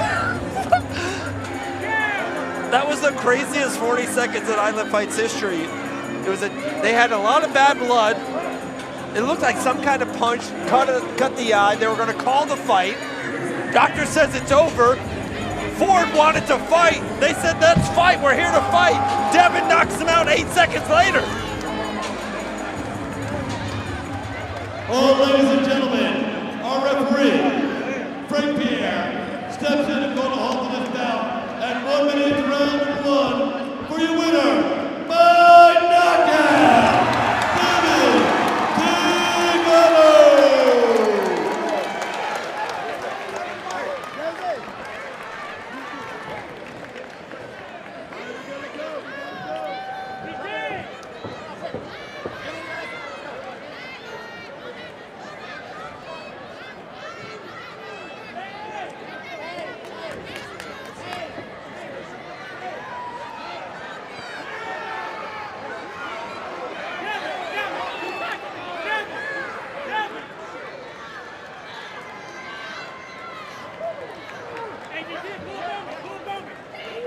Ladies and gentlemen, here we go right now with our next bout. Boxing, please welcome Antonio Barraza.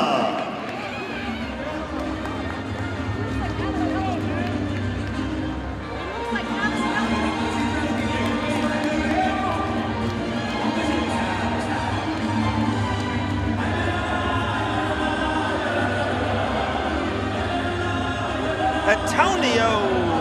It's our last boxing match of the night versus Island Fights favorite Dylan Cushion. Barraza coming out with the sombrero, coming out to some beautiful mariachi music. I mean, he looks great. Certainly a big test in front of him tonight. We still can't go over what we just saw. That was the craziest thing ever. This is The why I love doctor's been fighting. overturned twice tonight. This is why I love fighting.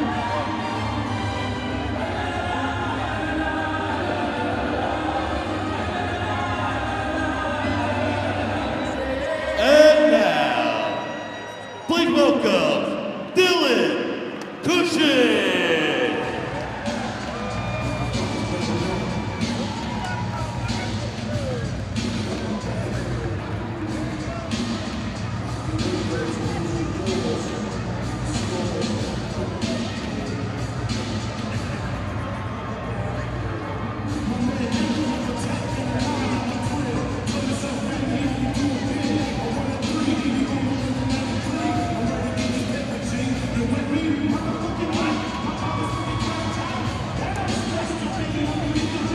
Talking about a team walking with one of the stars of Island Fights, the great Devin Cushion, the undefeated Devin Cushion.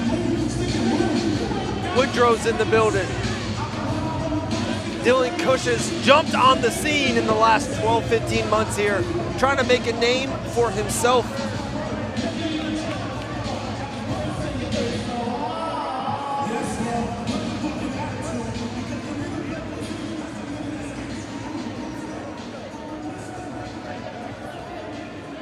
Tail of the tape, Dylan Cushion 3-0, tender age of 22, height 5'6", reach 68, came in 137, just like our main man Antonio. But this is his debut at the age of 20. We're ready for our featured fight at Island Fights 89.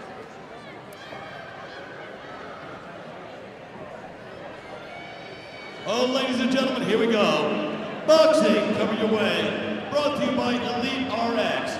3 2-minute round of action. Coming at you right now when the action starts, our referee, Larry Downs Jr. And now, let's meet our boxers. Introducing first, boxing out of the blue corner. Standing 5'7", weighing in 137 pounds. Tonight, he makes his debut. Representing core UFC Gym Sherwood and fighting out of Baton Rouge, Louisiana, please welcome Antonio Barraza. Antonio looks like in phenomenal shape. Boxing out of the red corner. Standing 5'6", weighing 137 pounds. Tonight, he enters the ring with a perfect record, 3 wins and no defeats. representing the dungeon, fighting out of Pensacola, Florida, please welcome Dylan Cushing.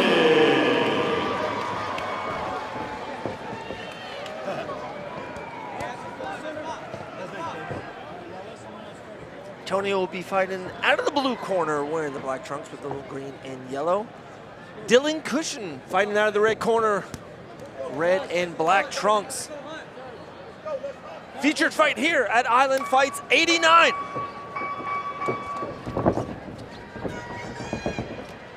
Barraza's choosing to come out and press forward.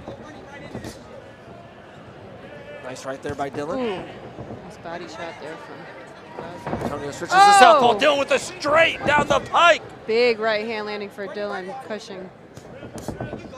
Great body work. Nice right hand.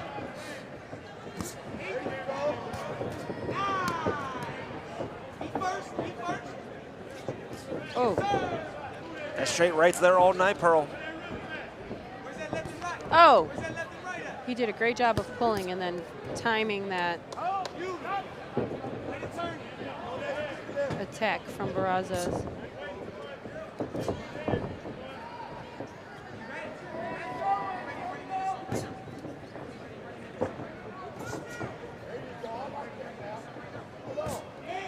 Antonio's in Dylan's face, though. Keeps on putting the pressure on him.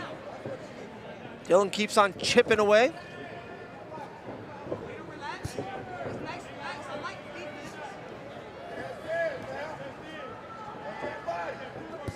Nice overhand right there by Cushing.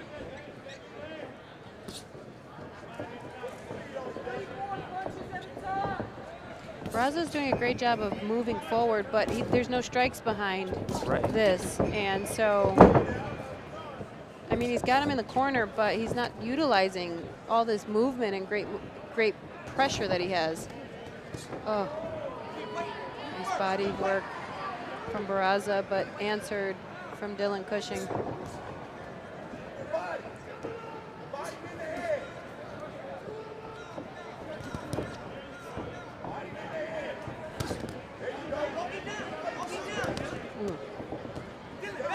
Nice left hook coming from Barraza. Yeah, when Antonio throws, he throws 3, 4, 5 in a row. He doesn't throw enough, and Dylan's just chipping away. Head, body, body, head. And you can see the power difference. Dylan's punches have a lot more pop on them.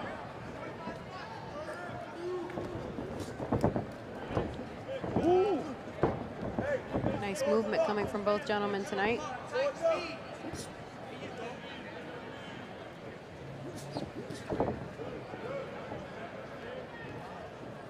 Great snap on that one from Dylan Cushing. I really like how he's pulling and then stopping. 10 seconds.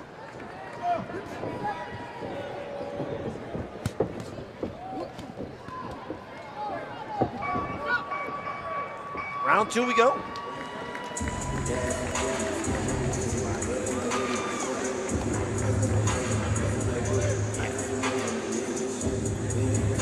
Dylan throwing more than just ones and twos at a time, but connected way more than our main man Antonio over there. Antonio not throwing enough punches, 3, 4, 5 at a time, but only in multiple different.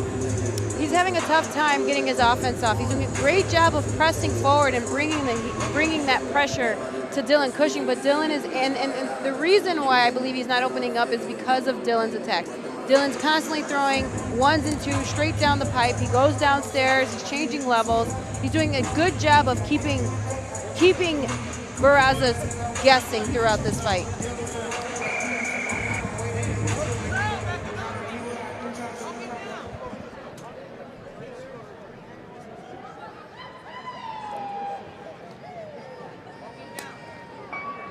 All right, Antonio in the blue, southpaw.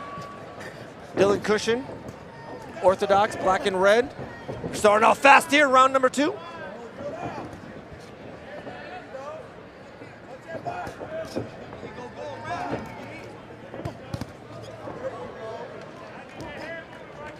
Nice little combination from Barraza.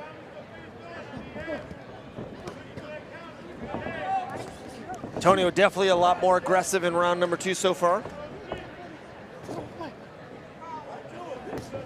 Good body shot again there by Cushion.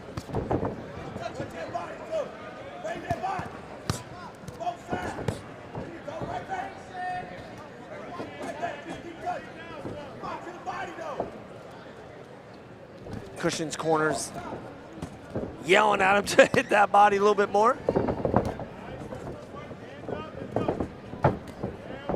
Nice left there by Antonio. He has a nice pivot there, a nice little movement sequence from Barraza. You just see the difference in stance, though. Dylan Cushing is more structured and technically sound in his stance.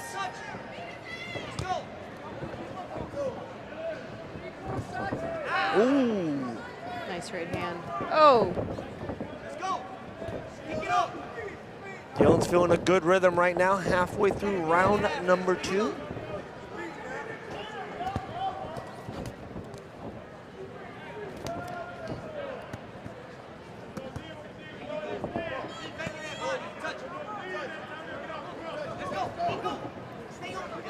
The movement from Barraza is creative.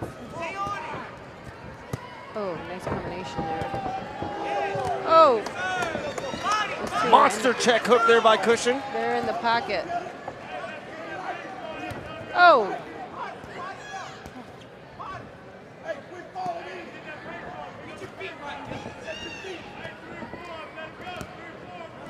Dylan choosing to fight a tight fight right now. Yeah. He had a lot of success long, but you know, he's coming in and fighting this style of fight, and I almost feel like this is a Barraza style fight, to fight real tight like this. Ooh, beautiful uppercut there by Cushion.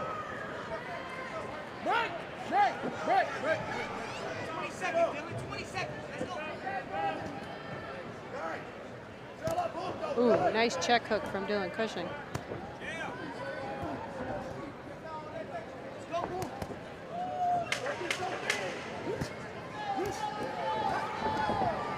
Beautiful combination there, right? A DC to the bell. Great second round.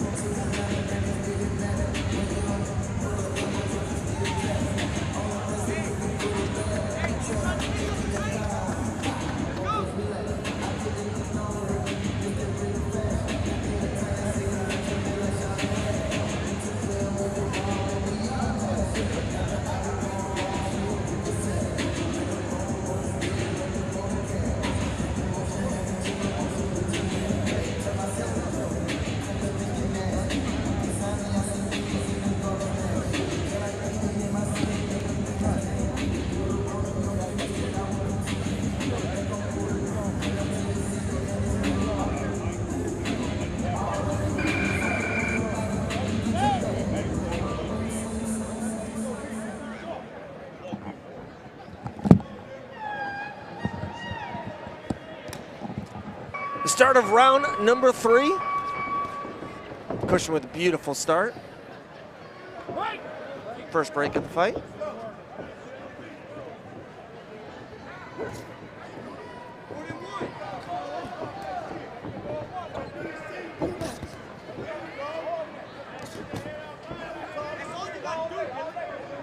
Great combination by Cushion. Boys are throwing right now.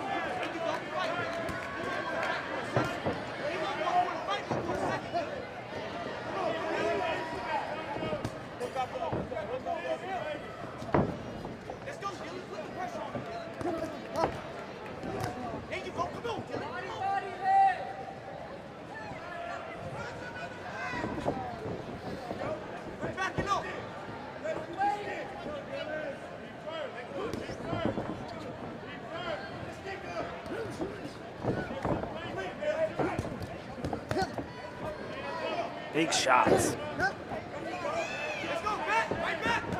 Dylan's ripping that check hook.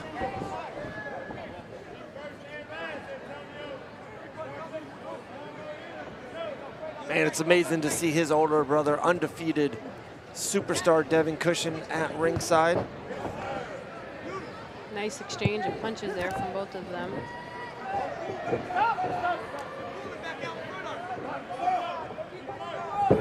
Oh, big uppercut.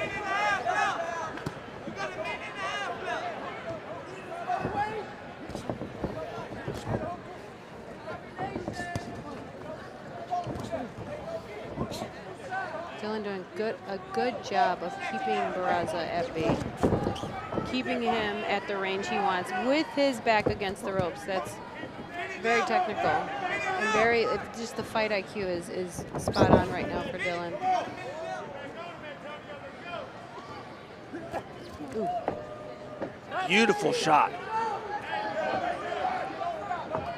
45 seconds left. Oh.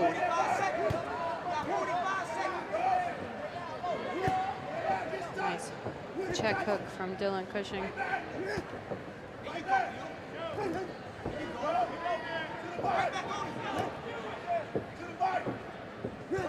Oh.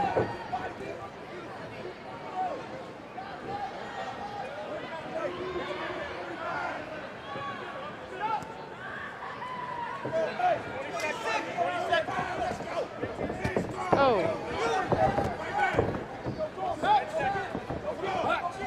10 seconds.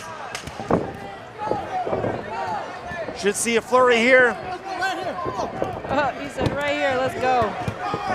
Big shots! Oh. Great fight.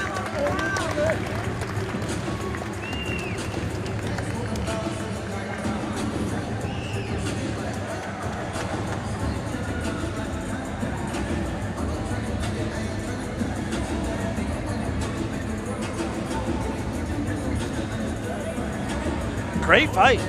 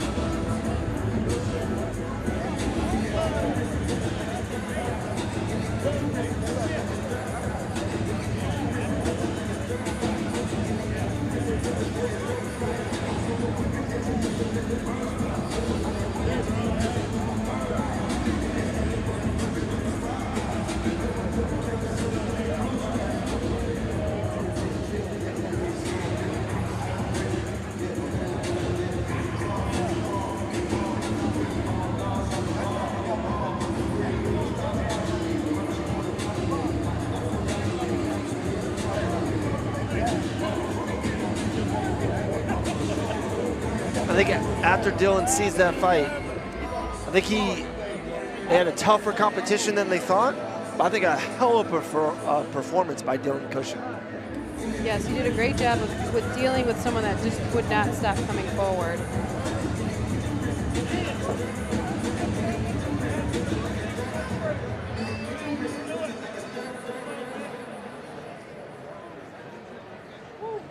Ladies and gentlemen, after 3 rounds of action, we're going to our judges' scorecards for a decision. All 3 judges score the bout identically, 30-27 for your winner, and still undefeated, Dylan Cushion.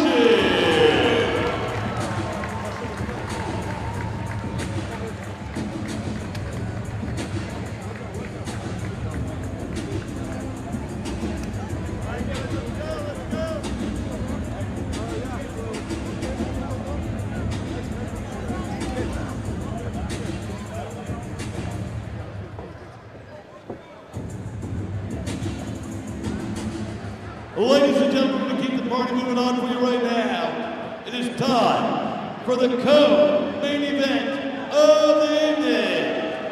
This bout is for the middleweight championship. Please welcome BJ Williams. All right, Pearl, this is a big one. BJ Williams challenging Mr. Cornette for the Island Fights Amateur Middleweight Championship. Certainly, BJ Williams is certainly certainly riding a high. Ton of momentum behind this young man here. Undefeated at 4-0. Came in and had one of the best knockouts I've ever witnessed. And in his debut here in Island Fights, had this incredible head kick knockout. Came back into Island Fights again, returned, had a tough fight. They fought back and forth until he found his finish at the end of that fight. This man, Dave, is a finisher. He is so incredibly creative and talented in his striking. He's constantly looking for the finish, and he is Dean Toole's favorite fighter at the moment. It's funny you said that. Another Toole told me that out of everyone on this amateur scene, and they love Mark Hefner, their flyweight champion, Ryan Toole thinks BJ Williams could be a buzzing UFC superstar years to come. Certainly, he's a performer, he's an entertainer. He takes this very seriously. He sat down with me yesterday, talked about how great his camp is, how prepared he is for this fight tonight. He is certainly riding a high and having a great time doing it, Dave.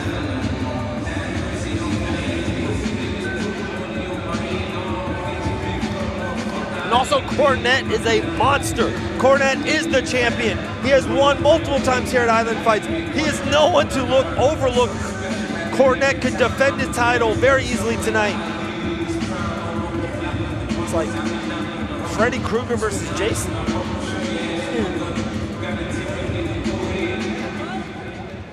And now, please welcome his opponent, Chris Cornette.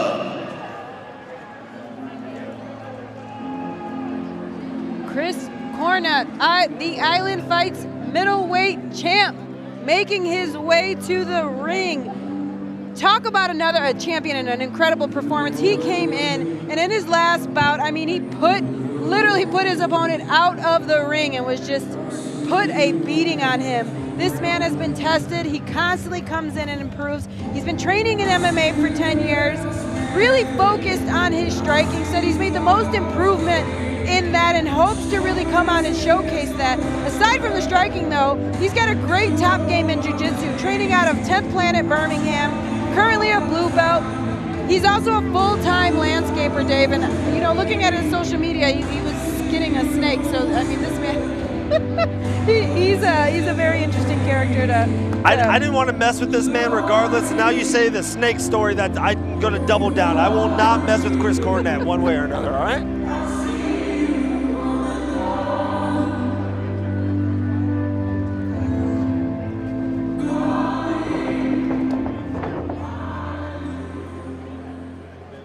Ladies and gentlemen, it is now time for our co-main event of the evening. Brought to you by Billy Clark Belmont. This one is set for 5 3-minute rounds, and it is for the Island Fights Middleweight Championship. When the action starts inside the ring, our referee, Larry Downs Jr. And now, let's meet our fighters. Introducing first, fighting out of the blue corner, he is the challenger. Standing 6'2", weighing in 183 1/2 pounds. Tonight, he enters the ring with a record of 4 wins and 0 defeats.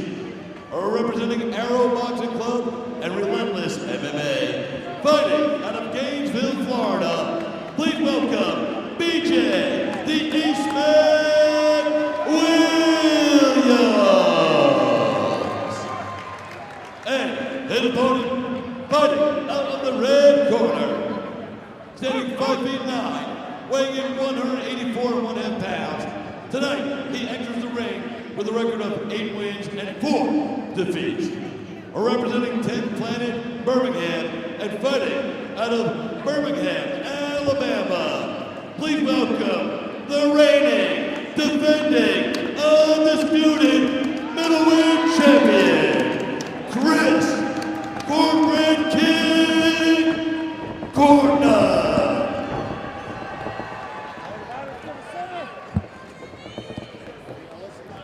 Wow, look at this tail of the tape. Both made championship weight. Reach goes to BJ, also height. But the A's, 29-23. Here we go. Middleweight championship on the line. Let's start off to say Chris Cornett looks like he's in incredible shape. Coming forward. Oh! Big shots by BJ, but Cornett's on him.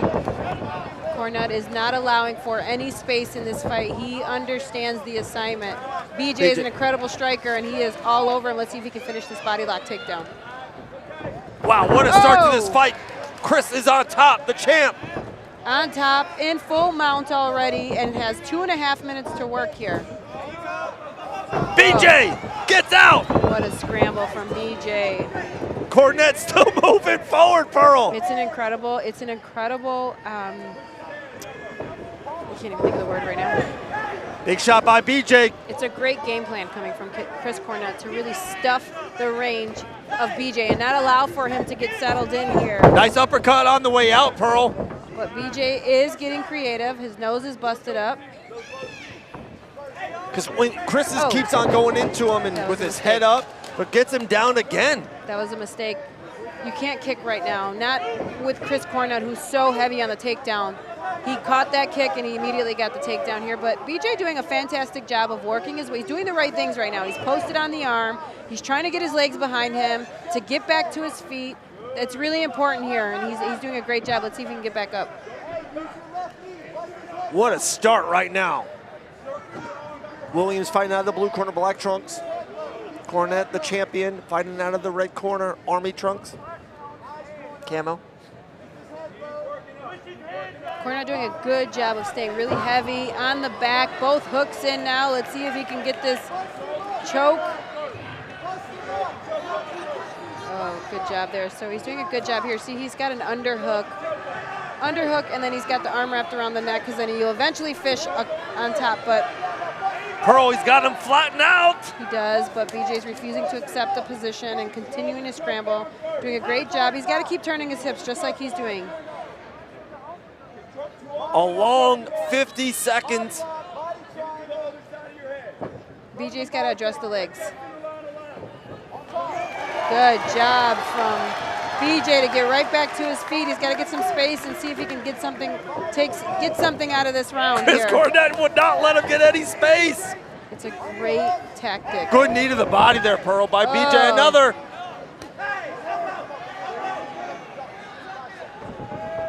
Cornett all over this single leg. Let's see if he can finish this high C, and he does. Wow, doing a good job of shelving the legs there. All over BJ like a wet blanket. The pace is insane. This is like Merab Dvalishvili type of pace right now. He's all over him. Insane round one.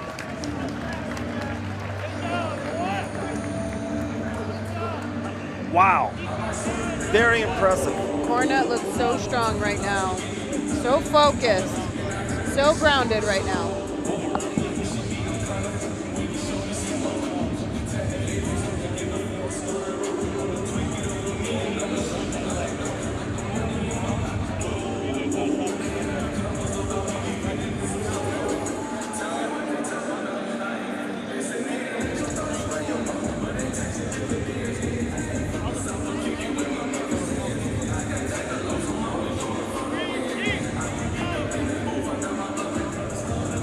Wow, big round one.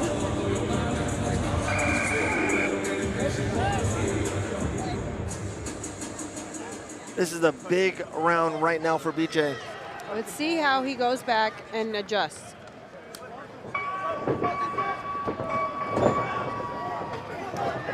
He's trying to get him on that catch hook.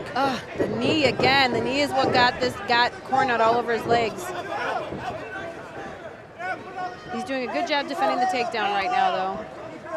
But Cornett is relentless on this single leg. He's trying to lace the legs and clamp the legs together to get a double.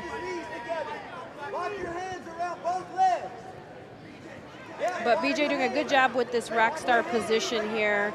Has an underhook, a deep underhook. Stuffing the head of Chris Cornett. Great defense from BJ. We're standing now.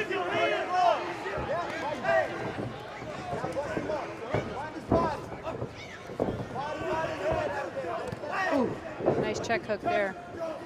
Oh!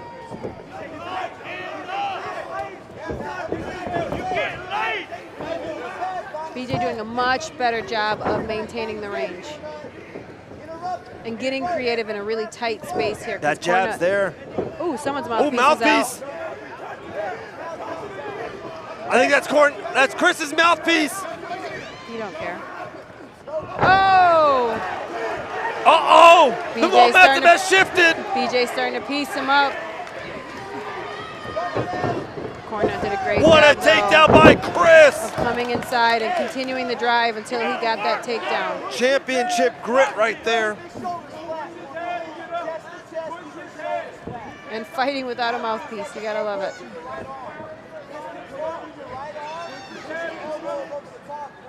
Great job by Cornut too, to stop the onslaught of BJ in the striking.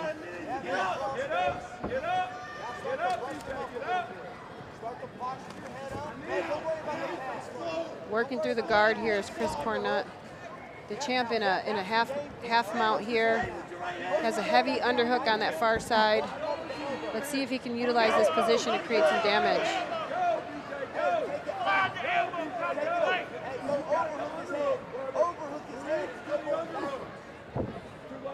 BJ has to start working that bottom leg and start getting to the hip, scooting out, shrimping out to pull that leg out and get back to his feet. Because he's flat right now, he doesn't have a guard. There he goes, he's got to continue on that hip. Almost there. Cornut choosing to go for an anaconda here. Let's see if he can finish this. 10 seconds. Nice triangle attempt, the reverse triangle from Chris Cornut. Round 2 in the books.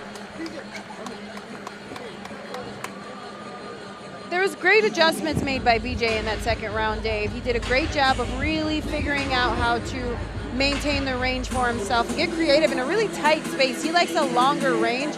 Chris is not giving him any of that. So he made do with what he had. He found some nice shots in there, was able to stop the onslaught and the forward momentum from Chris Cornut. But Cornut did a great job of just shooting on that takedown and finding it and being relentless with the takedown. And then it was all Chris Cornut from there.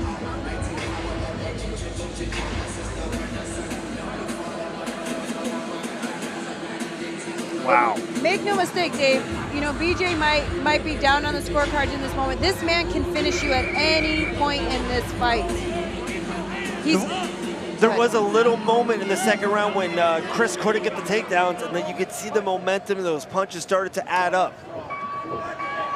Here we go, round 3. Oh, nice shot there from BJ to open this round. He's just got to punch. No kicks, no knees, just punch.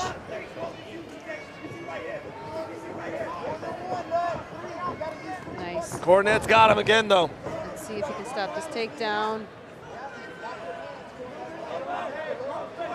He's got to dig. Keep digging for those underhooks.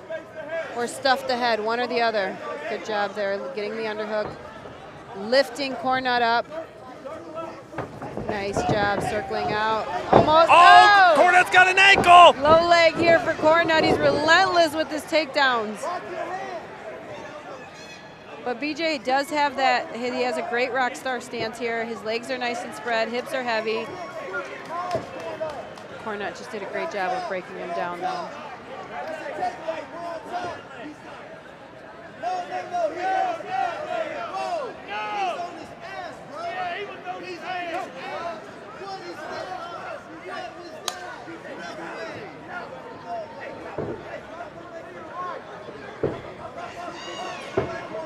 BJ's got to address this, and he has to address this right now. He does not have time.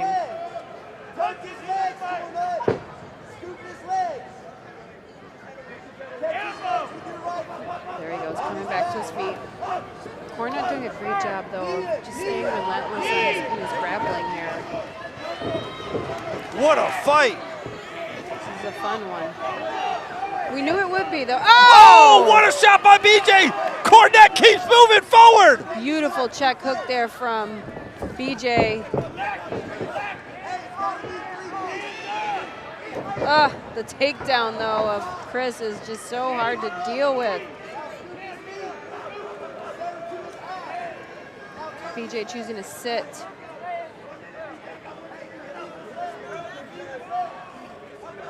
He's got to keep turning his hips like he's doing, not allow for Chris to continue on. But Chris now is in full mount, working to the back again.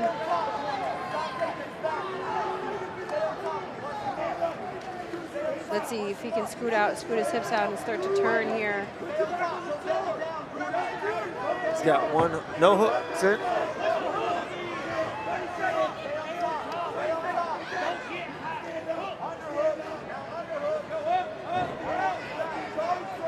Got both hooks in.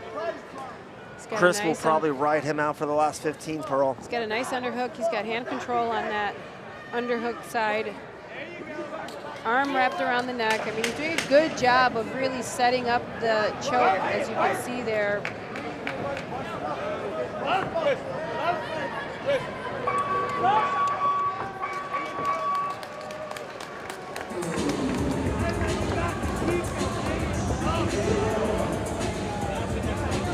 These boys are tired. They're working. They're working tonight.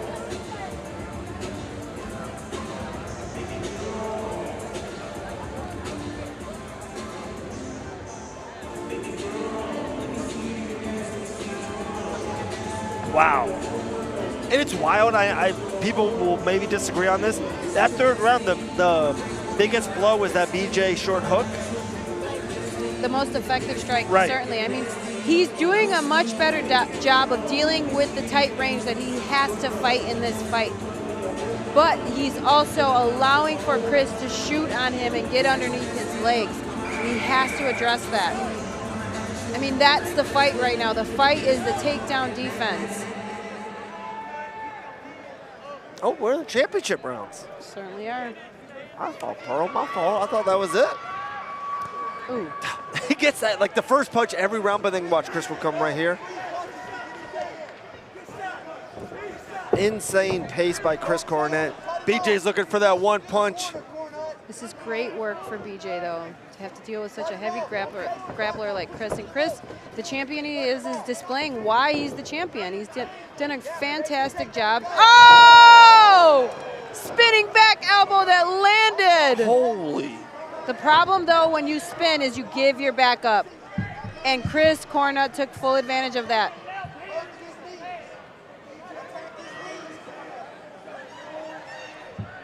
This is giving Chris some time to recover from that big shot. Oh, he's up, he's bleeding. Big punches by BJ. Busted him up. Blood's getting in his eyes, too. Good job there dealing with that takedown is BJ. Uh-oh, here comes the punches by BJ. The challenger's got the momentum. He's starting to piece him up. Oh, beautiful check. Hook there from BJ. Ooh, he looked down. It gave Chris the opportunity to shoot. Heart of a champion. He's got to stay heavy on his hips here, but Chris is so relentless with his takedowns. Does a fantastic job of wearing, and you see he's applying the pressure right now onto BJ, and he's going to relieve some of that pressure and scoop those legs out from underneath him. BJ going for a switch. Chris is attached to his leg. He's not letting go. He knows that this is the key to victory. BJ's got to get his underhook. He's got to deal with the head here. But relentless is Chris Cornett with the takedown.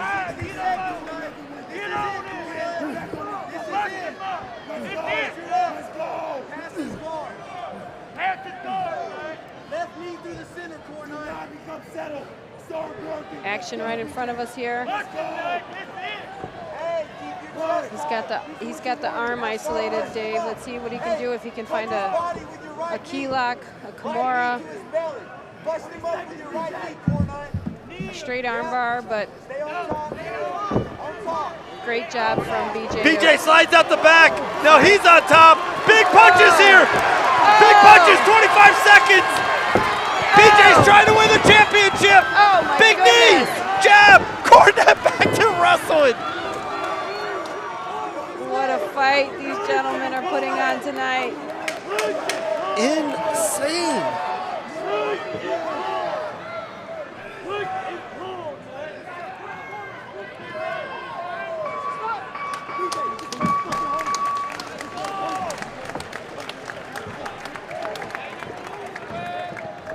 Round 4 in the books.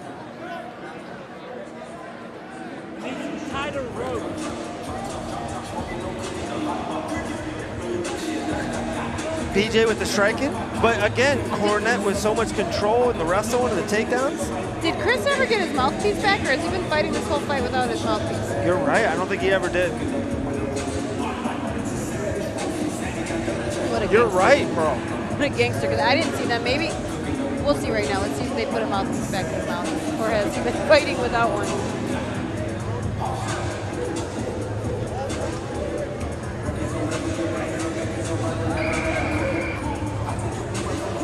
The championship 5th round.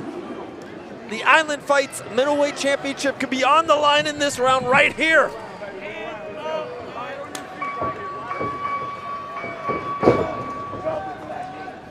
BJ's got to keep circling. Try not to go in straight lines. Gosh, Cornette is so good with his takedown entries.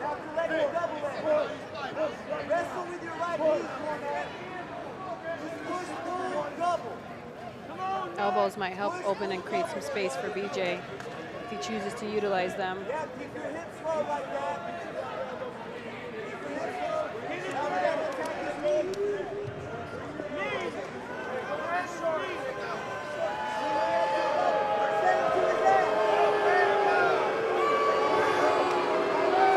the referee going to break them up?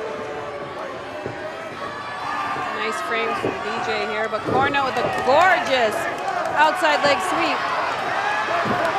Oh, here we go. He's on top, Pearl. Big shots in by BJ. Here comes BJ. Let's see, but look at Cornette working his way back to his base and back to a single leg takedown attempt. Swept him right out, scooped the leg right out.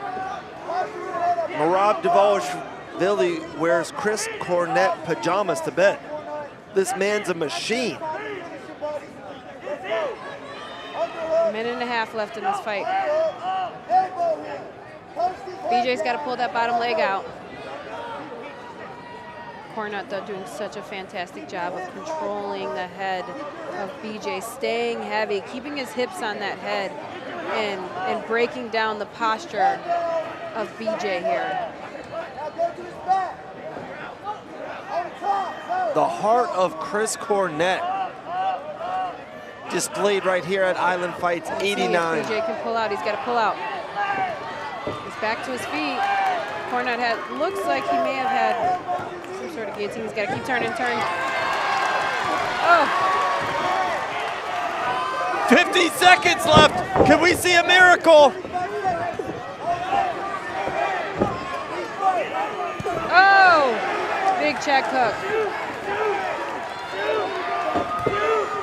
Nice inside leg there from Chris Cornette to start the takedown entry.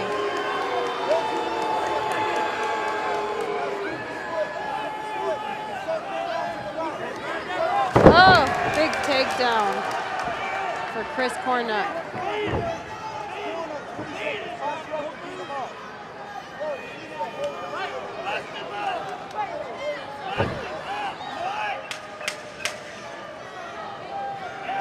Wow, what a performance from both of these athletes. Chris Cornette showcasing why he's the Island Fights middleweight champion tonight.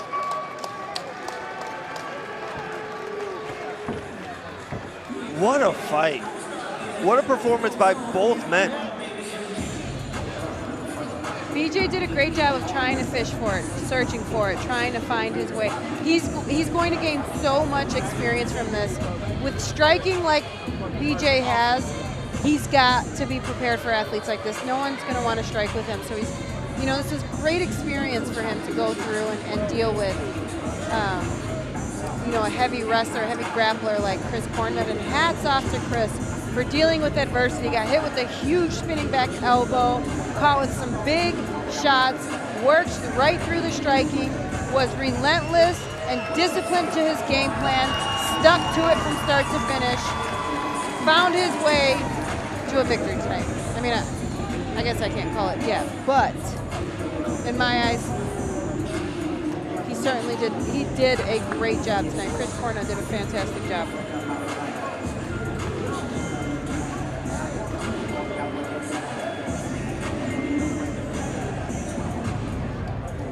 Great fight.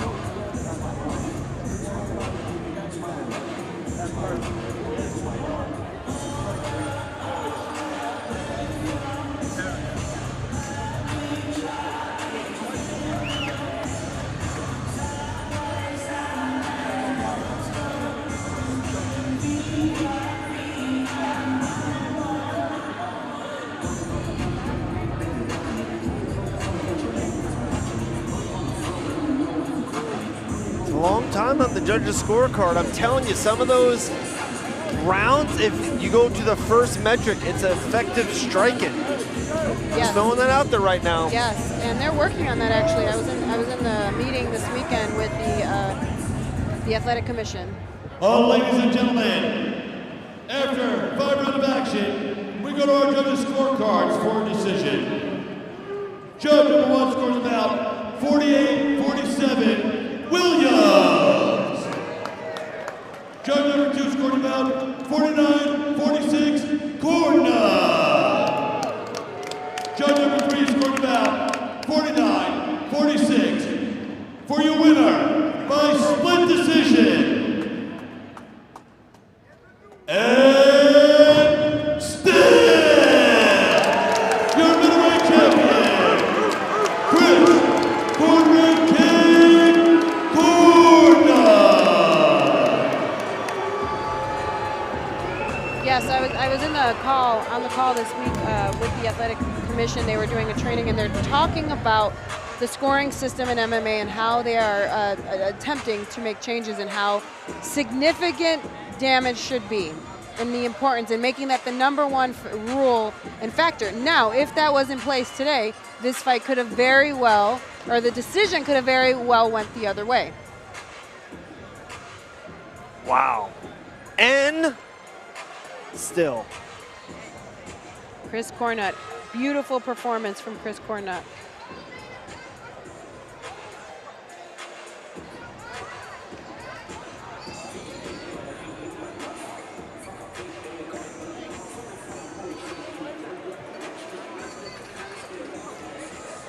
I think both gentlemen have a lot to really be proud of tonight, and as far as BJ goes, first loss of his career, not at all should be fazed by this or discouraged. And now, ladies and gentlemen, it is time for our next fight, our main event. Please welcome first, Julian Nieto.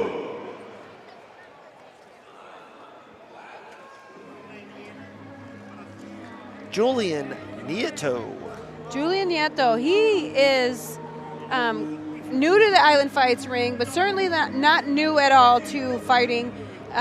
Was a champ, recently won a championship bout in another promotion not too long ago. Incredibly talented here, young man who is looking forward to this test in front of him, and he certainly has a big one.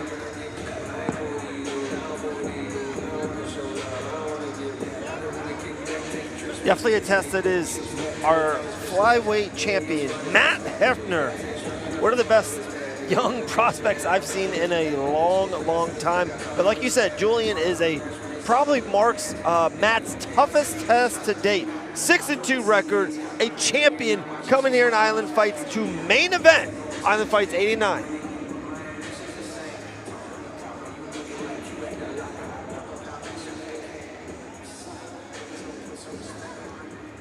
And now, please welcome, from the red corner, Matthew Hefner.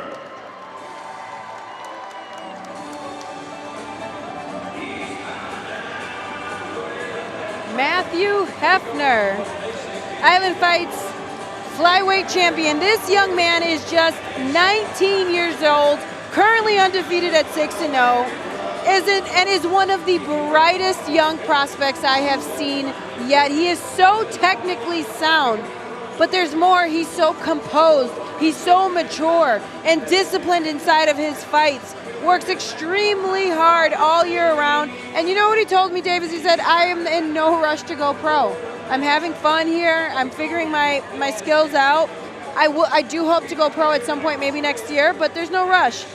Training in Crestview, Florida, you know, loves to really hone his skill and craft. Been training most of his life since he was 9 years old. Aside from training, he likes to hunt on the outside, and he's certainly a hunter inside this ring. Love it, love it. Absolute stud, a star in the making, and I don't think it's hyperbolic of me to say I think Matt one day will be in the UFC.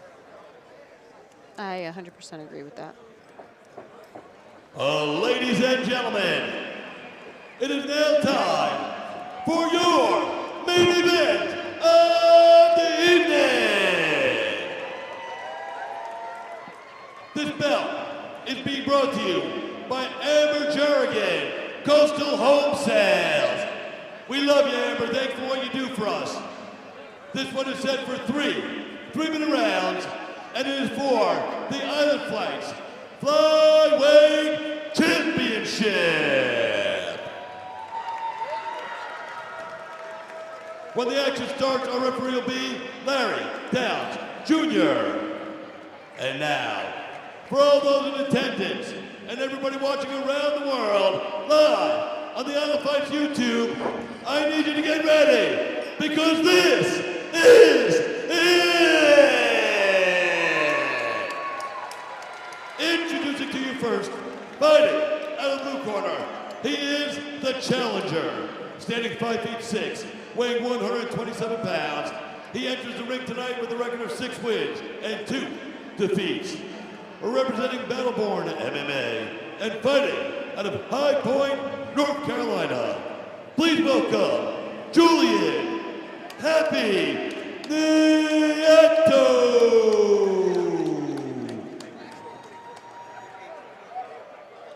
And his opponent, fighting out of the red corner, standing 5'8", weighing 126.5 pounds. Tonight, he enters the ring with a perfect record, 7 wins and no defeats. Representing Atlas MMA and fighting out of Jack, Alabama, please welcome the reigning, defending, undisputed flyweight champion, Matthew Hafner. Fighters to the center for final instructions from Larry Downs Jr. All right, y'all listen to my instructions at all times. If I say stop, you stop and hold your position. Protect yourself at all times. Good luck, gentlemen. Touch them up. Here we go, the main event, Island Fights 89. Julian fighting out of the blue corner, black and red trunks. Our champion, Hefner, fighting out of the red corner with green trunks. I love this fight. I think the flyweights, the men's flyweight division is so talented. One of the most technically sound divisions in our sport. They are so fast, they're elusive, incredible skills. The ability to transition from striking to grappling is phenomenal in this division. And here we are witnessing the future.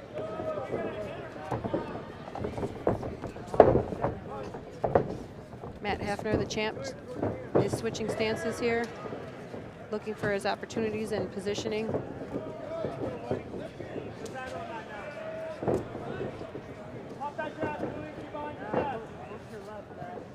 I love the movement coming from Matt Hafner right now. Never on one angle, never a standing target, constantly moving through effortlessly in these different positions and movements. Constantly looking for his openings. Ooh, but nice inside. That was a low blow. Poor guy. Time.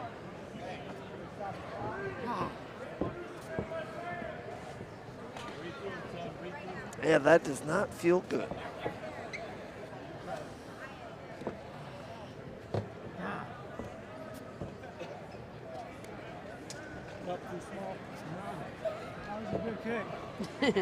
Matt Hafner saying that was a good kick. And there's no rush. He can take his time. He can recover as much as he needs to right now. There's no rush to get back into this fight. Make sure he's good. His cup is adjusted. Shake it out a little bit.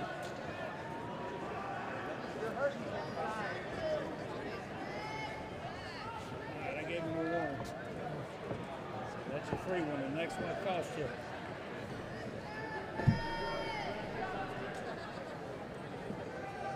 Or I can just give you one if you want to get him back.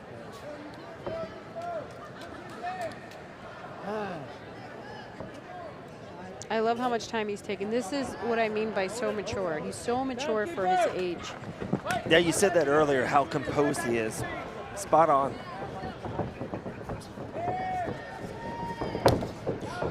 Nice low leg from the champ.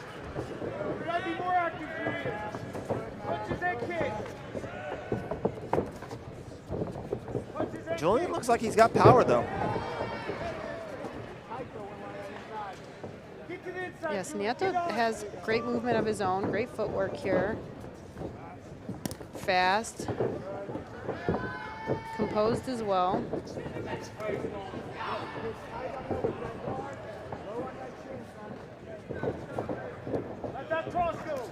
Ooh, nice overhand right from the champ.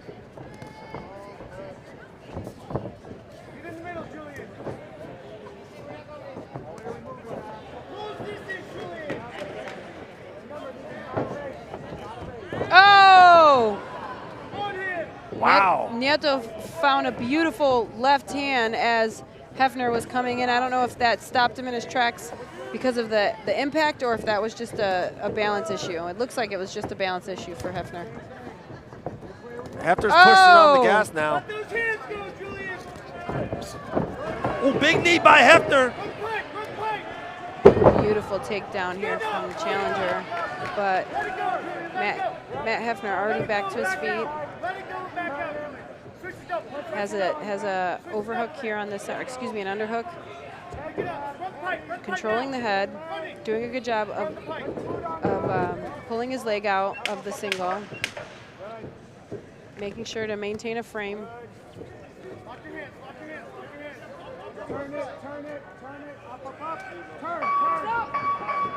Great job. Great job for Matt Hefner to deal with that takedown. Just both fighters, just high-end talent. Very technical on both ends here. I thought Nieto had a really good round in that second round there. He was able to offset the balance of the champ. Landed some nice shots of his own. Almost got the takedown. I don't know if that was counted. I don't think he ever really had control.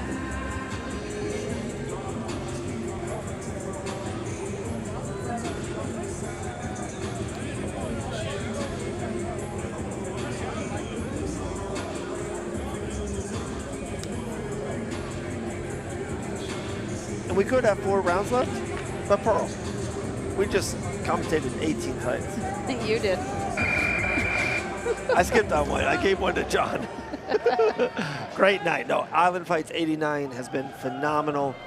Ton of highlights, ton of memories. Round number 2 of the Flyweight Championship. And most importantly, a beautiful platform for these young athletes to gain some experience, to test themselves.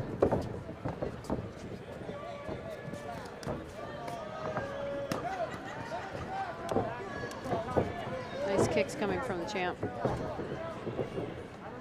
I like the feint. Oh! Both men decided to stay right there in that pocket and throw it. Nieto really doing a great job of really sitting down on his shots there and utilize that to get this takedown attempt here and lock up his hands and get this body lock.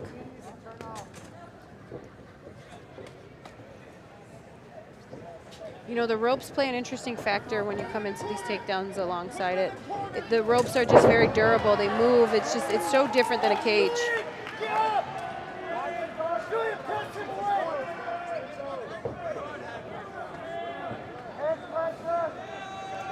Hefner's on top.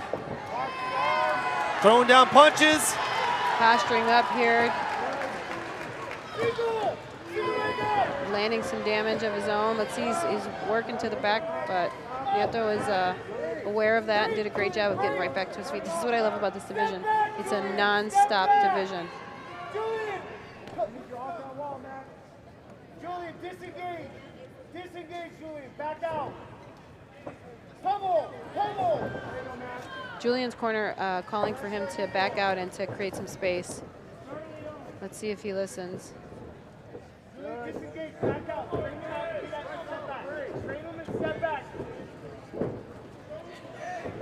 Someone's mouthpiece come up? Someone's mouthpiece is out. I don't know whose. And I don't think the ref sees it because it's right by their feet. I believe it's Julian's. Ref got it.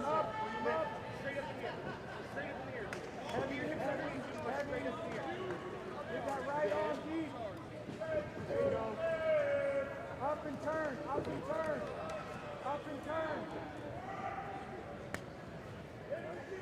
Get under there, go.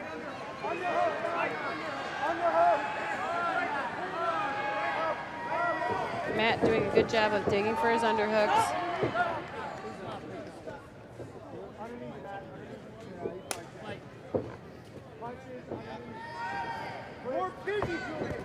Ooh, nice right hand. I don't know if it landed. Let's see. Nice.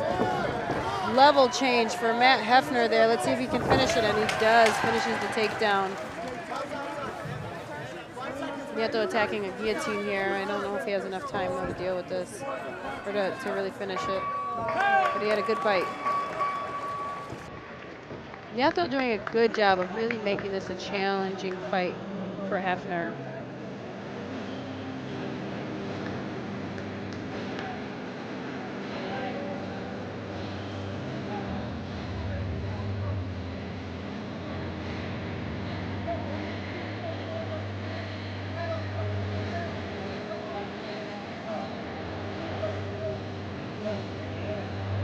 Just about halfway through our main event.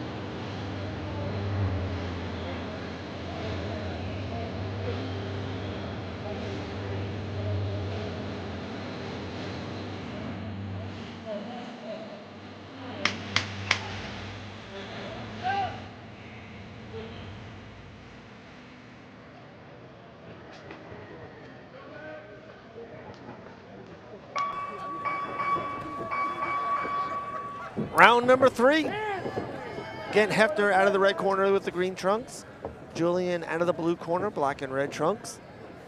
Really close fight so far through 2. Yes, very technically sound fight here. You gotta dig, Julian, stay in his face. Down. What I say? Stay in his face. Measure and go, measure and go.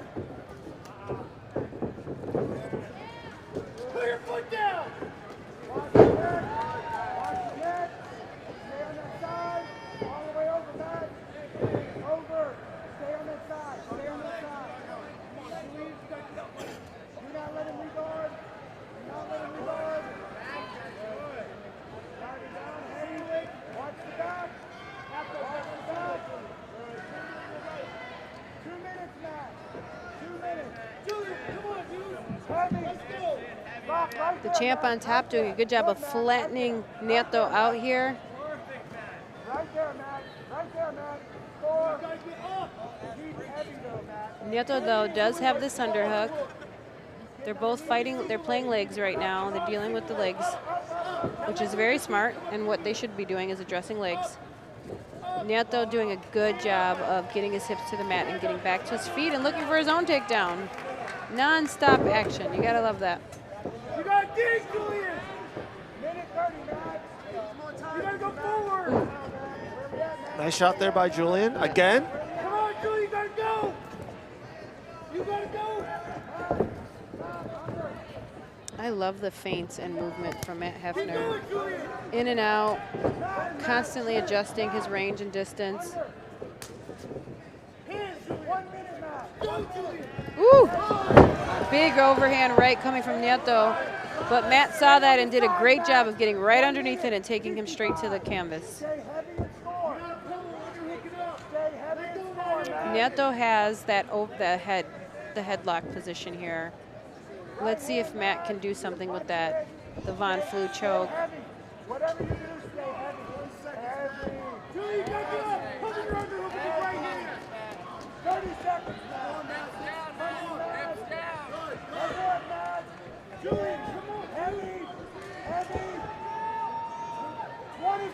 Matt doing a great job of staying really heavy on him. He's got his hips on one side of the body. He's got a heavy underhook on the other. Really controlling the legs here. Nice posture coming from Matt Hefner. Big shots, knee on belly. Knee on belly, Matt. Great job getting to the mount and finishing the round on top.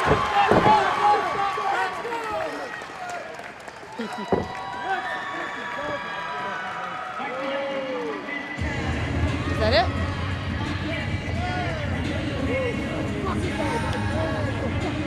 Maybe that's it. Maybe the middleweight was 5, they said, and this was just 3. Is it because it's an amateur fight? I don't know. I need to get my rules together, that's for sure. I don't know how to even score that. I really don't. Tough one.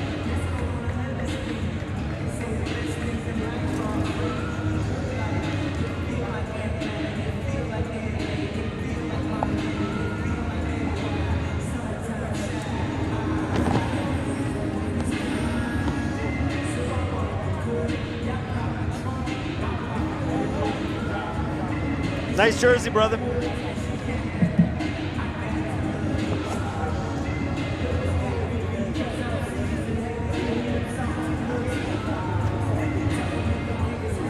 What up, champ? See you in Biloxi.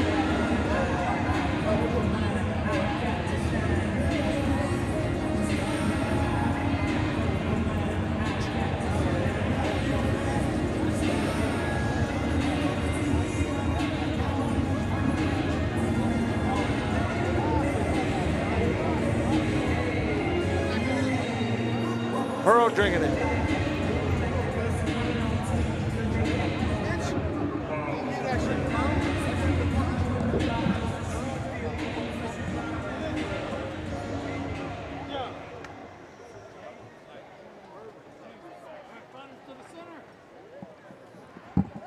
Ladies and gentlemen, after 3 rounds of action, we go to our judges' scorecards for a decision. The scores are as follows: 30-27, 29-28, 29-28 for your winner by unanimous decision. And still, your flyweight champion, Matthew Hefner. And still. Ladies and gentlemen, I'm here with your winner, the champ, Matt Hefner. What a hard-fought war that was. How are you feeling right now about your performance? I feel good. We wanted to strike with him some more, but I feel like the only way he was going to beat me is if he knocked me out or started catching me. So I decided to switch it up, start doing more takedowns, and it worked in my favor. And ended up getting the win. You certainly adjusted so well in that, going for your own takedowns. Was there anything that surprised you about the challenger tonight? I didn't expect him to try to fight, taking me down as much. He held me against the ropes a lot, which was kind of unexpected, but, you know, let me know, hey, I can kind of hold my own with this guy in my grappling, so let's take him down. You certainly held your own. You did a fantastic job. What's next for you? How soon are you looking to get back in here and defend that belt? Well, right now I don't feel too injured anywhere, so probably another 3 months, I'd say I'll be back. Well, we can't wait to have you back. Ladies and gentlemen, your winner, the champ, Matt Hefner. Hey, now don't forget to join me and Pearl and the crew at Play for the official Island Fights 89 after party. Pearl likes to get freaky out there, so come hang out with us. Get a picture, get an autograph. All right, Let's guys. go. Thank you so much. Island Fights 89 in the books. We'll see everyone July 25th at Island Fights 90. For Dave Van Auken, Pearl Gonzalez, and the team here at Island Fights, have a good night. Drive home safe.